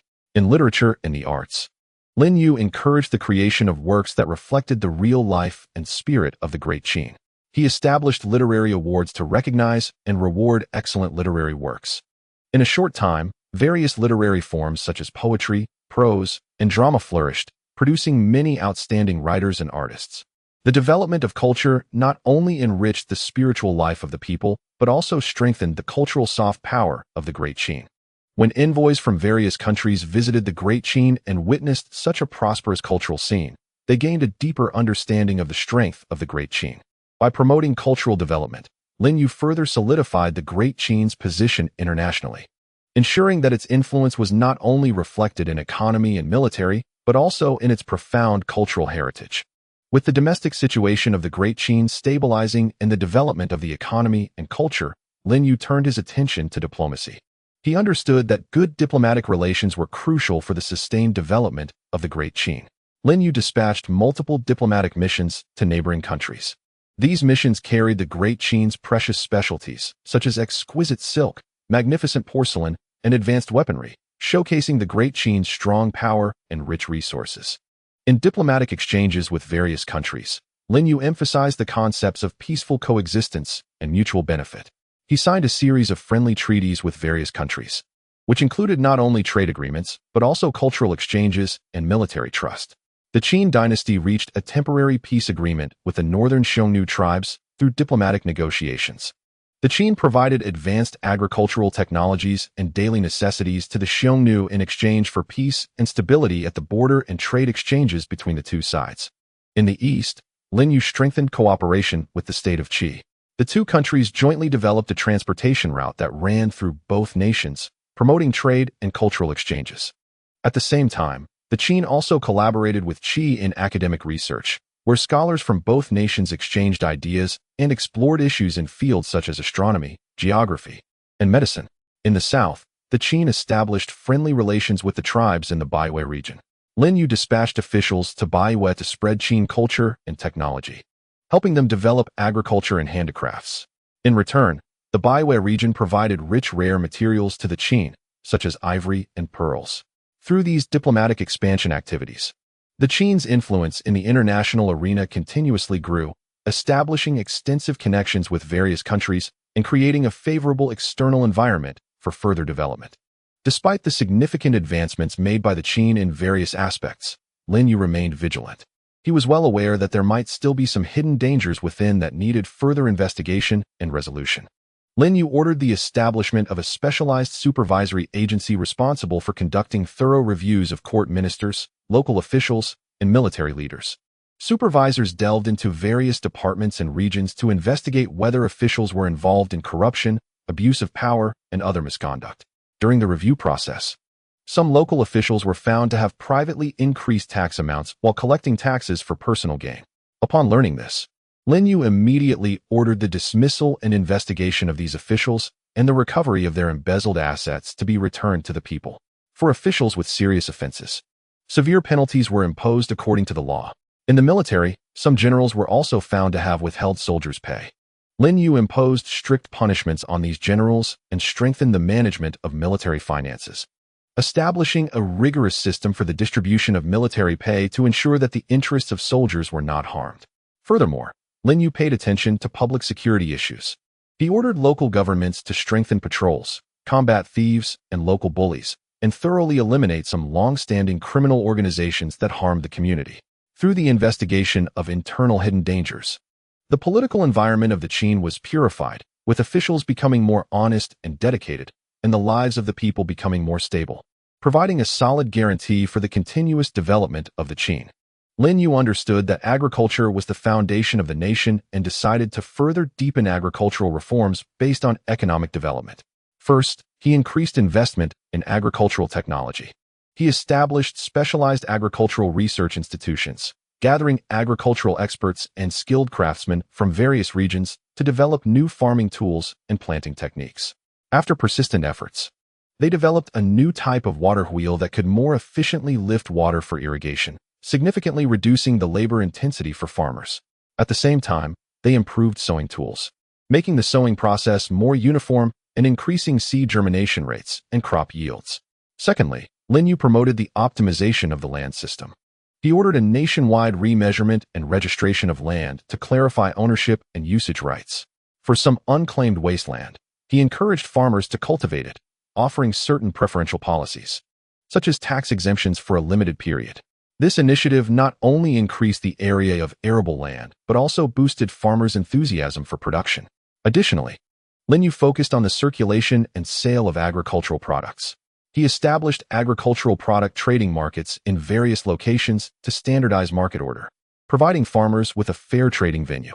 At the same time, he strengthened transportation infrastructure, improving road conditions so that agricultural products could be transported quickly and conveniently for sale. Through these deepening agricultural reform measures, agricultural production in the Qin further developed, with steadily increasing grain yields, laying a more solid foundation for the nation's prosperity. While deepening agricultural reforms, Lin Yu also vigorously promoted innovation breakthroughs in the industrial sector. He encouraged craftsmen to engage in technological innovation, awarding substantial rewards to those who made outstanding contributions in industrial technology. In the iron industry, craftsmen improved blast equipment through continuous experimentation, resulting in higher furnace temperatures and better quality and quantity of iron produced. This high-quality iron was widely used in weapon manufacturing and agricultural tool production, enhancing the military and agricultural strength of the Qin. In the ceramics industry, craftsmen developed a new glaze formula, resulting in smoother, more vibrant, and harder ceramics. Consequently, Qin's ceramic products became more competitive in both domestic and international markets, significantly increasing sales. To promote the large-scale development of industry, Lin Yu established industrial parks in Xianyang and other important cities, concentrating various workshops to achieve resource sharing and technical exchange, thereby improving production efficiency. He also introduced the concept of standardized production, formulating quality standards for various industrial products to ensure product quality stability. Additionally, Lin Yu emphasized the cultivation of industrial talent. He introduced industrial technology courses in schools across various regions, selecting gifted students for specialized training to provide talent support for the continuous innovative development of the industry. Through these measures, the Qin achieved innovative breakthroughs in industry, reaching new heights in technology level, product quality, and production scale. With the prosperity of commerce, Lin Yu recognized the importance of regulating and rectifying commercial order. He implemented a series of measures to ensure that commercial activities were conducted fairly, justly, and orderly. Lin Yu strengthened market supervision. He established dedicated regulatory agencies in various markets, staffed with professional supervisors. These supervisors were responsible for monitoring market transactions, combating fraud, price gouging, and other improper commercial behaviors. For violators, penalties were imposed according to the severity of the offense, with severe cases resulting in the revocation of business licenses and prohibition from engaging in commercial activities. To standardize commercial contracts, Lin Yu formulated a unified format and standard terms for commercial contracts. He required merchants to sign contracts that met the standards during transactions, clarifying the rights and obligations of both parties. This way, when commercial disputes arose, there were clear bases to follow, protecting the legitimate rights and interests of both merchants and consumers. At the same time, Lin Yu reformed the commercial tax system. He unified tax rates across regions, simplified tax processes, and eliminated the phenomenon of local officials privately increasing tax categories and collecting taxes arbitrarily. This not only reduced the burden on merchants, but also improved the transparency and efficiency of taxation. Additionally, Lin Yu encouraged business integrity. He established a list of businesses with good integrity, recognizing and rewarding those that operated honestly with tax incentives and policy support. Conversely, dishonest merchants were placed on a blacklist and publicly announced, restricting their commercial activities. Through these measures to regulate and rectify commercial practices, the commercial order of the Qin significantly improved, and commercial activities developed in a healthier and more orderly manner. Lin Yu understood the importance of education for the long-term development of the nation and was determined to further improve the education system of the Qin. In terms of basic education, he increased investment in school construction. Nationwide, Especially in remote areas, many new schools were built and existing ones expanded. Schools were equipped with sufficient teaching facilities such as desks, chairs, blackboards, and books. At the same time, teachers' salaries were raised to attract more knowledgeable individuals to the education sector. To ensure teaching quality, Linyu also conducted regular training and assessments for teachers, with underperforming teachers being eliminated. In terms of educational content, Linyu enriched and optimized the curriculum. In addition to traditional courses in Confucian classics, history, and literature, practical subjects such as natural sciences, engineering technology, and economic management were added. In natural sciences, students were taught knowledge of astronomy, geography, physics, and chemistry, fostering their observation and understanding of natural phenomena. Engineering technology courses focused on cultivating students' hands-on skills and innovative thinking, teaching them skills in carpentry, blacksmithing, and construction. The economic management course allows students to understand business operations, finance, taxation, and other knowledge, cultivating economic management talents for the country. To select outstanding talents, Linyu reformed the examination system, establishing a multi-level and multi-type examination system that includes comprehensive exams targeting the imperial examination and specialized exams for professional skills. Through these exams, it is possible to select excellent talents from different fields, providing intellectual support for the development of Daqin. At the same time, Linyu encourages students to participate in social practice, applying their knowledge to real-life situations and improving their overall quality. By improving the education system, Daqin has cultivated more well-rounded talents, injecting continuous momentum into the country's prosperity and progress. Linyu clearly recognizes that a strong military force is an important guarantee for national stability and development. Therefore, he has taken a series of measures to strengthen Daqin's military power. First, he conducted a comprehensive reorganization of the army, based on different combat missions and geographical environments. The army was divided into multiple branches, such as infantry, cavalry, archers, and charioteers, with specialized training for each branch. Infantry focused on close combat skills and coordinated operations. Cavalry strengthened horseback shooting and long-distance raids. Archers enhanced shooting accuracy and speed, and charioteers emphasized the driving and tactical use of chariots. At the same time, the command system of the army was optimized, clarifying the responsibilities and authorities of leaders at all levels, thus improving command efficiency. Secondly, investments in the research and manufacturing of military equipment were increased. Specialized military equipment research institutions were established, gathering skilled craftsmen and military experts to develop new types of weaponry. In terms of weapons, more powerful crossbows were developed, with a range nearly doubled compared to previous models and improved accuracy. Additionally, the production process of armor was enhanced, using new materials to make the armor lighter and stronger, providing better protection for soldiers. In military engineering, more advanced siege equipment, such as catapults and ladders, as well as defensive works like sturdy walls and beacon towers, were designed and constructed. Moreover, Linyu also focused on cultivating military talents. A military academy was established in Xianyang to select promising young leaders for systematic military theory study and practical training. The academy's curriculum covers various aspects, including military strategies, military history, military geography, and logistics support. Through rigorous assessments, a group of high-quality military command talents was cultivated for the army. At the same time, soldiers were encouraged to actively learn military knowledge and skills, with opportunities for promotion given to outstanding performers. Through these measures, Daqin's military strength was significantly strengthened, providing a solid backing for the country's security and development. On the basis of continuously enhancing national strength in various aspects, Linyu focused on improving the well-being of people's livelihoods, ensuring that the citizens of Daqin could genuinely enjoy the benefits of national development. Linyu vigorously improved the living conditions of the people. In cities, he ordered the construction of a large number of affordable housing units, sold or rented at low prices to low-income families, solving their housing difficulties. These affordable housing units are well-equipped with supporting facilities, including schools, hospitals, and markets, making life convenient for residents. In rural areas, farmers were encouraged to build new houses, with technical guidance and some financial subsidies provided. At the same time, new building materials and construction techniques were promoted to make houses more solid, comfortable, and warm. In terms of medical security, Linyu strengthened the construction of the healthcare system. More hospitals and clinics were established across the country, and a large number of doctors and nurses were trained. These medical institutions not only provide basic medical services, but also carry out disease prevention and health promotion activities. To alleviate the medical burden on the people, Lin Yu implemented a medical insurance system, allowing citizens to enjoy a certain percentage of reimbursement for medical expenses. Additionally, medical experts were organized to write easy-to-understand medical books to popularize medical knowledge and raise public health awareness. To enrich the cultural life of the people, Lin Yu built cultural and entertainment facilities in various places. In cities, theaters, tea houses, and libraries were constructed, regularly hosting cultural performances, storytelling, and reading activities.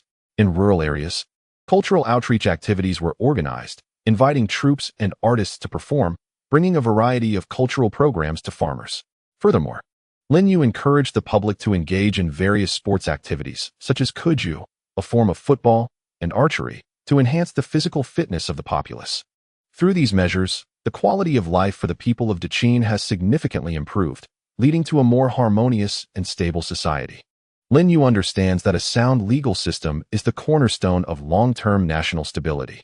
With the continuous development and transformation of Dechin society, he decided to comprehensively improve and refine the existing legal system.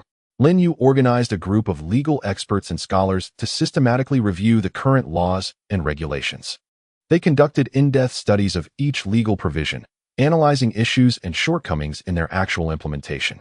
Outdated and unreasonable clauses were abolished, while vague and ambiguous provisions were revised to be clearer and more precise. Based on improving existing laws, Lin Yu established a series of new laws and regulations according to new social developments and needs. With the increasing frequency of commercial activities, detailed commercial laws were formulated to regulate all aspects of commercial transactions, including contract signing, goods transportation, and commercial dispute resolution. To protect consumer rights, a consumer protection law was specifically established, clarifying the responsibilities and obligations of merchants and imposing severe penalties for fraudulent consumer practices. Environmental protection laws were enacted, stipulating penalties for pollution and ecological destruction and strengthening the protection of natural resources. To ensure the fair execution of laws, Lin Yu reformed the judicial system. He strengthened the selection and training of judicial officials, requiring them to possess professional legal knowledge and a sense of justice. A strict judicial supervision mechanism was established to oversee the entire judicial process, preventing judicial corruption and wrongful convictions. At the same time, the transparency of laws was increased, making legal regulations publicly accessible to society, allowing citizens to be aware of their rights and obligations, and enhancing their legal awareness. Through the improvement of the legal system, the social order of Dechin has been better maintained, providing strong legal guarantees for the country's stability and development. As the economy of Dechin rapidly develops, Lin Yu recognizes the urgency and importance of ecological environmental protection. He has taken a series of strong measures to protect Dechin's ecological environment, achieving coordinated progress between economic development and ecological protection. Lin Yu promulgated strict forest protection laws, prohibiting random logging and implementing a stringent approval system for tree felling. It is stipulated that necessary logging activities can only be conducted after assessment and permission from relevant departments, and replanting must be carried out according to regulations. Simultaneously, tree planting activities were vigorously promoted, encouraging citizens to plant trees on barren mountains, wastelands, and along roadsides. The government provides saplings and technical support, rewarding individuals and regions that achieve outstanding tree planting results.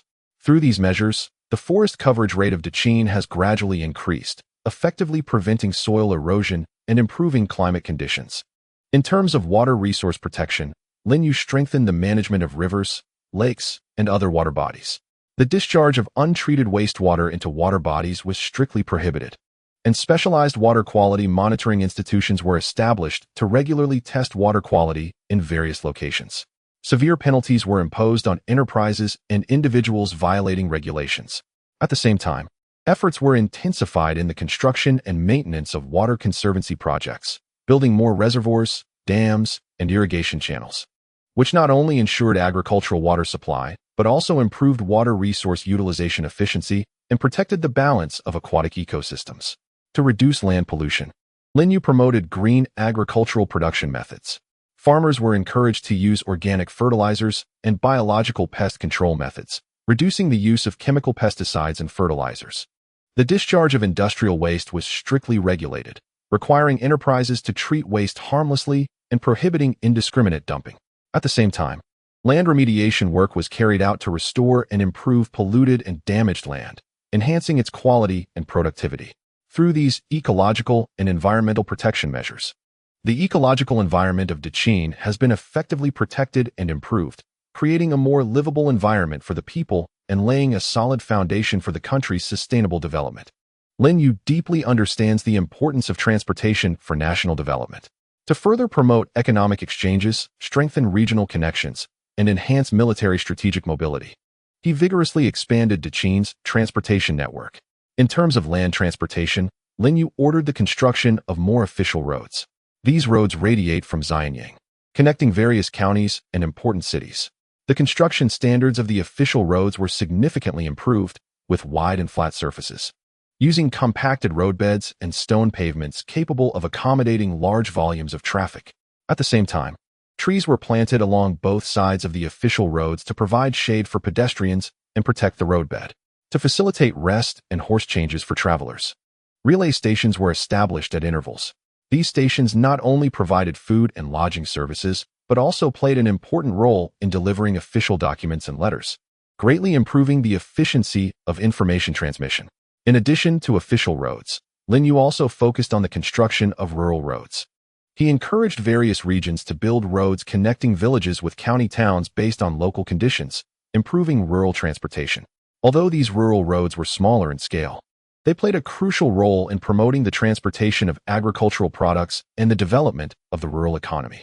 At the same time, many mountain paths and plank roads were built to strengthen the connection between mountainous areas and the outside world, facilitating the development and utilization of mountain resources. In terms of water transportation, Lin Yu actively promoted the excavation of canals and the dredging of river channels. He organized manpower and resources to excavate multiple artificial canals, connecting several important rivers and forming a vast water transportation network. These canals not only facilitated the transportation of goods and reduced logistics costs, but also promoted the economic development of the coastal areas. At the same time, existing river channels were regularly dredged to remove silt and obstacles, improving navigability. Additionally, Lin Yu encouraged the development of the shipbuilding industry, constructing various types of vessels, including large cargo ships, warships, and small passenger boats, to meet different water transport needs. By expanding the transportation network, economic exchanges in Dechin became more frequent, regional connections tighter, and military mobilization quicker and more convenient, providing strong support for the country's prosperity and stability. Lin Yu recognized the key role of technology in national development and vigorously promoted technological research and development, hoping to enhance Dechin's comprehensive national strength through technological innovation. He first increased funding for technological R&D, establishing a special technological research and development fund to provide sufficient financial support for research projects. This funding was not only used to purchase advanced research equipment, but also to pay the salaries of researchers and reward outstanding research teams. At the same time, Lin Yu encouraged wealthy merchants and nobles to invest in technological research and development, offering certain policy incentives and honors to individuals and groups that actively participated. To gather talents from all over the world, Lin Yu established a large-scale scientific research institute in Xianyang. It attracted outstanding scientists, inventors, and skilled craftsmen from Dechin and neighboring countries. The institute was divided into several research departments covering various fields such as astronomy, geography, medicine, agriculture, and military affairs. Researchers from different fields exchanged ideas, collaborated, and sparked innovative breakthroughs. In the field of astronomy, researchers developed more precise astronomical observation instruments, gaining deeper insights into celestial motions. They created more accurate star maps, providing important guidance for navigation and agricultural production. In geography, through field surveys and studies, detailed maps of Dechin were drawn, marking mountains, rivers, mineral resources, and other information, providing a basis for national planning and development. In medicine, researchers organized and studied traditional medical texts, combining them with clinical practice to summarize many new treatment methods and drug formulas. They also developed advanced medical tools, improving the efficiency of medical diagnosis and treatment. In agricultural technology, new irrigation tools, efficient fertilizers, and disease-resistant crop varieties were developed, significantly increasing agricultural output. Military technology also made significant breakthroughs, with new types of weapons continuously emerging, such as improved catapults and more powerful crossbows, enhancing the combat capability of the Dechin army. Lin Yu also emphasized the promotion and application of technological achievements. A complete mechanism for the transformation of technological achievements was established to quickly promote research results across various fields. Through activities such as technology exhibitions and training, more people learned about and used new technological products and techniques. Under his promotion, Dechin's technological level advanced rapidly, injecting powerful momentum into the country's development. As Dechin's influence continued to expand and exchanges with neighboring countries became increasingly frequent, Lin Yu actively promoted cultural exchange and integration to enrich Dechin's cultural connotation and enhance the country's cultural soft power. Cultural exchanges between Dechin and the countries of the western regions were particularly vibrant. The caravans from the western regions brought unique music, dance, painting, and other art forms. Lin Yu encouraged Dechin's artists to learn from and incorporate the essence of Western region culture into their artistic creations. As a result, the streets and alleys of Xianyang often echoed with Western-style music and featured dance performances infused with elements from the Western regions. In painting, artists began to experiment with the colors and compositional techniques of the Western regions, making their works more vibrant and layered. At the same time, Dechin's exquisite handicrafts such as silk and porcelain, as well as advanced papermaking and printing techniques, also spread to the Western regions, having a profound impact on the cultural development of those countries. Cultural exchanges with the southern state of Chu also flourished. Chu had a long-standing romantic cultural tradition, and its poetry and prose were widely appreciated in Dechin. Lin Yu advocated for Dechin's literati to learn the creative techniques of Chu literature, inspiring new vitality in Dechin's literary creation. Many literati began to write poetry and prose that combined the grandeur of Qin with the romantic style of Chu. Meanwhile, Dechin's rigorous historiographical tradition and practical philosophical ideas also spread to Chu, promoting the diversification of local culture. In exchanges with the northern nomadic tribes, Dechin absorbed their superb equestrian skills and unique pastoral culture. The military began to promote the nomadic tribes' equestrian training methods, enhancing the combat capabilities of cavalry. At the same time, the clothing styles of the northern nomadic tribes became popular in Dechin, with some nobles and commoners beginning to wear nomadic-style clothing, showcasing a different flair. Dechin's advanced agricultural techniques and architectural craftsmanship also spread northward, helping nomadic tribes improve their lifestyles. To better promote cultural exchange and integration, Lin Yu established a dedicated cultural exchange institution in Xianyang, responsible for receiving cultural delegations from various countries and organizing cultural exchange activities. Regular international cultural festivals were held, inviting artists, scholars, and merchants from various countries to participate, showcasing each country's cultural characteristics and enhancing mutual understanding and friendship. Through these cultural exchange and integration activities, Dechin's culture became more colorful and its international influence further increased. Lin Yu understood that an efficient and stable political system is crucial for the long-term peace and stability of the country. As Dechin developed, the original political system needed further optimization to meet the demands of the new situation. He adjusted the organizational structure of the central government. Building on the 3 dukes and 9 ministers system, he further clarified the responsibilities and powers of each department. The power of the 3 dukes became more centralized in decision-making and supervision, while the 9 ministers were responsible for specific administrative execution. To improve administrative efficiency, Lin Yu established several specialized agencies, such as the Department of Planning, responsible for national economic development strategies and resource allocation, and the Department of Engineering, which unified the management of major infrastructure construction projects nationwide. At the same time, a coordination mechanism among various departments was strengthened, with regular joint meetings held to address interdepartmental issues and avoid the occurrence of shirking responsibility. In terms of local governance, Lin Yu improved the county system. He enhanced the selection and assessment mechanisms for county officials, focusing on selecting capable and virtuous individuals for local government positions. In addition to traditional recommendation and assessment methods, An examination system for local officials was introduced to evaluate their understanding of governance, management capabilities, and mastery of the laws and policies of the Qin dynasty, thereby selecting outstanding talents. Regular performance assessments for county officials were conducted, covering aspects such as local economic development, social stability, and improvement of people's livelihoods. Officials with outstanding performance were rewarded and promoted, while incompetent officials faced demotion or dismissal. To strengthen central control over local governments, Lin Yu established a comprehensive supervision system. The Central Inspectorate was set up to supervise central and senior local officials. In each county, inspectors were appointed, directly reporting to the central government and overseeing the conduct of county officials, promptly identifying and correcting illegal or disciplinary violations by local officials. Citizens were encouraged to report improper behavior by officials, and those whose reports were verified would receive certain rewards. Additionally, Lin Yu emphasized the construction of political democracy. Although the Qin dynasty was an autocracy, he encouraged ministers to express differing opinions in court and actively participate in discussions and formulation of national policies. He established an advisory system that allowed ministers to offer counsel to the emperor, and Lin Yu humbly accepted and adopted reasonable advice. Through these political system optimization measures, the politics of the Qin dynasty became clearer, administrative efficiency significantly improved, and national governance became more stable and effective. With the development of the Qin economy and the advancement of various undertakings, Lin Yu realized that the existing financial system needed reform to better support national development and ensure the people's livelihood. He first comprehensively reformed the tax system, restructuring tax categories and simplifying complex tax items to make the tax system clearer.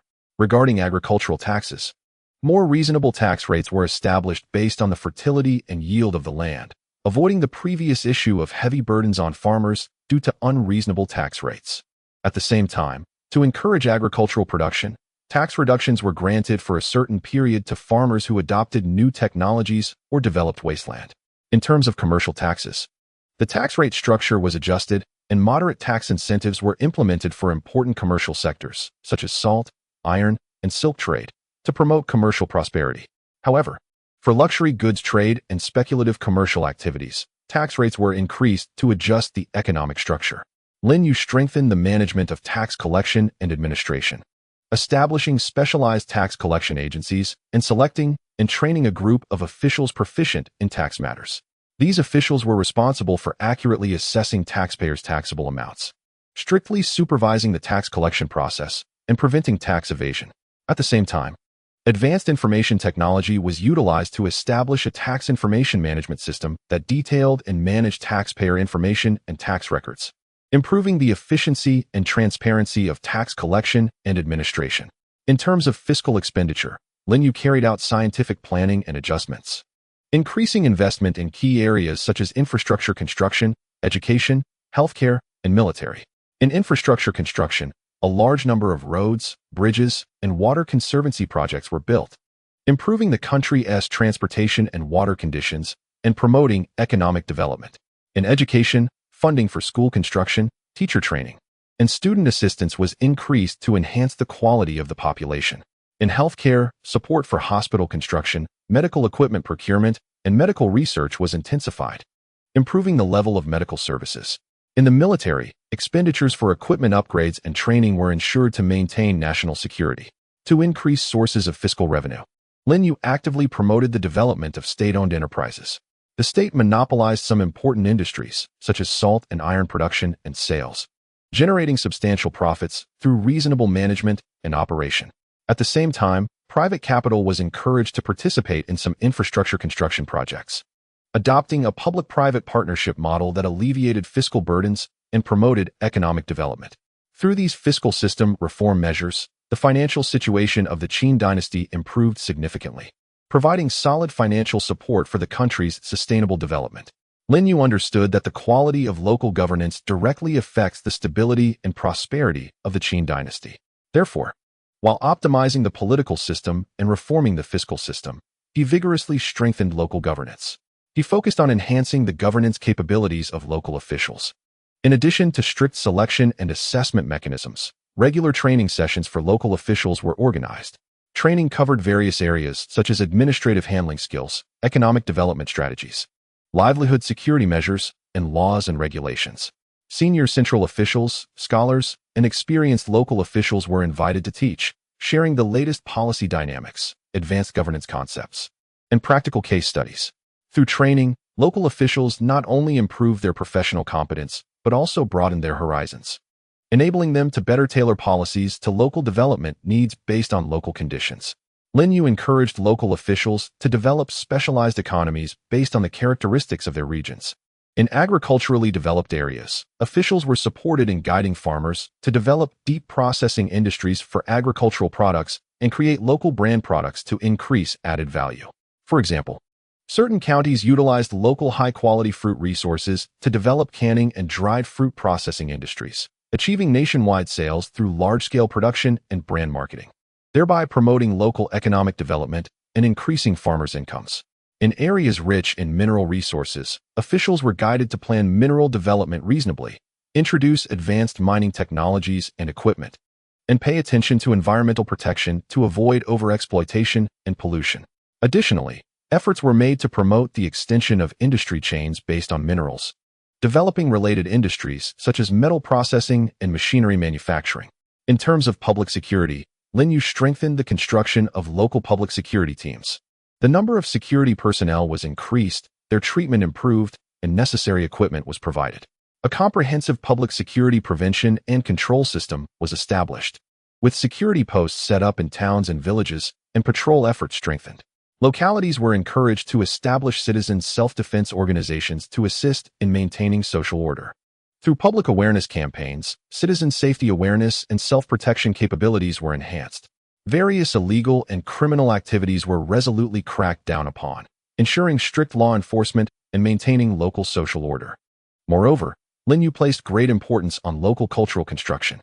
He supported local officials in exploring and protecting local cultural heritage, inheriting and promoting local cultural characteristics. Cultural facilities such as local cultural centers and museums were built to showcase local history and culture. Various cultural activities, such as folk festivals and cultural temple fairs, were organized to enrich citizens' spiritual and cultural lives and enhance local cultural cohesion.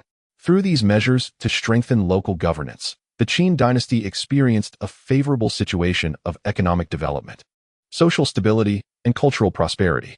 Lin Yu understood the importance of intelligence for national governance and security. To promptly grasp domestic and international dynamics and effectively respond to various potential threats, he began constructing a large and efficient intelligence network. Domestically, based on the local government offices of various counties, he established a rigorous intelligence collection system. Each county had dedicated intelligence personnel who went deep into the community to collect information on people's livelihoods, public opinion, and local power dynamics. These intelligence personnel established extensive contacts with citizens, merchants, craftsmen, and other social strata, keenly capturing any clues that could affect social stability and national development through daily communication and observation. At the same time, intelligence stations were set up in important commercial cities, transportation hubs, and border areas. The intelligence stations are not only responsible for collecting local intelligence, but also undertake tasks of information transfer and analysis, organizing and preliminarily analyzing the scattered information collected, filtering out valuable intelligence, and quickly reporting it to the central authority. Within the military system, Lin Yu has also constructed a comprehensive intelligence network. Generals at all levels are equipped with specialized intelligence officers responsible for gathering intelligence on enemy military deployments, troop movements, strategic intentions, and more. The military scouts undergo rigorous training and possess excellent reconnaissance and intelligence gathering abilities, infiltrating enemy territory to obtain important intelligence through observation, eavesdropping, and interrogating captives. Additionally, numerous beacon towers and observation posts have been established in border areas to monitor enemy military movements in real time, and once abnormalities are detected, intelligence is immediately transmitted through beacon signals or swift horse riders. To enhance the collection of foreign intelligence, Lin Yu has dispatched a large number of spies and diplomatic envoys. The spies disguise themselves as merchants, scholars, travelers, and other identities to infiltrate neighboring countries, gaining deep insights into their political situations, military capabilities, economic conditions, and diplomatic policies. Diplomatic envoys take advantage of diplomatic activities to interact with officials and nobles from various countries, collecting intelligence through both open and semi-open channels. Furthermore, Lin Yu also obtains information about various countries' markets and resources through trade interactions with different nations, ensuring the accuracy and timeliness of intelligence. He has established a strict intelligence review and transmission mechanism. All collected intelligence must undergo multiple layers of review to ensure its authenticity and reliability. Furthermore, utilizing relay stations and beacon towers as part of a rapid transmission system, important intelligence is quickly relayed to relevant departments and decision-makers. An intelligence analysis center has been set up at the central level, where experienced intelligence experts conduct comprehensive analyses of various types of intelligence to provide Lin Yu with comprehensive and accurate intelligence support for decision-making. By constructing this vast and efficient intelligence network, Lin Yu can timely grasp various dynamics at home and abroad, formulate response strategies in advance, and effectively maintain the security and stability of the Qin Empire. As the territory of the Qin Empire expands and the population grows, the impact of various natural disasters on the nation and its people has become increasingly prominent. Lin Yu is well aware of the importance of improving disaster response mechanisms and has taken a series of measures to enhance the Qin Empire's ability to cope with natural disasters. First, a comprehensive disaster monitoring system has been established with meteorological observation stations, earthquake monitoring points, hydrological monitoring stations set up across the country. Meteorological observation stations are equipped with advanced observation equipment capable of real-time monitoring of weather changes and predicting meteorological disasters, such as heavy rain, droughts, and typhoons. Earthquake monitoring points monitor crustal movements to timely detect precursors of earthquakes, providing a basis for earthquake early warning. Hydrological monitoring stations monitor water levels and flow rates of rivers and lakes in real time, providing early warnings for flood disasters. These monitoring data are rapidly compiled into the Central Disaster Monitoring Center through a dedicated information transmission network to ensure timely understanding of disaster dynamics. Secondly, detailed emergency response plans have been formulated. For different types of natural disasters such as earthquakes, floods, droughts, and locust plagues, corresponding emergency response plans have been developed. These plans clearly define the responsibilities and divisions of labor for various government departments in disaster response, stipulating emergency response procedures, rescue measures, and guiding principles for post-disaster reconstruction when disasters occur.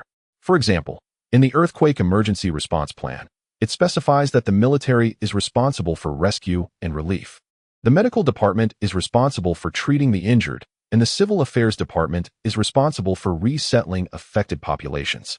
At the same time, regular drills for emergency response plans are organized at all levels of government and relevant departments to improve their collaborative capabilities and emergency handling skills in actual disaster response. To ensure the smooth progress of disaster response efforts, Lin Yu has strengthened the reserve of emergency supplies. Multiple emergency supply depots have been established nationwide, stocking a large number of disaster relief materials such as tents, food, medicines, medical equipment, and drinking water. Emergency supplies are regularly inspected and updated to ensure quality and availability. Additionally, an emergency supply allocation mechanism has been established so that in the event of a disaster, supplies can be quickly and reasonably allocated based on actual needs to ensure basic livelihoods and rescue efforts in affected areas. Moreover, social forces are encouraged to participate in emergency supply reserves, guiding businesses and civil organizations to provide necessary materials and service support during disasters. In terms of post-disaster reconstruction, Lin Yu has implemented a series of policy measures.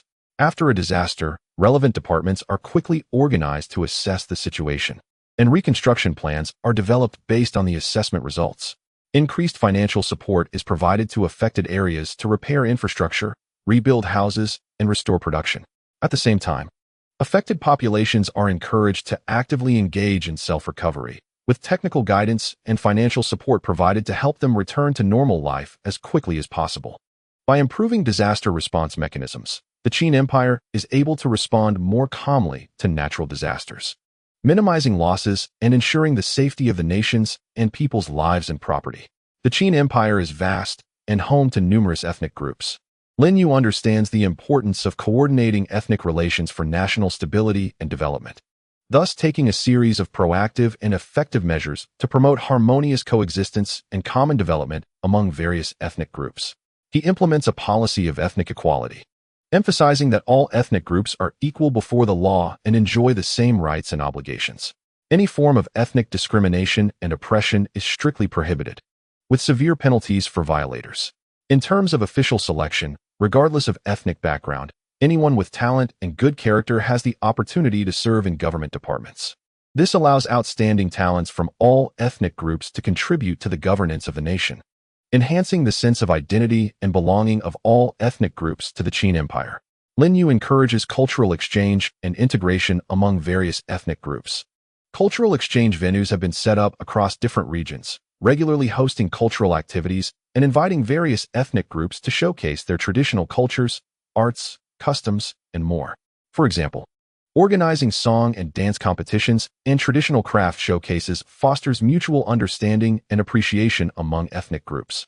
At the same time, the education system incorporates cultural elements from various ethnic groups, creating textbooks that include the history and culture of all ethnic groups, allowing students to understand and respect different cultures from an early age and cultivate multicultural awareness.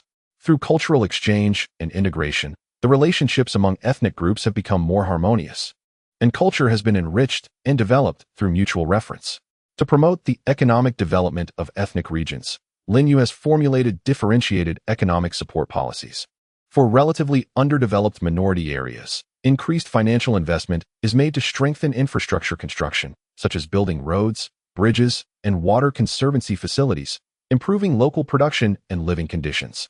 Simultaneously, based on the resource advantages of different ethnic regions, guidance is provided for the development of specialty industries. For instance, in some grassland areas, support is given to develop animal husbandry and related livestock product processing. In mountainous areas, the development of forestry, medicinal herb cultivation, and unique tourism industries is encouraged. Through these economic support measures, the economic development levels of minority areas have improved, narrowing the economic gap among ethnic groups. In addition, Lin Yu emphasizes fostering a sense of unity among various ethnic groups through official promotion, grassroots activities, and other means. The concept of one family in the Qin Empire is advocated, emphasizing that all ethnic groups together constitute this big family, sharing both honor and loss. During significant holidays and celebratory events, joint participation of all ethnic groups is organized to create a united and harmonious atmosphere. For conflicts and disputes related to ethnic relations, Lin Yu requires government departments at all levels to handle them promptly and fairly to avoid escalation and maintain harmonious and stable ethnic relations. Through these comprehensive and detailed measures for coordinating ethnic relations, the various ethnic groups within the Qin Empire are united, supportive of each other, and contribute together to the prosperous development of the Qin Empire, forming a good situation of diversity, unity, and harmonious coexistence. In the Qin dynasty, with the increase in exchanges with neighboring countries, various religious beliefs gradually spread. To ensure that religious beliefs play a positive role in promoting social harmony, Lin Yu implemented a series of guiding policies on religious beliefs. Lin Yu first clarified the legal boundaries of religious activities. He organized the formulation of detailed regulations for religious management, outlining the rights and obligations of religious groups and believers, ensuring that religious activities were conducted within a legal framework. No religion was allowed to interfere in state politics, education, and other affairs. The construction of religious sites and the holding of religious ceremonies had to follow corresponding approval procedures. Serious handling of violations of regulations was enforced to maintain national unity and social stability. To enhance mutual understanding and harmonious coexistence among different religions, Lin Yu advocated for religious dialogue and exchange. He regularly hosted symposiums for religious figures, inviting leaders, high monks, Taoist priests, and others from major religions to participate, providing them with a platform to exchange ideas and share experiences. At these symposiums, representatives of various religions were encouraged to share positive elements of their doctrines and discuss how to align their interpretations with the mainstream values of the Qin dynasty, such as promoting kindness, peace, and integrity. Through these exchange activities, mutual understanding among different religions was enhanced, reducing conflicts and misunderstandings that might arise from differences in beliefs. Lin Yu also focused on guiding religion to play a role in social welfare. He encouraged religious groups to actively participate in charitable activities, such as aiding the poor, establishing charitable hospitals and schools, and participating in disaster relief efforts. Religious groups and individuals that excelled in public welfare were publicly recognized and rewarded, setting positive examples. By participating in charitable activities, religious groups not only earned respect and recognition from society, but also demonstrated the ideals of caring for others and serving society found in their doctrines, further promoting social harmony and development. In education, Lin Yu required schools to adopt an objective and rational attitude when conducting religious education.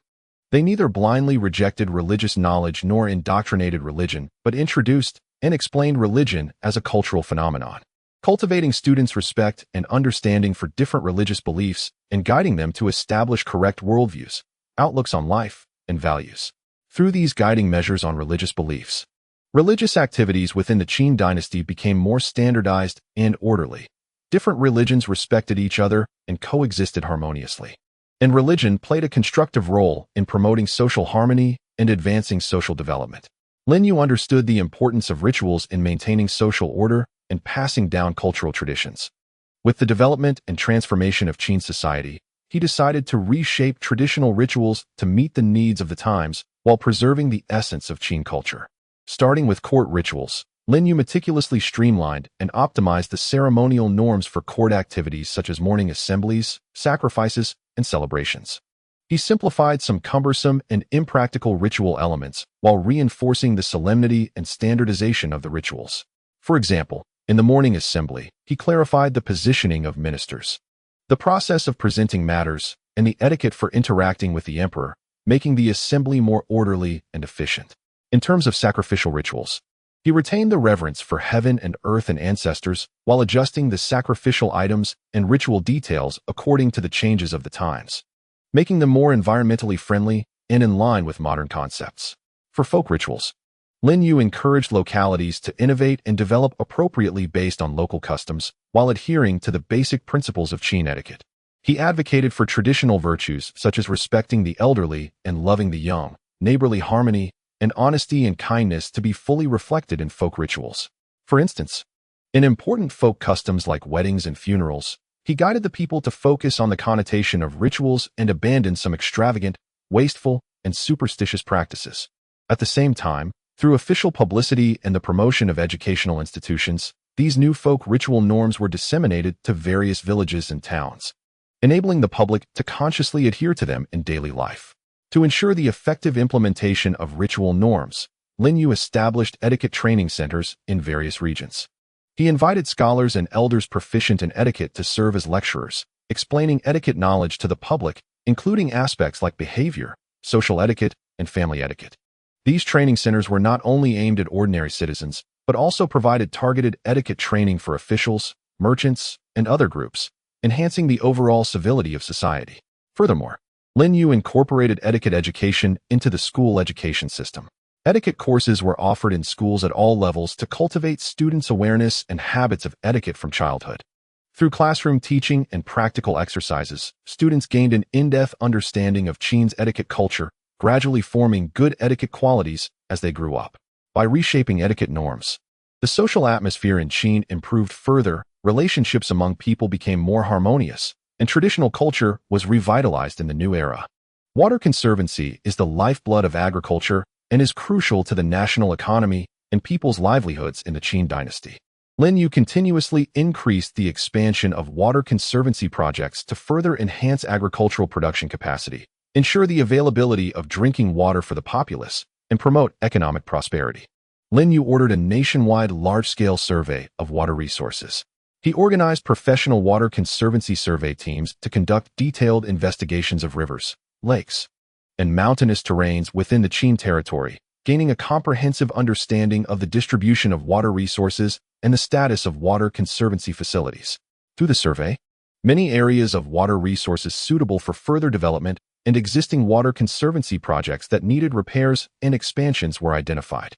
Based on the survey results, Lin Yu formulated a grand expansion plan for water conservancy projects. In the arid northern regions, a series of large-scale irrigation projects were constructed. Among them, the Tianhe Canal was the most noteworthy, channeling water from the Yellow River into vast farmlands. Through the rational layout of multi-level sluices and canals, water sources were accurately distributed to various irrigation districts, transforming large areas of formerly arid land into fertile fields. In the southern water towns, in addition to reinforcing and repairing existing flood control dikes, several canals were dug to connect the scattered water systems into a network. These canals not only enhanced flood prevention and drainage capabilities, but also significantly improved water transportation conditions, promoting the development of commercial trade in the southern regions. During the implementation of the projects, Lin Yu emphasized technological innovation and quality control. He convened skilled craftsmen and water conservancy experts from across the country to jointly develop new water conservancy engineering technologies. For example, improvements were made to the lining process of canals to reduce water leakage losses. More efficient water lifting tools were invented to enhance irrigation efficiency. At the same time, a strict engineering quality supervision mechanism was established, with specialized officials dispatched to supervise and inspect every aspect of the construction to ensure that each water conservancy project was sturdy and durable, capable of withstanding the test of time. To ensure the long-term effective operation of water conservancy projects, Lin Yu established a comprehensive maintenance management system for water facilities. Water management agencies were set up in various regions, staffed with professional management and maintenance personnel. Regular inspections, repairs, and maintenance of water facilities were conducted to promptly address any issues. Additionally, reasonable water management systems were developed to scientifically allocate water resources based on the needs of different regions and the status of water resources, ensuring the rational use of water resources. Through the large-scale expansion of water conservancy projects, agricultural production in the Qin was strongly supported, economic development gained new momentum, and the lives of the people became more stable and prosperous. With the booming development of commerce in the Qin, Lin Yu realized the importance of establishing a sound commercial credit system to regulate market order and promote commercial prosperity, and thus began to vigorously advance the construction of the commercial credit system. Lin Yu first promulgated a series of laws and regulations to lay the legal foundation for the commercial credit system. He clearly defined the standards for identifying dishonest behaviors such as fraud and breach of contract in commercial activities and established severe penalties for behaviors such as defrauding consumers, defaulting on payments, and false advertising. Not only were dishonest merchants required to bear economic compensation responsibilities, but they were also subjected to fines, business suspensions, and even revocation of business licenses depending on the severity of the circumstances, making it clear to merchants the heavy price of dishonest behavior. In order to comprehensively record the credit information of businesses, Lin Yu ordered the establishment of a national unified commercial credit information database. Local market regulatory authorities are responsible for collecting, organizing, and entering basic information about businesses, their operating conditions, credit records, and other data. This data covers various aspects, including tax payment status, contract performance, and consumer complaint resolution, providing a comprehensive reflection of a business's credit status. At the same time, advanced information technology measures are employed to ensure the security and real-time updating of the database, providing accurate data support for credit assessments. Based on the Commercial Credit Information Database, Lin Yu promoted the establishment of a scientific credit assessment mechanism. He organized professional assessment institutions and experts to develop a detailed credit assessment indicator system. According to the credit records of businesses, they are rated and classified into multiple levels from high to low, such as trustworthy businesses, good businesses, businesses under scrutiny, and dishonest businesses. Businesses at different levels enjoy varying treatments in terms of market access, tax policies, and financial support. For example, trustworthy businesses can enjoy lower interest rates and more convenient approval processes when applying for loans, while dishonest businesses face strict market regulation and restrictions. To enhance the transparency and credibility of the commercial credit system, Lin Yu required the establishment of a credit information disclosure system. Through official announcements, market bulletin boards, official websites, and other channels, the results of business credit ratings and dishonest behaviors are regularly disclosed to the public. This allows consumers to obtain accurate credit information when choosing businesses, enabling them to make informed consumption decisions and also creating effective social supervision pressure on businesses. Through the construction of a commercial credit system, the commercial market order in Daqin has significantly improved. The concept of integrity in business operations has taken root, and commercial activities have developed in a healthier and more orderly manner, providing strong support for the sustained prosperity of the economy. Lin Yu deeply recognizes that technological innovation is the core driving force for Daqian's continuous development. To stimulate the innovative vitality of the entire society and create a good innovative atmosphere, he launched a series of incentives for technological innovation. Lin Yu established high-value technological innovation awards to honor and reward individuals and teams that have achieved significant technological innovations in various fields on behalf of the state.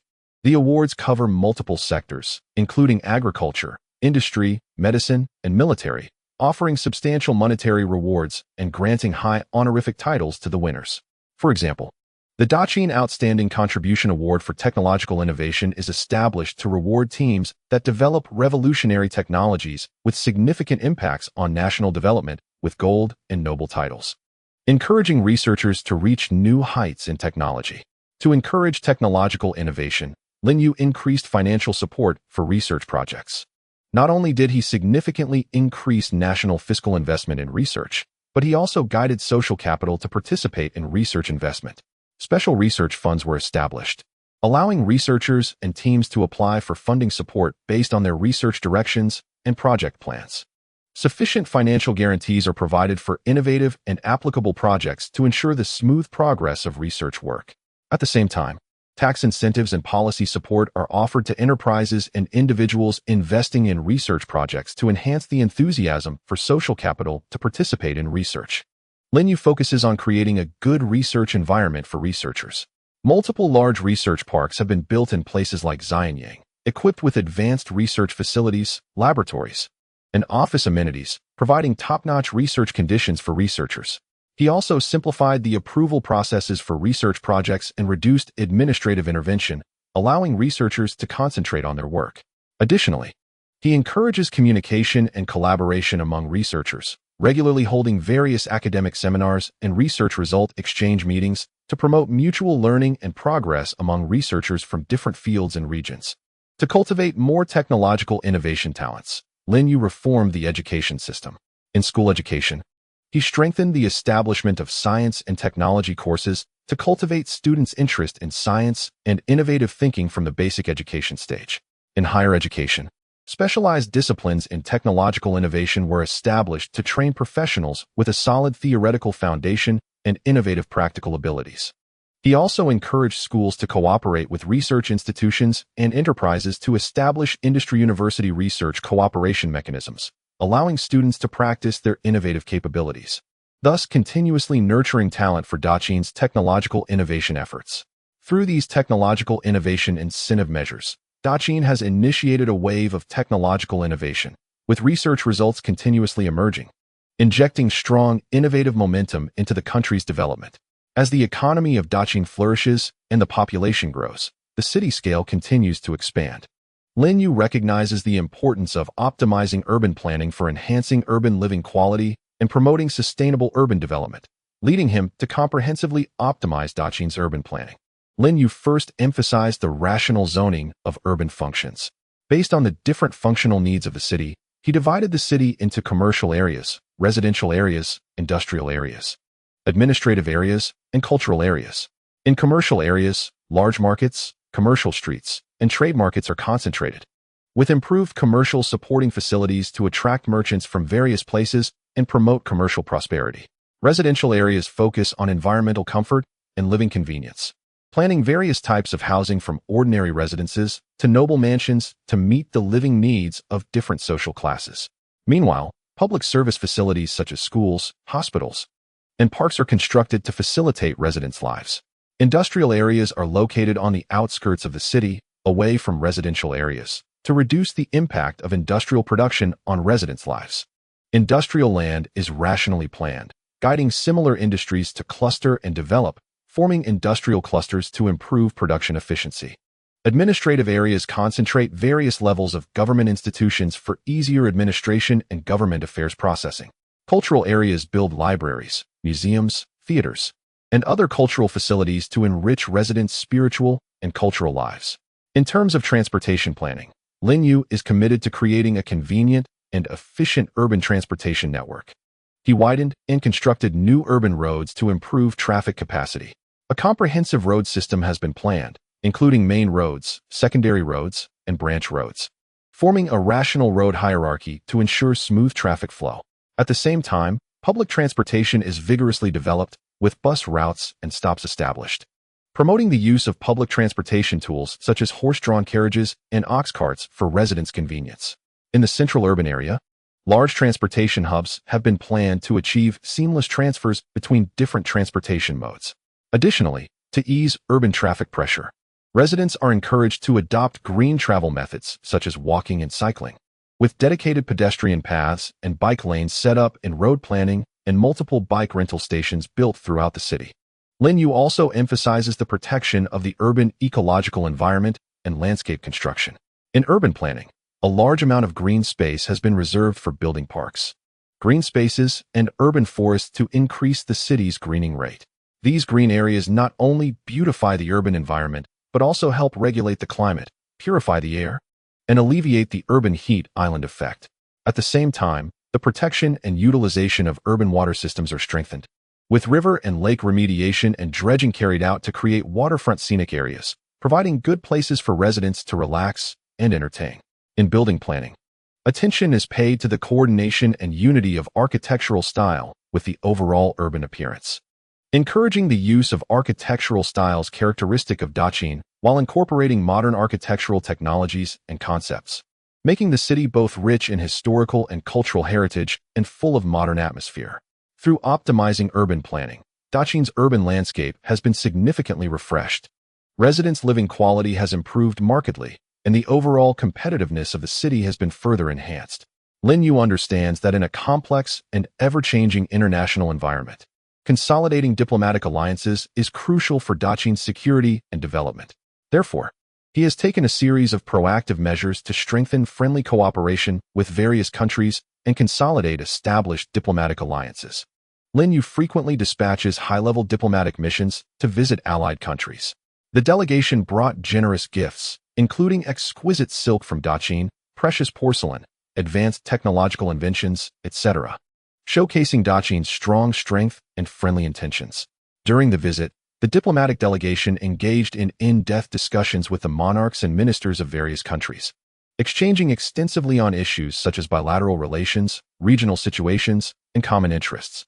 Through these high-level interactions, political mutual trust between Daqin and the allied countries was enhanced, ensuring that both sides maintained a consistent stance on major international issues.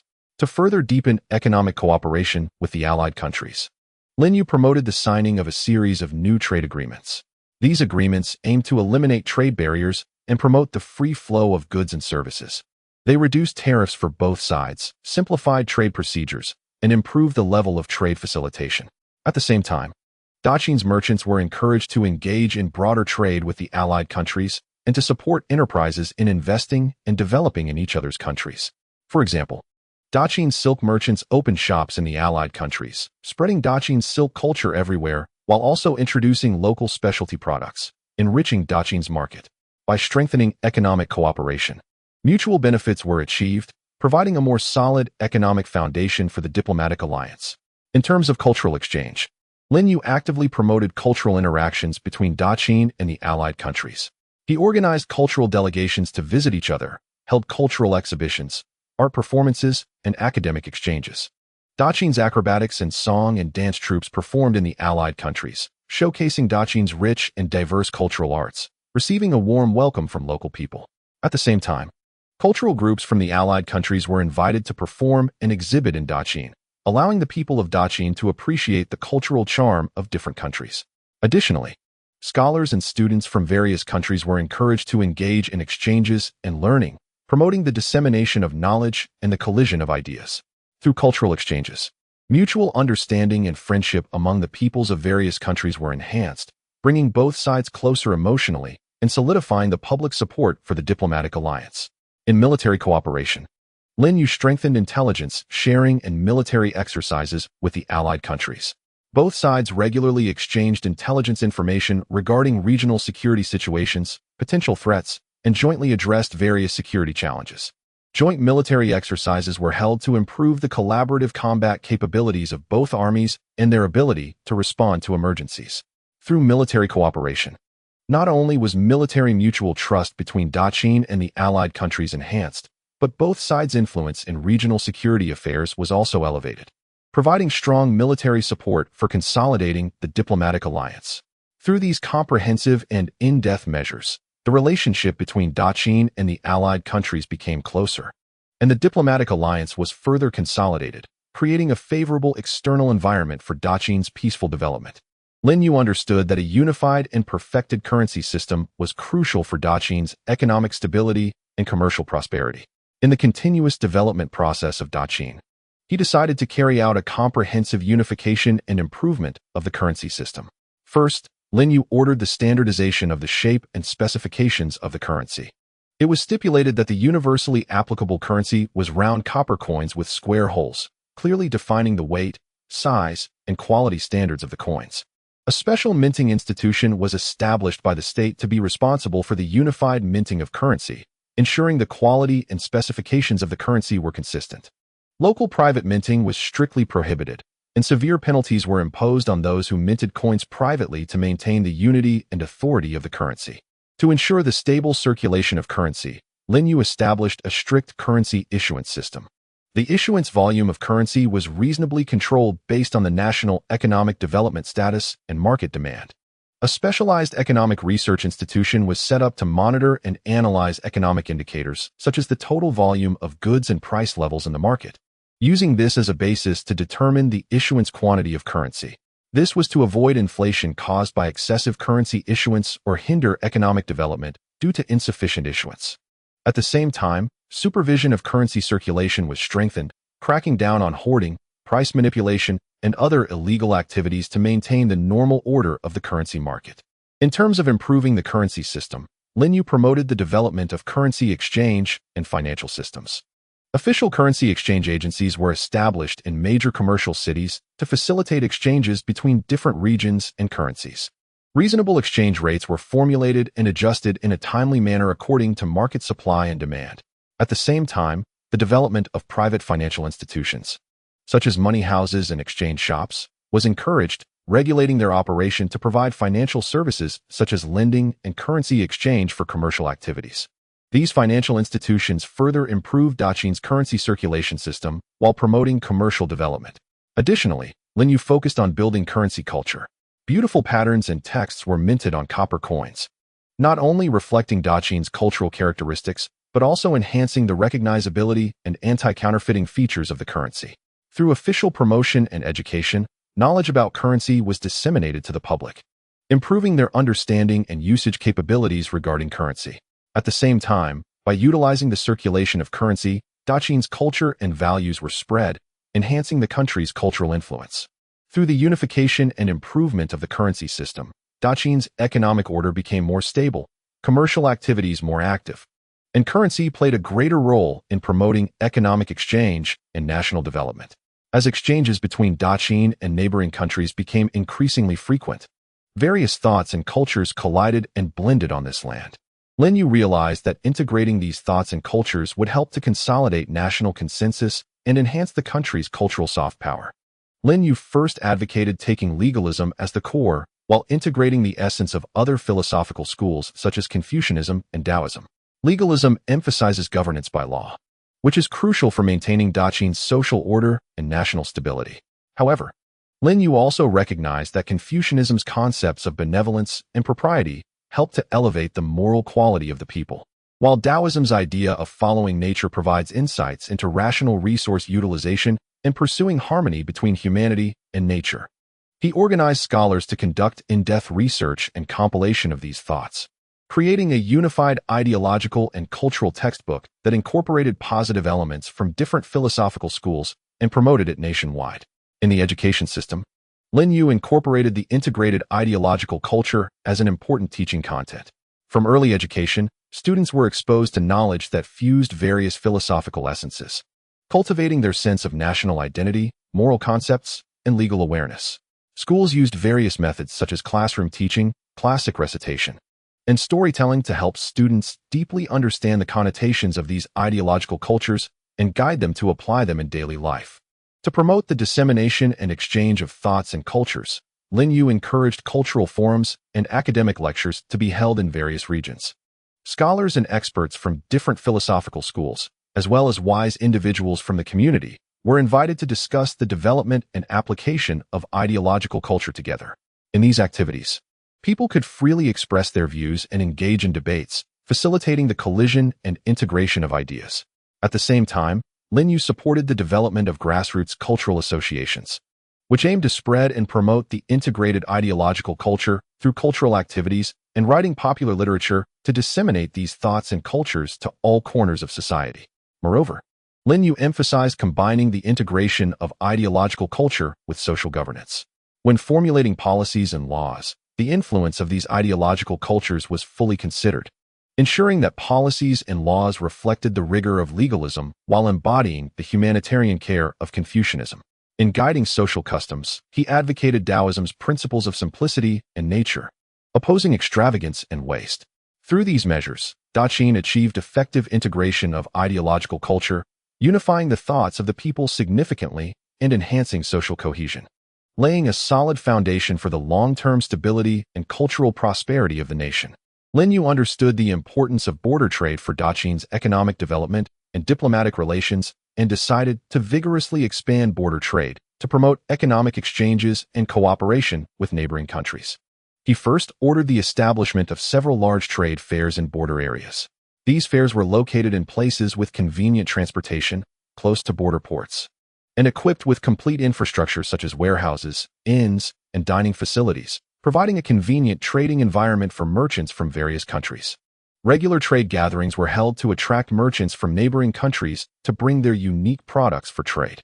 The silk, porcelain, ironware, and other goods from the Qin Empire are highly sought after by various countries, and the Qin Empire also imports spices, jewelry, and rare animals from different nations, enriching the domestic market. To ensure the smooth conduct of border trade, Lin Yu strengthened security management in the border areas. He increased military patrols to ensure safety and stability in the border regions, alleviating merchants' concerns. Meanwhile, he established a dedicated border trade management institution responsible for managing market order, collecting tariffs, and handling trade disputes. Unified trade rules and tax policies were formulated to ensure that trade activities are conducted fairly, justly, and in an orderly manner. Strict penalties were imposed for violations of trade rules to maintain a good trading environment. Lin Yu actively signed border trade agreements with neighboring countries. Through diplomatic negotiations, consensus was reached with various nations on trade policies, tariff rates, and types of goods. The agreements clearly defined the rights and obligations of both parties in trade, providing legal protection for border trade.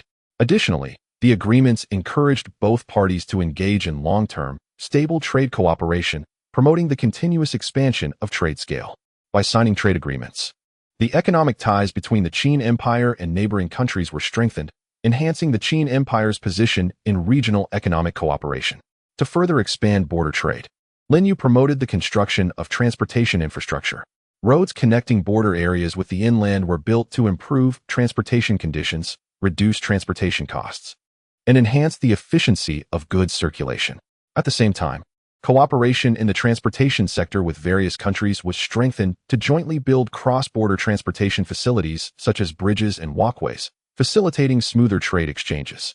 Furthermore, Lin Yu encouraged merchants to explore new trade routes and opportunities with more distant regions, expanding the Qin Empire's trade map. Through these measures, border trade in the Qin Empire greatly expanded, not only promoting economic prosperity, but also strengthening friendly relations with neighboring countries and enhancing the Qin Empire's international influence. In the Qin Empire, the noble class holds a certain level of influence and status in society. Lin Yu recognized that reasonable guidance and management of the noble class are crucial for the stability and development of the state. Lin Yu first emphasized the responsibilities and obligations of the nobility. By issuing edicts and holding noble assemblies, he clearly informed the nobles that, as an important part of the Qin Empire, they should lead by example, abide by national laws, and support the implementation of national policies. Nobles were required to actively participate in national construction, using their wealth and influence to contribute to the nation's economic development and cultural prosperity. For example, nobles were encouraged to invest in commercial and handicraft projects to drive employment and economic growth. They were also encouraged to sponsor cultural and artistic activities to promote the inheritance and development of culture. To regulate noble behavior, Lin Yu established strict codes of conduct for the nobility. The codes covered various aspects of political, economic, and social life, strictly prohibiting the abuse of privileges, oppression of the common people, and interference in the judiciary by nobles. Nobles who violated the codes faced corresponding penalties based on the severity of the offense, including fines, deprivation of titles, and even imprisonment. At the same time, a supervision mechanism for the nobility was established, with dedicated inspectors overseeing noble behavior on a daily basis to ensure effective enforcement of the codes. In terms of political participation, Lin Yu provided certain channels for the nobility while also imposing regulations. Nobles were allowed to enter government departments through normal selection and assessment procedures to contribute their talents to national governance. However, during the selection process, emphasis was placed on assessing the abilities and character of the nobles rather than merely their background. Nobles serving in the government were required to strictly fulfill their duties, refrain from forming factions for personal gain, and avoid corruption. This approach not only leveraged the political role of the noble class, but also prevented them from forming privileged groups that could threaten state power. Lin Yu also encouraged interaction and integration between the noble class and other social classes. Various social activities were organized, inviting nobles to participate alongside merchants, scholars, and representatives of the common people to enhance mutual understanding and trust among different classes. He promoted intermarriage between nobles and commoners to break down class barriers and foster harmonious social development. At the same time, nobles were guided to pay attention to the living conditions of commoners, participate in charitable activities, and help impoverished individuals to alleviate social conflicts. Through the guidance and management of the noble class, social class relations in the Qin Empire became more harmonious, and the nobility played a constructive role in the country's development.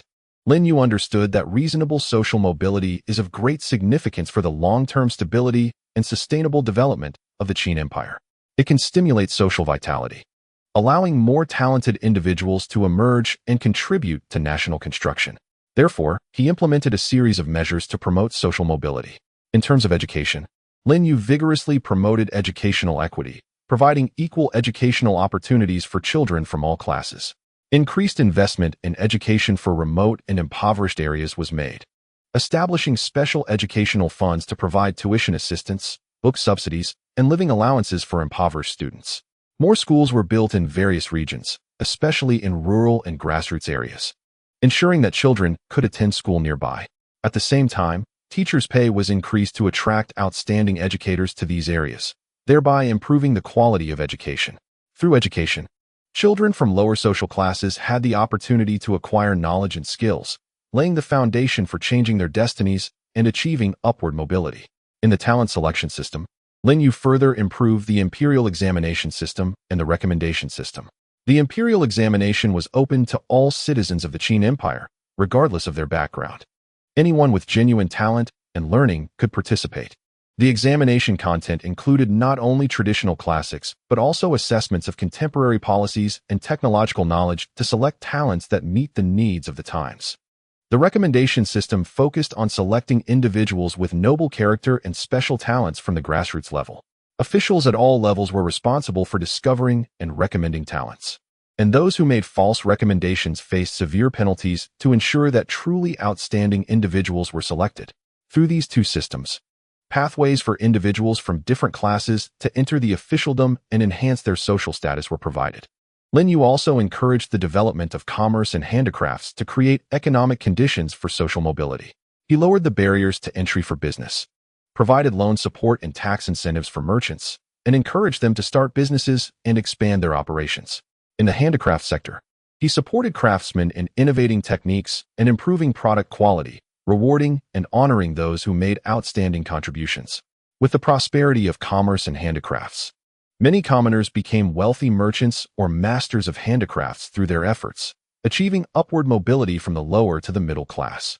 At the same time, the development of these industries created a large number of job opportunities, attracting individuals from other classes to join and promoting class mobility.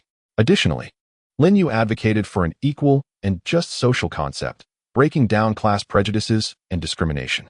Through official propaganda, educational institutions, and cultural activities, he spread the idea that heroes come from all walks of life and that anyone can achieve success through hard work, encouraging people to change their destinies through their own efforts. Typical figures who achieved class mobility through their struggles were widely publicized and honored, setting examples and inspiring more people to strive for progress. Through these measures, social mobility in the Qin Empire became smoother, and society was filled with vitality and creativity, injecting continuous momentum into the country's development. Lin Yu understood that a strong military force relies on solid military logistics support. To further enhance the combat effectiveness and sustained operational capability of the Qin army, he implemented a series of measures to strengthen the military logistics support system. First, Lin Yu strengthened the storage and management of military supplies. Multiple large military supply storage bases were established nationwide, strategically located for easy allocation and transportation of supplies. The stored supplies were diverse, covering weapons, armor, food, medicine, tents, and other military necessities. To ensure the quality and quantity of supplies, Lin Yu established a strict supply management system. Regular inspections, maintenance, and updates of stored supplies were conducted, eliminating outdated and damaged materials and promptly replenishing any shortages. At the same time, detailed records of the entry and exit of materials are maintained, utilizing advanced bookkeeping methods to achieve precise material management. In terms of grain and fodder supply, Lin Yu developed a comprehensive plan for the collection and transportation of grain and fodder. During peacetime, he encouraged farmers to plant more grain and fodder crops and ensured stable supply through reasonable tax policies and price subsidies. In wartime, an emergency grain and fodder collection mechanism was established to collect grain and fodder from various regions at a certain ratio, while guaranteeing the basic living needs of farmers. To improve the efficiency of grain and fodder transportation, Lin Yu vigorously developed the transportation industry, constructing multiple roads leading to borders and strategic locations, improving road conditions to ensure timely and safe delivery of grain and fodder to the troops. He also adopted advanced transportation tools, such as improved carts and ox carts, to enhance transportation capacity. Weapon manufacturing and maintenance are crucial aspects of military logistics support. Lin Yu increased investment in weapon manufacturing, establishing specialized weapon workshops, gathering the best craftsmen from across the country, and employing advanced technologies and processes in weapon production. Continuous research and development of new types of weapons aim to enhance their lethality and performance. For example, the design of crossbows was improved to increase their range and accuracy. The forging process of swords was enhanced to make them sharper and more durable. Additionally, a weapon maintenance network was established, setting up maintenance stations in various military camps and important military outposts, equipped with professional maintenance personnel and equipment to ensure timely repair and upkeep of damaged weapons, keeping them in optimal combat condition. Moreover, Lin Yu emphasized the cultivation of military logistics talent. A military logistics program was established in military academies to train professionals who understand military strategy and are familiar with logistics management. These talents learn knowledge and skills in material management, grain allocation, weapon manufacturing, and maintenance. After graduation, they were integrated into the military logistics support team, providing personnel support to strengthen military logistics. Through these measures, the military logistics support of the Great Qin was significantly enhanced, providing solid and reliable support for military operations and further consolidating the military advantage of the Great Qin. With the development of Great Qin's socio-economic landscape, civil associations emerged like mushrooms after rain. Lin Yu recognized that regulating and guiding these civil associations could fully leverage their positive roles in social governance and cultural inheritance while avoiding potential risks. Lin Yu first established a detailed registration system for civil associations. It stipulated that any civil association must submit an application to local government departments before its establishment, including detailed information such as the association's purpose, charter, member composition, and activity scope. Government departments strictly reviewed applications to ensure that the association's purpose conforms to Great Qin's laws and social moral standards, and that its activities do not adversely affect social order. Only civil associations that passed the review and completed registration would have legal status and be allowed to conduct activities. To standardize the operations of civil associations, Lin Yu required each association to develop comprehensive internal management systems. This included clarifying the association's organizational structure, decision-making procedures, and financial management systems.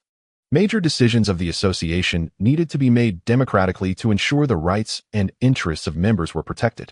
Financially, associations were required to establish sound financial records, regularly disclose financial income and expenditure, and accept supervision from members and government departments.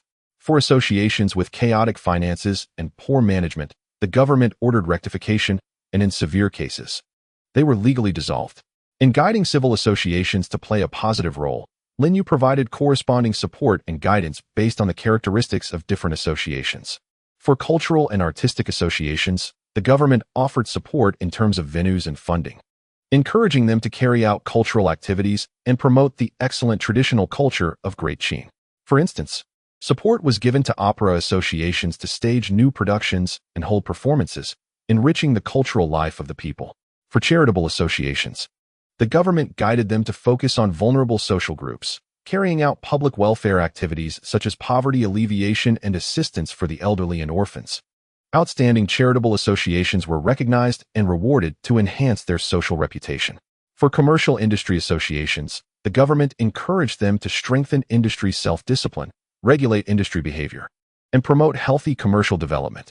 For example, industry associations could establish industry standards and coordinate competition and cooperation within the industry. At the same time, Lin Yu emphasized strengthening the regulation of civil associations. He established specialized regulatory agencies to regularly inspect and evaluate the activities of associations.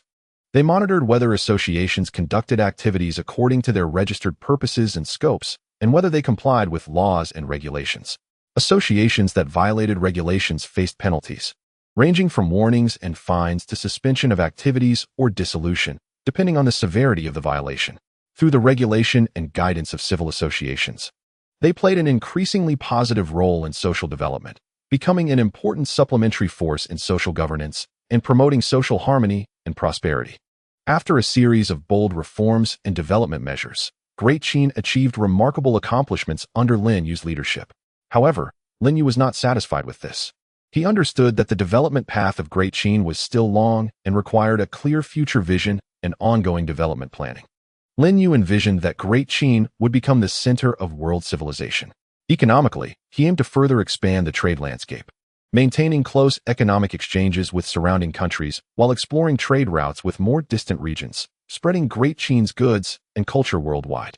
Through continuous innovation in technology and improvement in production efficiency, Great Qin's agriculture, industry, and commerce would continue to prosper, becoming a leader in the global economy. Culturally, he aimed to continue promoting the integration and dissemination of thought and culture. He sought to spread cultural concepts that integrated the essence of various philosophical schools to neighboring countries, influencing more people's values and lifestyles. Strengthening cultural education to cultivate more talents with an international perspective and innovative spirit would enable Great Qin's cultural arts to shine on the world stage.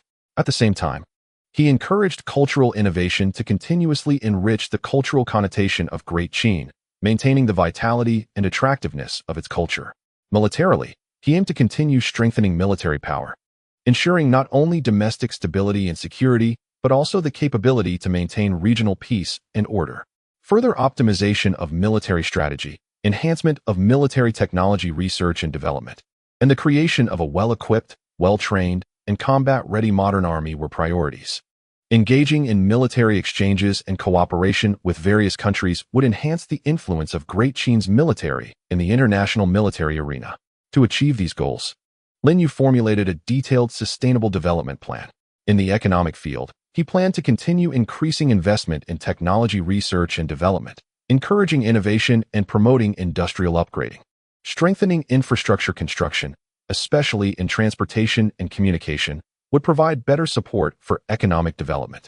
He aimed to improve market mechanisms, enhance market regulation, and create a fair competitive business environment. In terms of cultural education, he sought to continuously optimize the education system, focusing on cultivating students' comprehensive qualities and innovative abilities.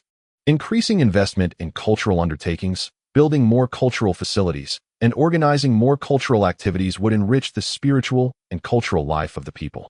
Strengthening international cultural exchanges to attract outstanding cultural achievements from various countries while exporting the essence of Great Qin's culture was also a goal.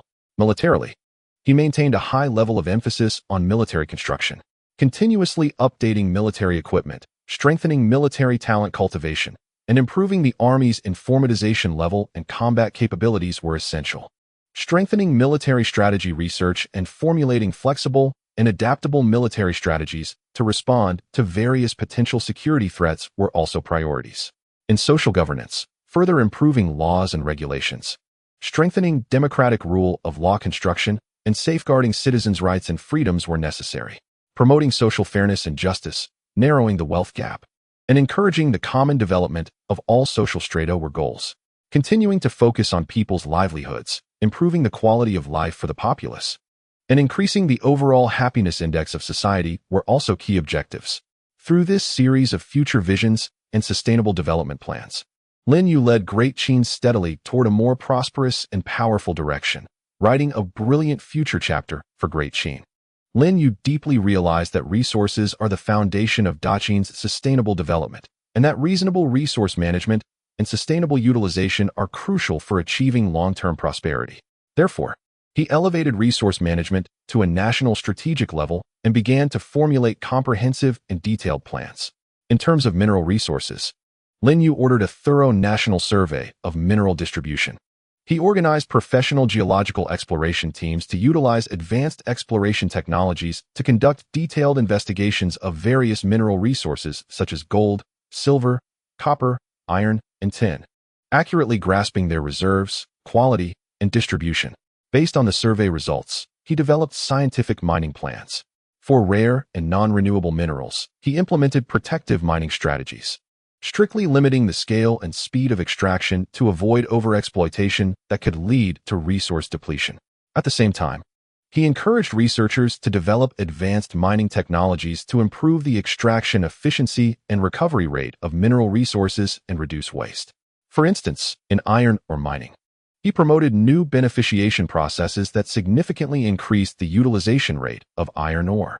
Regarding water resources, Lin Yu further strengthened protection and allocation measures. In addition to continuously advancing water conservancy project construction, he established a strict water resource protection system. He enhanced the protection of water sources such as rivers, lakes, and groundwater, strictly prohibiting polluting activities near water sources and imposing heavy penalties on violators. He also optimized the water resource allocation mechanism, rationally distributing water through canals and irrigation facilities based on the water demand and resource conditions of different regions. In agricultural irrigation, he promoted water-saving irrigation technologies such as drip irrigation and sprinkler irrigation to improve water resource utilization efficiency and reduce agricultural water waste. Forest resources were also given high priority.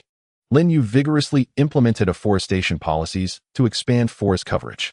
He not only conducted large-scale tree planting in barren mountains and wastelands, but also encouraged planting trees along roadsides and around urban areas. At the same time, he strengthened the protection of existing forests, establishing protected areas and strictly prohibiting indiscriminate logging. A forest resource monitoring system was established to monitor forest growth, pests, and diseases in real time and take appropriate measures promptly. Additionally, he promoted the sustainable development of forestry and the development of the forest economy, such as planting medicinal herbs and raising poultry, to enhance the comprehensive utilization value of forest resources. In the field of energy resources, with economic development, the demand for energy has been increasing. Lin Yu actively promoted the diversification of the energy structure.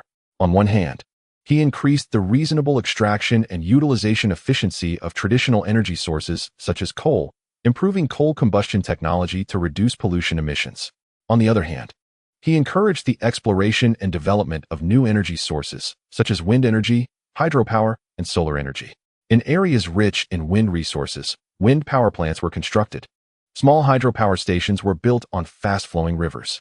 Through a diversified energy structure, dependency on single energy sources was reduced, ensuring the stability and sustainability of energy supply.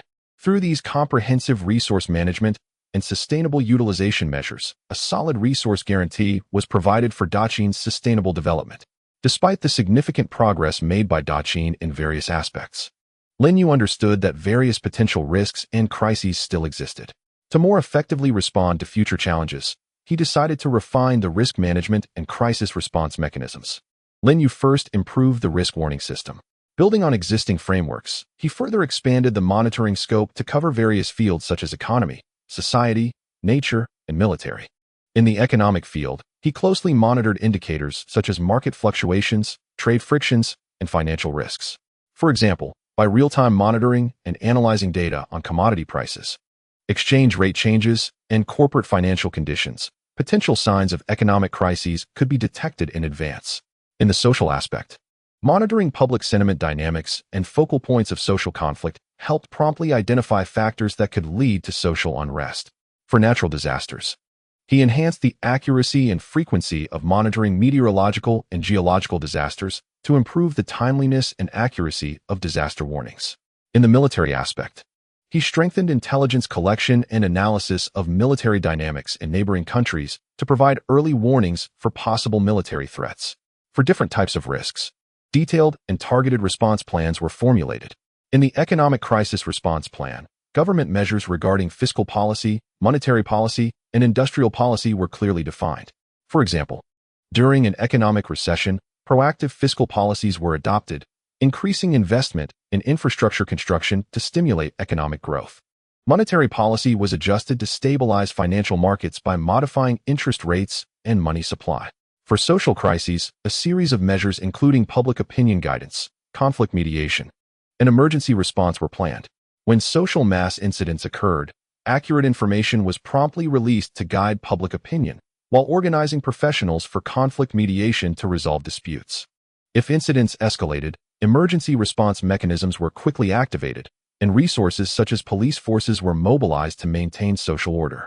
In the Natural Disaster Response Plan, rescue processes and resource allocation plans were further refined. Responsibilities and tasks of various departments were clarified for different types of disasters to ensure that rescue efforts were conducted efficiently and in an orderly manner.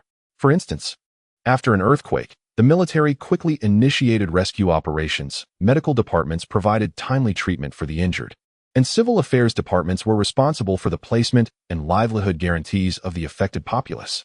Additionally, detailed plans for the storage, transportation, and distribution of emergency supplies were established to ensure that affected areas could receive the necessary materials promptly. For military crises, multi-level response strategies were developed, including diplomatic mediation, military deterrence, and combat readiness. Depending on the severity and development of the crisis, flexible response methods were chosen to safeguard national sovereignty and territorial integrity. Moreover, Lin Yu emphasized the practice and evaluation of the crisis response mechanism. Regular simulations were organized among various departments to test and improve their collaborative operational capabilities and emergency handling levels during crises. After the drills, comprehensive evaluations and summaries were conducted to identify problems and make timely improvements, continuously optimizing the crisis response mechanism. Through the refinement of risk management and crisis response mechanisms, Daqin could face various risks and crises with greater composure, minimizing losses and ensuring national stability and development. In the ongoing development of Daqin society, the speed and scope of information dissemination have been expanding. Lin Yu understood the importance of optimizing information dissemination and public opinion guidance for national stability and development. He adopted a series of measures to ensure the accurate and timely dissemination of information while actively guiding public opinion direction. Lin Yu first standardized and strengthened official information release channels. A unified official information release platform was established, covering various types of information such as announcements, edicts, and policy interpretations. He required all levels of government departments to timely and accurately publish important information on this platform to ensure the authority and consistency of the information. At the same time, he strengthened the review of published content to ensure that information was truthful and objective, avoiding the misguidance of the public by false information. Information released through official channels was expressed in simple and understandable language for the convenience of the public. For example, for newly issued policies and regulations, not only was the original text published, but detailed interpretations were also provided to explain the purpose, significance, and impact of the policies on people's lives. To broaden information dissemination channels, Lin Yu encouraged the development of diversified media. In addition to traditional methods such as bamboo slips and bulletins, he vigorously supported the promotion and application of paper and printing technology. Printing workshops were established in various locations to produce official documents, books, newspapers, and more, enabling information to be disseminated widely and quickly to every corner. At the same time, information was conveyed through channels such as relay stations and merchant caravans. Moreover, he encouraged the establishment of informal information dissemination points in places like tea houses and reading rooms to serve as hubs for information exchange, while implementing regulatory management to prevent the spread of inaccurate information. In terms of public opinion guidance, Lin Yu established a dedicated public opinion monitoring agency. This agency was responsible for collecting and analyzing social public opinion dynamics, keeping track of the public's views and attitudes towards policies and events. Upon discovering negative public opinion or rumors, swift measures were taken to address them. Accurate information was released through official channels to clarify facts and eliminate misunderstandings and doubts among the public. For malicious rumors and the spread of false information, strict legal measures will be taken to maintain a good public opinion environment. At the same time, positive public opinion will be actively guided by promoting the country's development achievements and outstanding individual stories, stimulating the people's patriotic enthusiasm and national pride, and fostering social consensus. Additionally, Lin Yu emphasizes information interaction with the public. He encourages citizens to provide feedback and suggestions to the government through officially established channels, such as suggestion boxes and letters. The government will carefully analyze and study the public's feedback, promptly adopt reasonable suggestions, and publicly disclose the handling results to the citizens. This approach enhances the trust between the government and the public, making public opinion guidance smoother and more effective.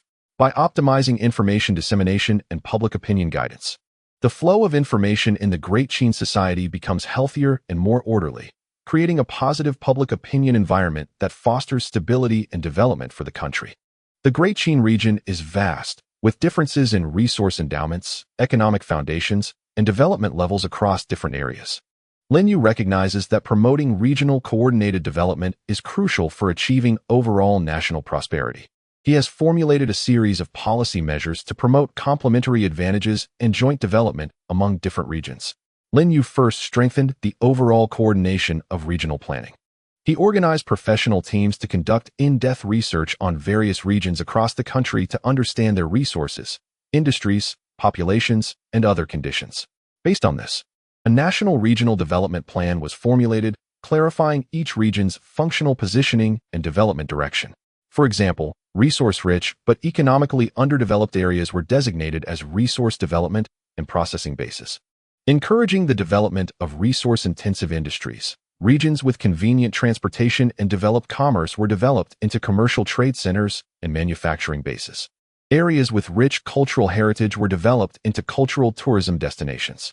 By clarifying functional positioning, disorderly competition between regions is avoided, achieving differentiated development. To promote industrial collaboration between regions, Lin Yu encourages industrial transfer and cooperation. He encourages economically developed areas to transfer some labor-intensive or resource-dependent industries to underdeveloped areas, while also bringing advanced technology and management experience. Underdeveloped areas can utilize their resource and labor advantages to undertake industrial transfers and achieve industrial upgrades. For instance, traditional textile industries around Xianyang are gradually transferred to remote counties with abundant labor, establishing textile factories locally to boost employment and economic development. At the same time, regional industrial cooperation is strengthened to form industrial chains. For example, livestock farming areas in the north collaborate with meat processing areas in the Central Plains to jointly develop integrated industries of livestock breeding, slaughtering, processing, and sales, enhancing the industry's added value. Transportation infrastructure construction is a key support for regional coordinated development. Lin Yu has increased efforts to build transportation networks connecting different regions. More cross-regional official roads, canals, and other transportation facilities have been constructed to improve transportation convenience between regions. The construction of transportation hubs has been improved to achieve seamless connections between different transportation modes, reducing logistics costs, and promoting material circulation and personnel exchanges between regions. For example, on important transportation routes connecting the north and south, official roads are widened, and more bridges and relay stations are built to enhance transportation efficiency. At the same time, transportation informatization construction is strengthened to achieve real-time sharing of transportation information, facilitating people's travel and goods transportation. Additionally, Lin Yu emphasizes the flow and exchange of talent between regions. He encourages talent to move to underdeveloped areas by providing preferential policies such as housing subsidies, high salaries, and promotions in professional titles to attract various professionals to work in these regions. At the same time, he organizes talent exchange activities between regions, conducts technical training, and academic discussions to promote knowledge sharing and technology dissemination among talents. For instance, regular training sessions are organized for agricultural technology experts from developed areas to provide agricultural technology training in remote areas, improving local farmers' planting and breeding levels. Through promoting regional coordinated development, the connections between various regions of the Great Qin become closer, advantages are fully utilized, and the country is jointly propelled towards a more balanced and prosperous direction. As the Great Qin continuously develops in economic, cultural, and military aspects, Lin Yu deeply understands the importance of shaping a good international image and enhancing international influence for the Great Qin to occupy a more favorable position on the international stage.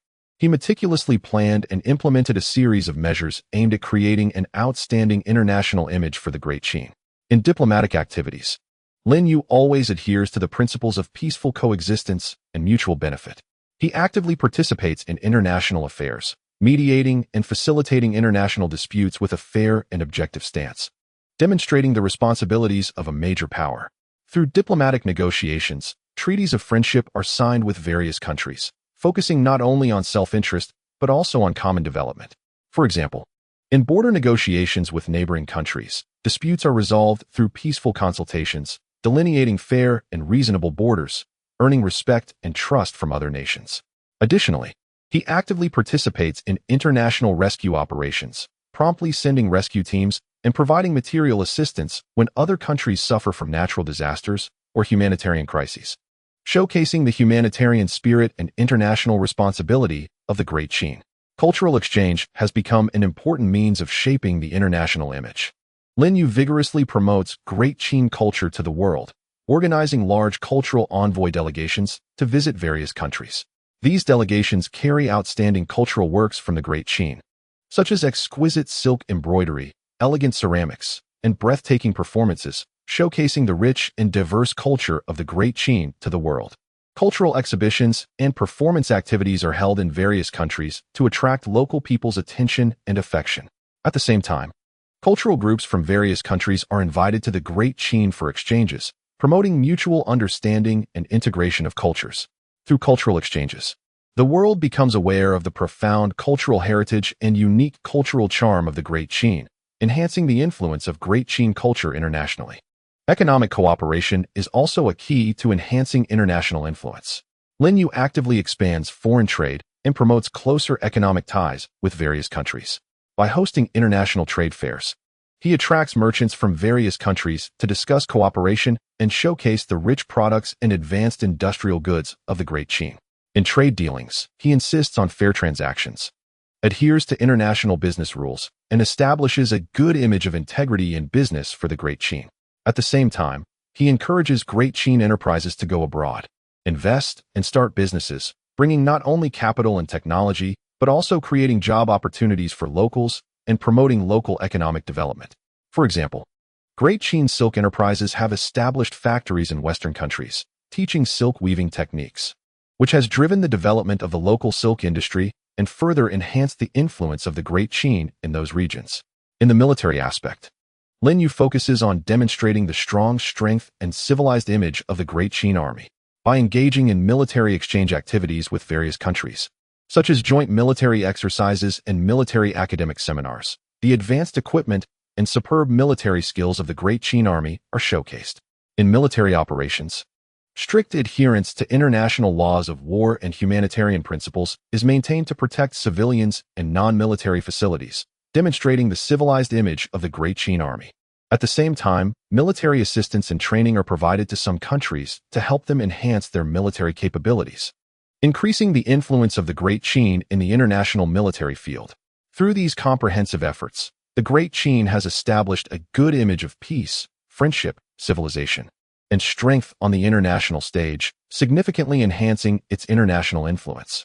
Lin Yu deeply understands the core significance of educational equity and quality for the long-term development of the country.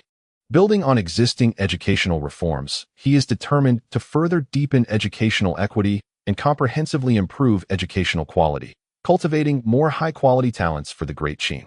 To deepen educational equity, Lin Yu has increased support for regions with weak educational resources. Not only are new schools continuously built and expanded in remote and impoverished areas, but substantial funds have also been invested to improve the hardware facilities of these schools. Advanced teaching equipment, such as astronomical observation instruments, medical experimental apparatus, and mechanical models, is provided to these schools, allowing students to access a wealth of learning resources. At the same time, the treatment of teachers in these areas is improved, offering higher salary subsidies and housing benefits to attract excellent teachers to work long-term in remote regions. In addition, through remote teaching technology, high-quality course resources from developed educational areas like Xianyang are transmitted in real time to remote schools, allowing students in these regions to enjoy high-level teaching. In terms of educational opportunity equity, Lin Yu further improved the education funding system.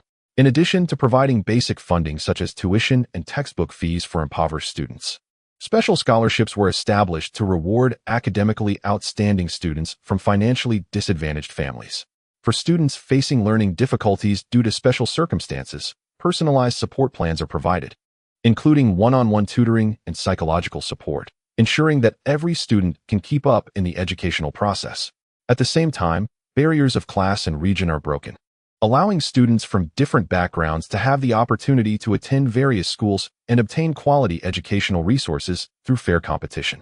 To enhance educational quality, Lin Yu focused on strengthening the teacher workforce. He raised the entry threshold for teachers, selecting talents with profound subject knowledge, educational teaching ability, and noble ethics to join the teaching staff. Regular teacher training activities are organized, inviting domestic and international education experts to teach, covering the latest educational concepts, teaching methods, and subject knowledge updates. Teachers are encouraged to conduct teaching research and innovation, with significant breakthroughs in teaching methods and remarkable teaching results rewarded generously. Additionally, a teacher assessment and evaluation mechanism is established, assessing teachers from multiple dimensions such as teaching effectiveness, student evaluations, and teaching innovation, motivating teachers to continuously improve teaching quality. Optimizing the curriculum is also an important aspect of improving educational quality. Lin Yu organized education experts to comprehensively reform the curriculum, increasing the proportion of practical courses and interdisciplinary courses. In practical courses, students engage in actual projects, experimental operations, and social research activities to apply theoretical knowledge and practice, cultivating their hands-on skills and problem-solving abilities.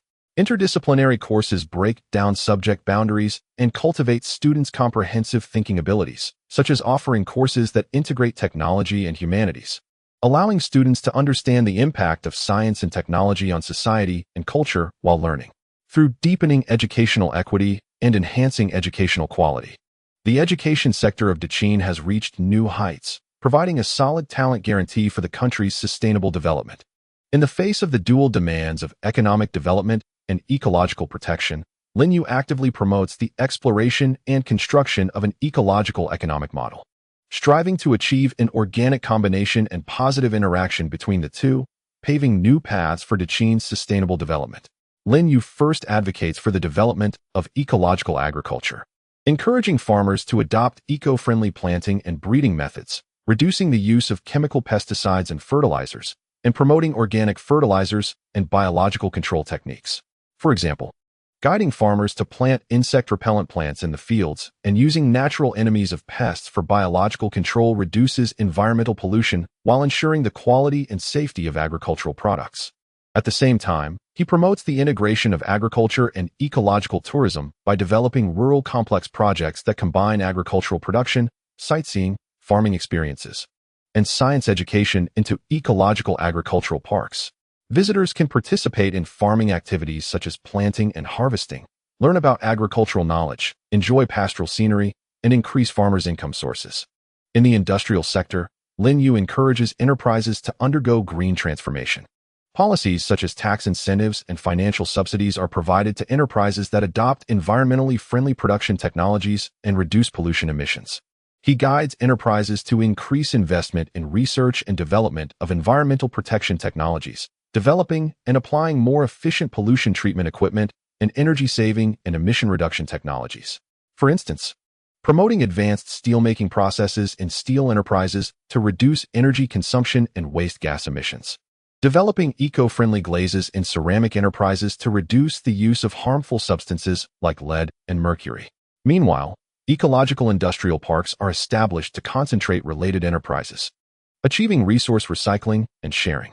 Waste generated by enterprises within the park can serve as raw materials for other enterprises, forming a closed industrial chain that improves resource utilization efficiency and reduces waste emissions. Ecological tourism, as an important component of the ecological economy, has received strong support from Linyu. He requires strict adherence to ecological protection principles during tourism development. When planning scenic areas, the carrying capacity of the ecological environment is fully considered, and visitor numbers are reasonably controlled to avoid overdevelopment that could damage the ecological environment. Strengthening the protection and restoration of the ecological environment in scenic areas, planting local specialty plants, and protecting wildlife habitats are also prioritized. Additionally, he enriches ecological tourism products and services, developing projects such as ecological science education, outdoor adventures, and ecological healthcare, enhancing visitors' experience and participation. Through the development of ecological tourism, not only has it driven local economic development, but it has also increased tourists' awareness of ecological protection. Furthermore, Linyu emphasizes cultivating the public's ecological economic awareness. Through various channels such as school education and social promotion, he popularizes the concept of ecological economy. Ecological economy courses are offered in schools to cultivate students' understanding of ecological protection and sustainable development. Using official media and bulletin boards, success stories and the significance of ecological economy are promoted to guide enterprises and the public to actively participate in ecological economic construction.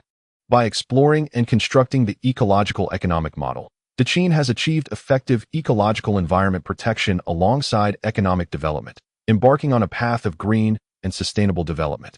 To ensure the smooth implementation of the ecological economic model, Linyu has also established a series of supporting policies and regulatory mechanisms.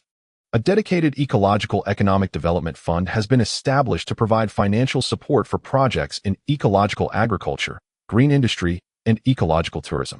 This fund is not only used for project initiation and construction, but also rewards enterprises and individuals with innovations and outstanding contributions in the ecological economic field, stimulating enthusiasm from all sectors of society to participate in ecological economic construction. In terms of regulation, an ecological economic regulatory agency has been established, formulating strict ecological economic standards and norms. Strict monitoring and evaluation are conducted on the quality of agricultural products in ecological agriculture, pollution emissions in green industry, and environmental indicators in ecological tourism scenic areas. Enterprises and projects that do not meet standards are ordered to rectify within a specified period, and those that still fail to meet standards are shut down in accordance with the law. Additionally, property rights management of ecological resources is strengthened, clarifying ownership, usage rights, and profit rights of various ecological resources to avoid excessive development and waste of resources due to unclear property rights.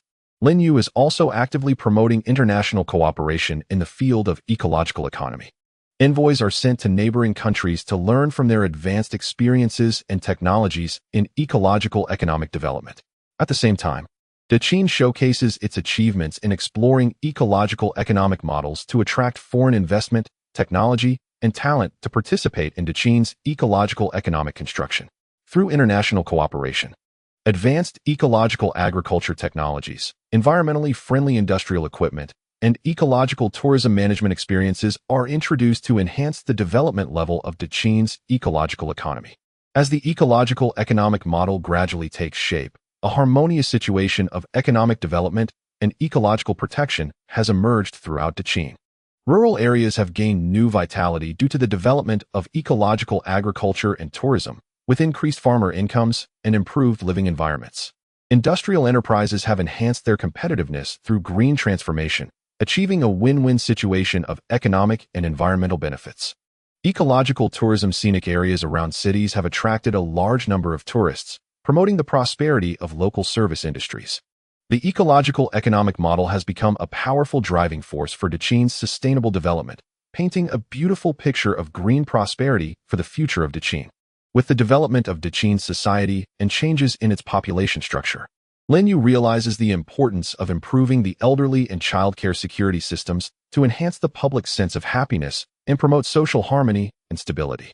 He meticulously plans and implements a series of measures aimed at building a comprehensive and efficient pension and childcare security system. In terms of elderly care security, Lin Yu first promotes the establishment of a diversified elderly care model. He vigorously develops home-based elderly care services, with the government funding to provide home care, medical care, and daily living assistance for elderly people receiving home care. Organizing community volunteers to regularly visit the elderly, chat with them, help purchase daily necessities, etc., allows the elderly to enjoy their later years in a familiar home environment. At the same time, a number of public nursing homes have been established to provide free or low-cost elderly care services for lonely elderly people, impoverished elderly individuals, and those who are partially or fully disabled. These nursing homes are equipped with professional medical staff and caregivers, providing comprehensive living and medical security. In addition, social forces are encouraged to participate in elderly care, with policy support and financial subsidies guiding private capital to build high-end nursing homes and elderly care communities to meet the different levels of elderly care needs. To ensure sufficient elderly care funding, Lin Yu has improved the mechanism for raising elderly care security funds. On one hand, the government increases financial investment in elderly care, including elderly care security funds in the fiscal budget, and gradually increases investment based on economic development levels each year. On the other hand, a personal pension savings system is established to encourage the public to save for their old age when they are young, with the government offering certain tax incentives. At the same time, exploring the establishment of pension funds through social donations and corporate sponsorship to raise funds to supplement the insufficient elderly care security funds. In terms of medical security, Lin Yu has strengthened the construction of the elderly medical service system. Specialized departments for elderly diseases have been established in hospitals at all levels, cultivating professional doctors and nursing staff for elderly diseases to improve the diagnosis and treatment levels of elderly diseases.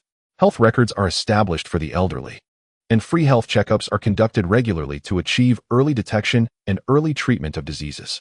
Additionally, the integration of medical services and elderly care services is promoted, with clinics set up in nursing homes or partnerships established with nearby hospitals to ensure that the elderly can receive timely medical treatment. Regarding childcare security, Lin Yu places great importance on the construction of childcare institutions. Large-scale new and expanded nurseries and kindergartens are built in urban and rural areas to ensure that every child has the opportunity to receive education and care. Management of childcare institutions is strengthened, with strict admission standards and supervision systems established. Childcare institutions are required to have a sufficient number of qualified teachers and caregivers to ensure the quality of children's learning and life. At the same time, strict supervision is conducted on the facilities and equipment of childcare institutions, food safety, and environmental hygiene to ensure that children grow up in a safe and healthy environment. To alleviate the childcare burden on families, Lin Yu has introduced a series of childcare subsidy policies. Subsidies for childcare expenses are provided to low-income families and families with multiple children, ensuring that every family can afford the costs of childcare. In addition, enterprises are encouraged to provide childcare benefits for employees, such as setting up childcare points within companies, making it easier for employees to care for their children, thus improving employee motivation and life satisfaction. Through the improvement of the elderly care and childcare security system, the lives of the people of Daqing have been better guaranteed. Society has become more harmonious and stable, and a solid foundation for the country's sustainable development has been laid. In the continuously developing process of Daqing, Lin Yu keenly noticed the enormous potential of digital technology in enhancing government efficiency and optimizing public services. He is determined to vigorously promote the construction of digital governance, making the governance of Daqin more scientific, efficient, and convenient. Lin Yu first ordered the establishment of a unified digital governance platform at all levels of central and local government departments. This platform integrates various types of government information and business processes, covering administrative approvals, tax management, household registration, social security, and other fields. Through this platform, the public can submit various government applications online, check the progress and results, achieving one-stop government services. For example, when applying for a business license, the public only needs to fill out the relevant information on the platform, upload the necessary materials, and the relevant departments can approve it online, greatly shortening the processing time and improving efficiency. To ensure the efficient operation of the digital governance platform, Lin Yu has strengthened the construction of information technology infrastructure. A denser information transmission network has been laid across the country to improve the speed and stability of information transmission. At the same time, advanced computer equipment and software systems have been provided to government departments at all levels, with training for staff to master digital office skills. Data centers have been established to centrally store, manage, and analyze various government data, providing data support for government decision-making. For example, by analyzing tax data, the government can understand the economic operation situation and timely adjust tax policies. By analyzing household registration data, reasonable planning of public resources such as education and medical care can be achieved. In terms of optimizing government processes, Lin Yu organized a professional team to comprehensively sort out traditional government processes. Unnecessary and cumbersome steps were removed, procedures were simplified, and government processes were digitized and automated. For example, in the administrative approval process, functions such as automatic review, electronic signatures, and electronic document issuance are realized through the digital platform, reducing manual intervention and improving the fairness and efficiency of approvals. At the same time, a government service evaluation mechanism has been established, allowing the public to evaluate government services on the platform and government departments to improve services in a timely manner based on evaluation results, thereby enhancing the quality of government services. To ensure the information security of digital governance, Lin Yu has formulated strict information security management systems. Strengthening encryption protection for government data prevents data leakage and tampering. An information security emergency response mechanism has been established to quickly take action in the event of an information security incident, minimizing losses. At the same time, strict background checks and permission management are conducted for personnel involved in government information management and operations to ensure information security. Through the promotion of digital governance construction, the governance of Daqin has achieved a qualitative leap. Communication between the government and the public has become smoother, and public services have become more convenient and efficient, laying a solid foundation for modernizing the national governance system and governance capabilities.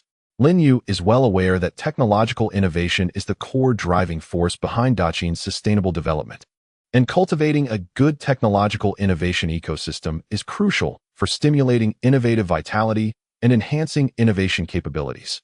He has taken a series of comprehensive and in-depth measures to build a vibrant and collaborative technological innovation ecosystem.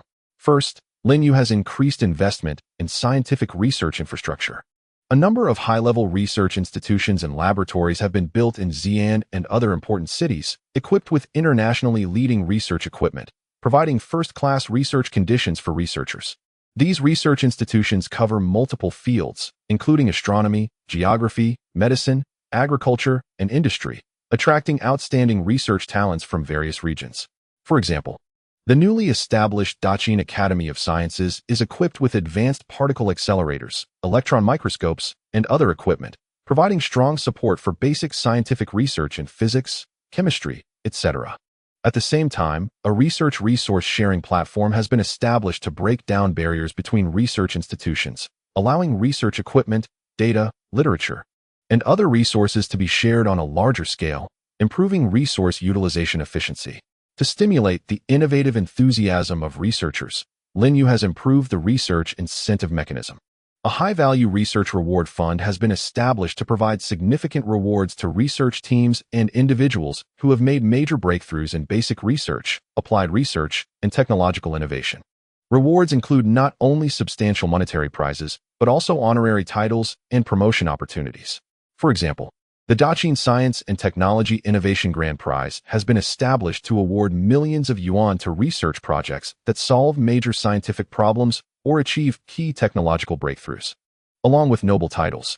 At the same time, the research evaluation system has been reformed to focus on the quality and practical application value of research results, avoiding the simple evaluation of researchers based on the quantity of papers and encouraging them to conduct innovative and practical research. In the technological innovation ecosystem, enterprises are important subjects of innovation. Lin Yu has introduced a series of policies to encourage enterprises to increase R&D investment and enhance innovation capabilities. Tax incentives are provided for R&D expenses incurred by enterprises to reduce innovation costs. A technology innovation guidance fund has been established to invest in promising technology companies, supporting them in technology research and development and product innovation. At the same time, a platform for industry-academia research collaboration has been built to promote cooperation between universities, research institutions, and enterprises. For example, organizing experts from universities and research institutions to connect with enterprises to jointly carry out research projects, accelerating the transformation of scientific and technological achievements into real productive forces. Enterprises can utilize the research capabilities of universities and research institutions to solve technical problems, while universities and research institutions can understand market demands through cooperation with enterprises, making research results more practical. In addition, Lin Yu emphasizes the cultivation and introduction of talents in scientific and technological innovation, strengthening scientific education in the education system, fostering students' interest in science and innovative thinking from the basic education stage. In higher education, setting up more majors and courses related to technological innovation to cultivate professionals with solid theoretical foundations and innovative practical abilities. At the same time, actively introducing outstanding foreign scientific and technological talents, providing them with generous treatment and a good research environment, attracting them to contribute to the technological innovation of Daqin. By nurturing a technological innovation ecosystem, the vitality of technological innovation in Daqin has been greatly stimulated, with continuous emergence of research results, injecting a steady stream of innovative power into the country's prosperous development. Lin Yu recognizes the significant importance of sports in enhancing the physical fitness of the population, enriching people's spiritual lives, and enhancing national cohesion. He decided to vigorously promote the development of sports to promote public health and create a positive social atmosphere. Lin Yu first increased the construction of sports infrastructure nationwide. In cities, large comprehensive sports venues have been built, equipped with advanced sports facilities, capable of hosting various sports events, while also open to the public to meet their daily fitness needs. For example, the Daqin Sports Center built in the center of Xianyang City has standard facilities such as an athletics track, soccer field, basketball court, and swimming pool, which can host national sports events and provide diverse fitness venues for citizens. In rural areas, Lin Yu encourages localities to utilize local resources to build small sports activity venues, such as simple basketball courts and table tennis tables, making it convenient for villagers to engage in sports activities. To promote sports, Lin Yu advocates incorporating physical education into the key curriculum system in schools. He stipulates that schools at all levels must ensure students have sufficient time for physical exercise every day and offer diverse physical education courses, such as traditional sports like martial arts, archery, and kuju, as well as some emerging sports introduced from abroad. Through physical education courses, student sports skills, teamwork spirit, and competitive awareness are cultivated. At the same time, regular school sports events, such as sports meetings and ball games, are held to inspire students' love for sports. To promote public participation in sports, Lin Yu has pushed for the establishment of various sports clubs and associations. These clubs and associations cover various sports and are organized and managed by professional sportspeople or enthusiasts, providing the public with a platform to participate in sports activities and exchange sports experiences. The government provides certain financial support and policy assistance to these clubs and associations, encouraging them to carry out various sports activities and training courses. For example, Kuju clubs established in various places regularly organize training and competitions for members and hold Kuju promotion activities for the public, attracting numerous participants. Lin Yu also emphasizes holding large-scale sports events to stimulate public enthusiasm for sports.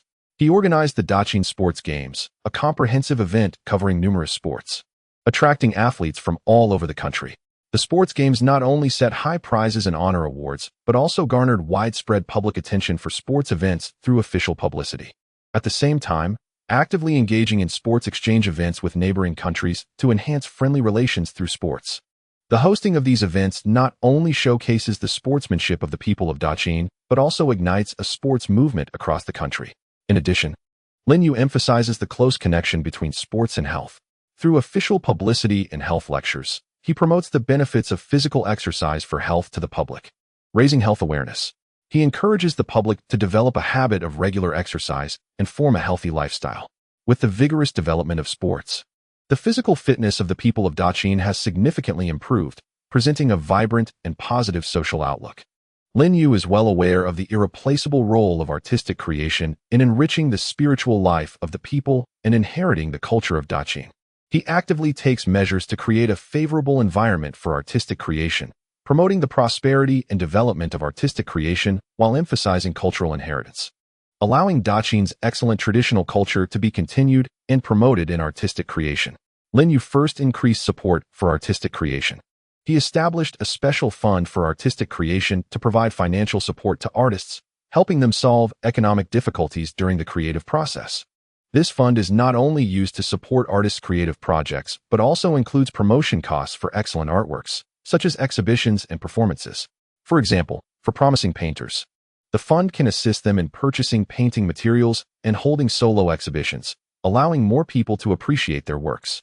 At the same time, Lin Yu encourages local governments to build artistic creation bases, providing artists with free or low-cost studios so they can focus on creation. These creation bases are equipped with comprehensive facilities, such as painting studios with easels and paints, and music studios with instruments, providing artists with good conditions for creation. To inspire artists' creative inspiration, Lin Yu encourages exchange and integration among different art forms. He organizes various artistic exchange activities, inviting artists from different fields such as painters, poets, musicians, and dancers to participate together. For example, hosting art salons where artists share their creative ideas and showcase unfinished works, inspiring each other and sparking creative inspiration.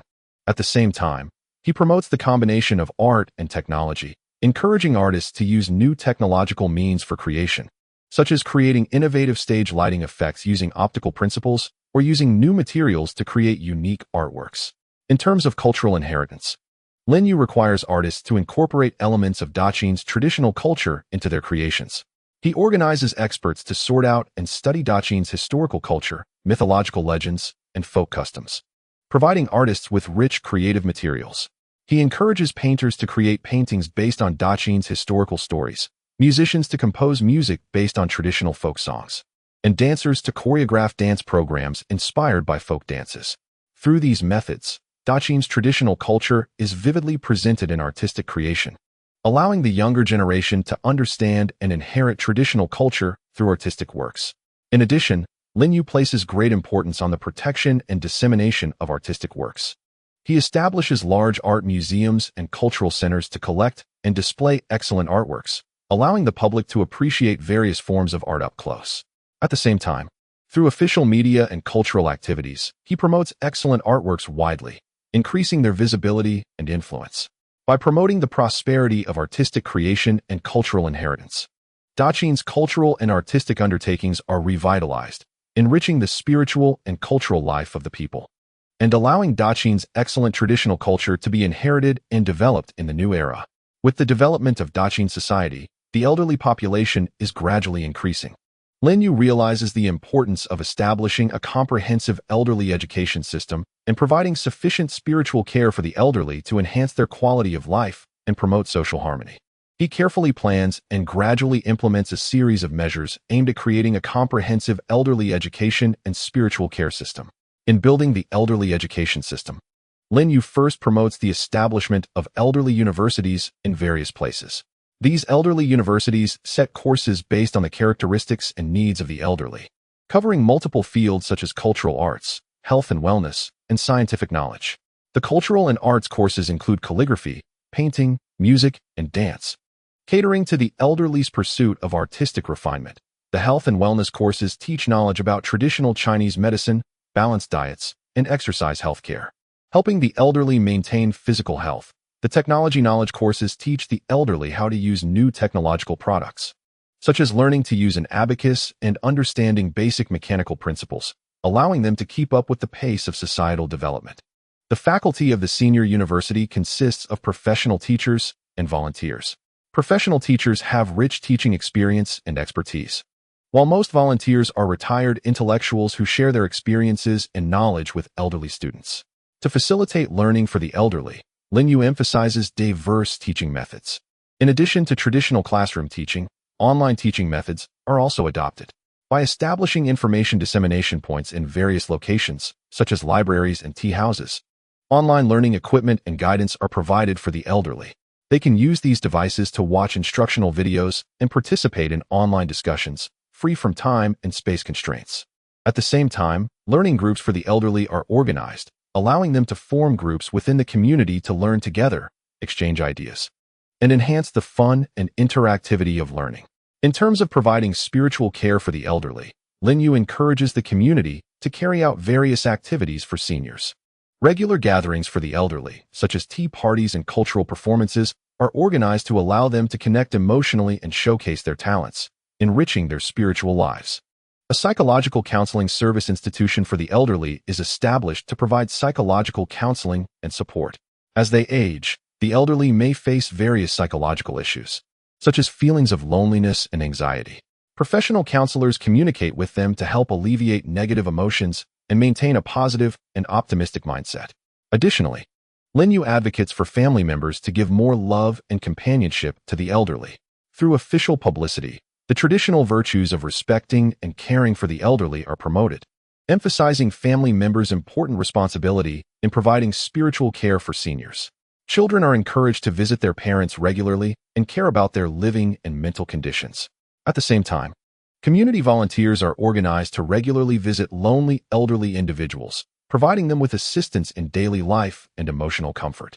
By building a senior education system and providing spiritual care, the elderly in Daqin can continuously learn, enrich themselves, feel the love of society and family, enhance their happiness, and promote social harmony and stability. Linyu understands that rural areas are the foundation of Daqin, and the prosperity of rural areas is crucial for national stability and development. He decided to vigorously implement the rural revitalization strategy, promoting unique development in rural areas so that the vast number of farmers can share in the achievements of national development. Linyu first considers strengthening rural infrastructure construction as the foundational work for rural revitalization. He increases investment in rural roads, bridges, and water conservancy infrastructure. In terms of road construction, he not only builds main roads connecting villages to county towns, but also focuses on hardening village roads to facilitate villagers' travel and transportation of agricultural products. In some remote mountainous areas, roads have been opened up to connect villages with the outside world, bringing opportunities for rural development. In water conservancy facility construction, in addition to repairing and expanding existing irrigation facilities, new small reservoirs and water storage tanks are built to ensure sufficient irrigation water for farmland. At the same time, the construction of electrical and communication facilities in rural areas is strengthened, achieving electricity, postal services, and telephone access in rural areas. Some developed villages even begin to promote the use of simple signal transmission devices to facilitate communication between villagers and the outside world. To promote rural industrial development, Linyu encourages various regions to develop advantageous industries based on their unique characteristics. In some villages rich in natural resources, ecological agriculture and rural tourism are developed. For example, villages with beautiful landscapes develop tourism projects such as farm stays and goose houses to attract urban residents for leisure and vacation. At the same time, local agricultural product resources are utilized to develop agricultural product processing industries, enhancing the added value of agricultural products. For instance, fruits are processed into dried fruit and fruit wine, and grains are processed into specialty foods. In some villages with a strong tradition of handicrafts, support for handicraft production industries is strengthened, organizing villagers for concentrated training to improve production techniques and create brands of locally characteristic handicrafts, which are sold through e-commerce and markets. In terms of enhancing rural education and medical levels, Lin Yu has taken a series of measures. He increases investment in rural schools to improve teaching conditions and equip schools with professional teachers. By improving the treatment of rural teachers, he attracts excellent teachers to teach in rural areas while also organizing urban teachers to provide support in rural schools to enhance the quality of rural education. In healthcare, he strengthens the construction of rural medical and health institutions, establishing clinics in every village equipped with basic medical equipment and medications. Regularly organizing city doctors to provide free clinics and train rural doctors improves the level of medical services in rural areas, allowing villagers to seek medical treatment nearby. Additionally, Lin Yu pays attention to rural cultural construction. He explores and protects the traditional culture of rural areas, such as folk activities and traditional skills. Villagers are encouraged to inherit and promote this culture through events like folk culture festivals and handicraft exhibitions, enhancing their cultural confidence and sense of identity. At the same time, the construction of spiritual civilization in rural areas is strengthened through educational publicity that advocates for new civilized customs, cultivating good living habits and moral qualities among villagers. Through the implementation of the rural revitalization strategy, the rural landscape of Daqin has been transformed, farmers' incomes have increased, and living quality has improved, achieving unique and sustainable development in rural areas. Lin Yu recognizes that the ocean contains enormous resource potential and maritime defense is crucial for national security. He is determined to vigorously promote the development of marine resources and strengthen maritime defense construction, enabling Daqin to achieve dual goals of economic development and security assurance in the marine field. In terms of marine resource development, Lin Yu first organizes professional marine exploration teams to conduct comprehensive surveys of the sea areas surrounding Daqin. These teams use advanced detection technologies to gain detailed insights into the ocean's geography, resource distribution, and more. Through these surveys, rich fishery resources, mineral resources, and potential energy resources have been discovered. Based on the survey results, a scientifically sound development plan is formulated. For fishery resources, Lin Yu encourages the development of large-scale marine fishing and seawater aquaculture.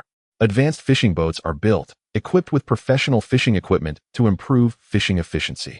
At the same time, seawater aquaculture bases are established in coastal areas, promoting scientific aquaculture techniques and cultivating various economic fish and shellfish products. To ensure sustainable development of fisheries, strict regulations on fishery resource protection are established, designating fishing bans and restricted fishing areas, controlling fishing intensity, and ensuring the regenerative capacity of fishery resources. In mineral resource development, Lin Yu supports researchers in developing deep-sea mining technologies. He organizes relevant experts and craftsmen for technical breakthroughs to create mining equipment suitable for deep-sea operations. Planned extraction of metal minerals from the seabed is carried out while paying attention to environmental protection to prevent damage to the marine ecosystem during the mining process. Additionally, he actively explores the development and utilization of marine energy, such as tidal energy and wave energy. In some tidal-rich sea areas, tidal power stations are built to provide clean energy for coastal regions. In strengthening maritime defense construction, Lin Yu vigorously develops naval forces. Advanced warships are built, improving their sailing speed, combat capability, and defensive performance. A high-quality naval force is trained, enhancing naval tactical training and practical drills to improve combat strength.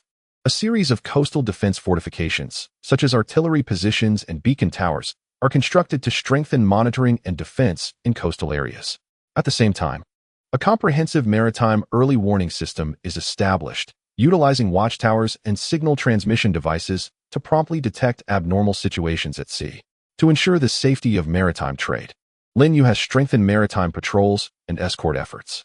Naval vessels are dispatched to patrol important maritime trade routes, protecting Daqin merchant ships from threats such as pirates.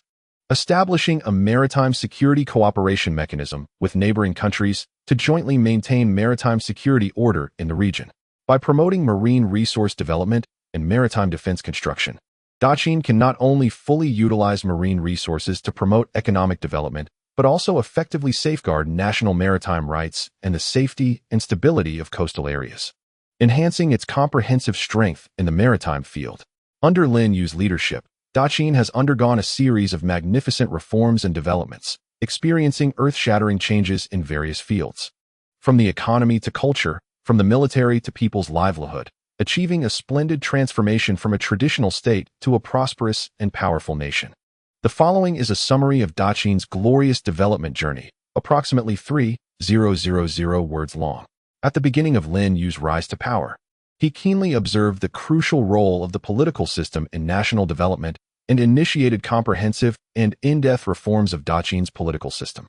At the central level, the 3 dukes and 9 ministers system was optimized, clarifying the responsibilities and powers of each department to avoid power overlaps and shirking of responsibilities, thereby improving decision-making and execution efficiency. Special agencies were established, such as the Ministry of Finance responsible for economic planning and the Ministry of Works coordinating engineering construction, making national governance more professional and refined. At the local level, the county system was improved and the selection and assessment of county officials were strengthened. The previous reliance on recommendations and assessments was changed by introducing an examination system to select truly capable and virtuous talents for local governance. Regular assessments of officials' performance were conducted, covering various aspects such as economic development, social stability, and improvement of people's livelihoods, encouraging officials to be proactive. At the same time, a rigorous supervision system was established, with the central government setting up the Grand Inspectorate and local counties appointing supervisors to supervise officials' actions comprehensively, ensuring political integrity. In addition, attention was paid to the construction of political democracy, encouraging ministers to offer suggestions and creating an open atmosphere for political discussion. This innovation in the political system laid a solid foundation for Daqian's stable development, allowing national power to operate in an orderly manner and enabling efficient implementation of various policies. In the economic field, Lin Yu implemented a series of visionary policies to build a diversified and robust economic system. In agriculture, reforms were deepened. An emphasis was placed on technological investment. New agricultural tools were developed, such as high-efficiency water wheels and improved sowing tools. To enhance production efficiency, land systems were optimized, encouraging the reclamation of wasteland and clarifying land ownership to stimulate farmers' enthusiasm. And agricultural product circulation was strengthened by establishing trading markets and improving transportation to promote agricultural prosperity. In industry, innovation breakthroughs were vigorously promoted. Craftsmen were encouraged to innovate, and technological improvements were made in industries such as iron smelting and ceramics. The iron smelting industry improved blast equipment, enhancing the quality and output of iron. The ceramics industry developed new glaze formulas to increase product competitiveness. Industrial parks were established to achieve resource sharing and technological exchange, introducing standardized production concepts to ensure product quality. At the same time, attention was paid to cultivating industrial talents to provide intellectual support for sustained industrial development. In commercial development, order was standardized and regulated. Market supervision was strengthened, and fraud and price gouging were combated. Commercial contract formats were unified to protect the rights and interests of both parties in transactions. The tax system was reformed to reduce the burden on merchants and improve tax transparency. Honest business practices were encouraged through the establishment of integrity lists and blacklists, creating a good business environment. Through these measures, Daqian's commerce flourished and the economy was vibrant. Lin Yu deeply recognized the power of culture and actively promoted the inheritance, exchange, and innovation of culture, making Daqian's culture present a flourishing scene of diversity. In terms of cultural inheritance, thoughts and cultures were integrated, with legalist thought as the core, incorporating the essence of Confucianism, Taoism, and other schools, compiling unified textbooks to be promoted in the education system, thus fostering national consensus.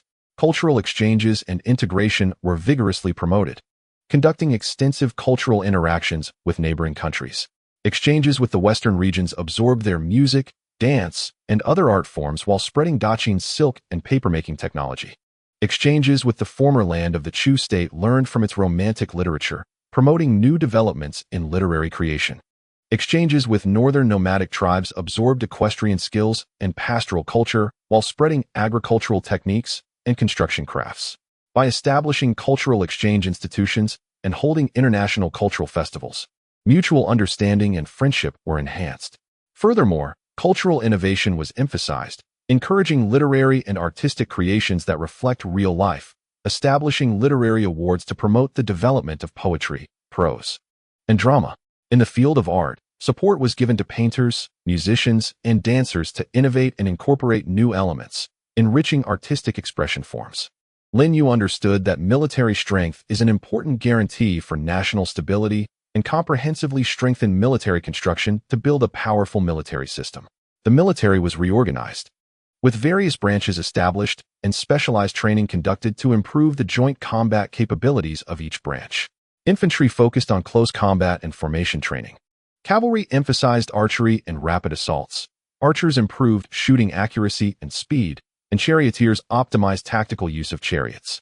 Investment in military equipment research and manufacturing was increased, with specialized institutions set up to develop new types of weapons and equipment. Crossbows were developed with doubled range and higher accuracy. Armor became lighter and more durable.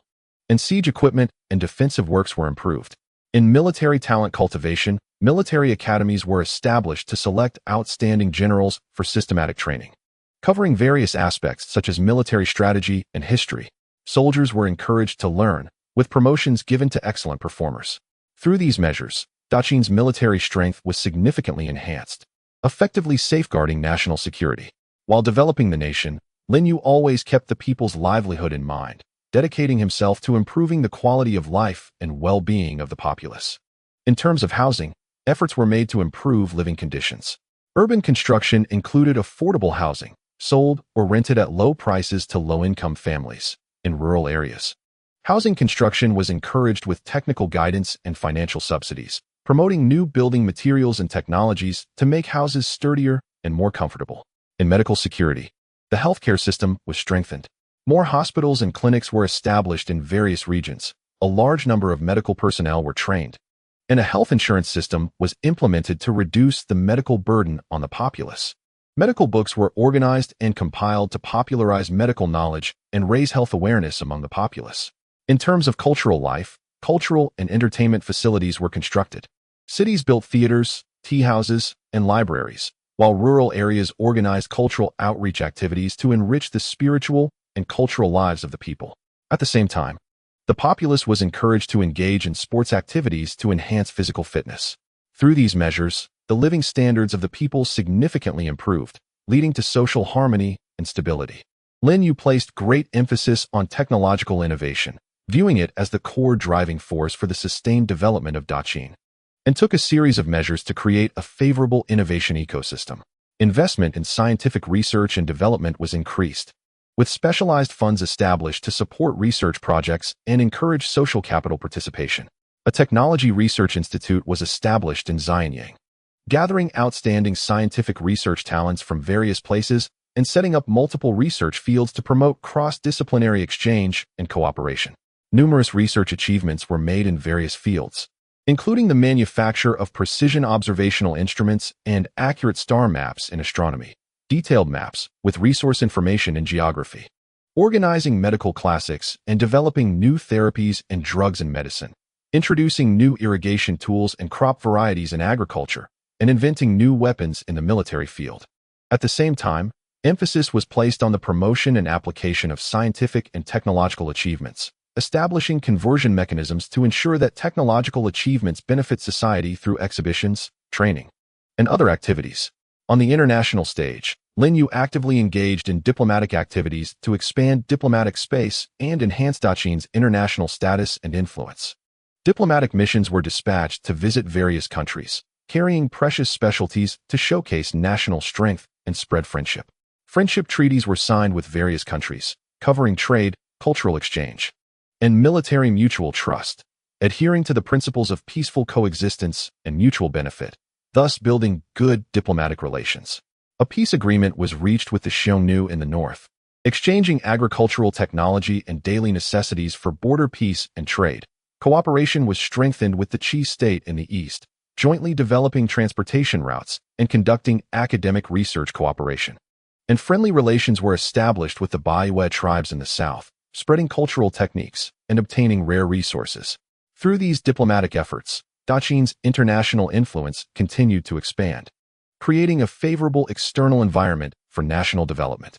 Through a series of effective reforms and development initiatives led by Lin Yu, the Great Qin has achieved remarkable accomplishments in various aspects such as politics, economy, culture, and military. However, Lin Yu is not satisfied with this. Instead, he looks to the future of the Great Qin with a long-term vision. In the future development plan, Lin Yu is dedicated to making the Great Qin the center of world civilization. Economically, he aims to continuously expand trade networks, explore further trade routes, spread goods and culture, and lead global economic development. Culturally, he seeks to further integrate and disseminate ideological culture, cultivate talents with an international perspective and innovative spirit, allowing Great Qin culture to shine on the world stage. Militarily, he intends to continuously strengthen military power, optimize strategies, enhance technological research and development, maintain regional peace and order, and elevate international military influence.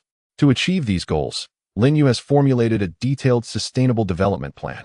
In the economic sector, he will continue to invest in technological research and development, promote industrial upgrading, enhance infrastructure construction, and improve market mechanisms. In cultural education, he will optimize the education system, increase investment in cultural endeavors, and strengthen international cultural exchanges.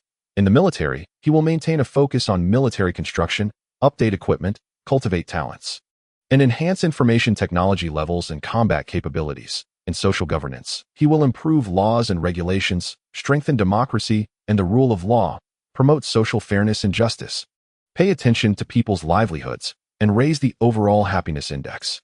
Under Lin Yu's leadership, the Great Qin is steadily advancing along a path full of hope and vitality, destined to write even more brilliant chapters in the future, becoming a powerful empire standing in the east of the world and making outstanding contributions to the development of human civilization.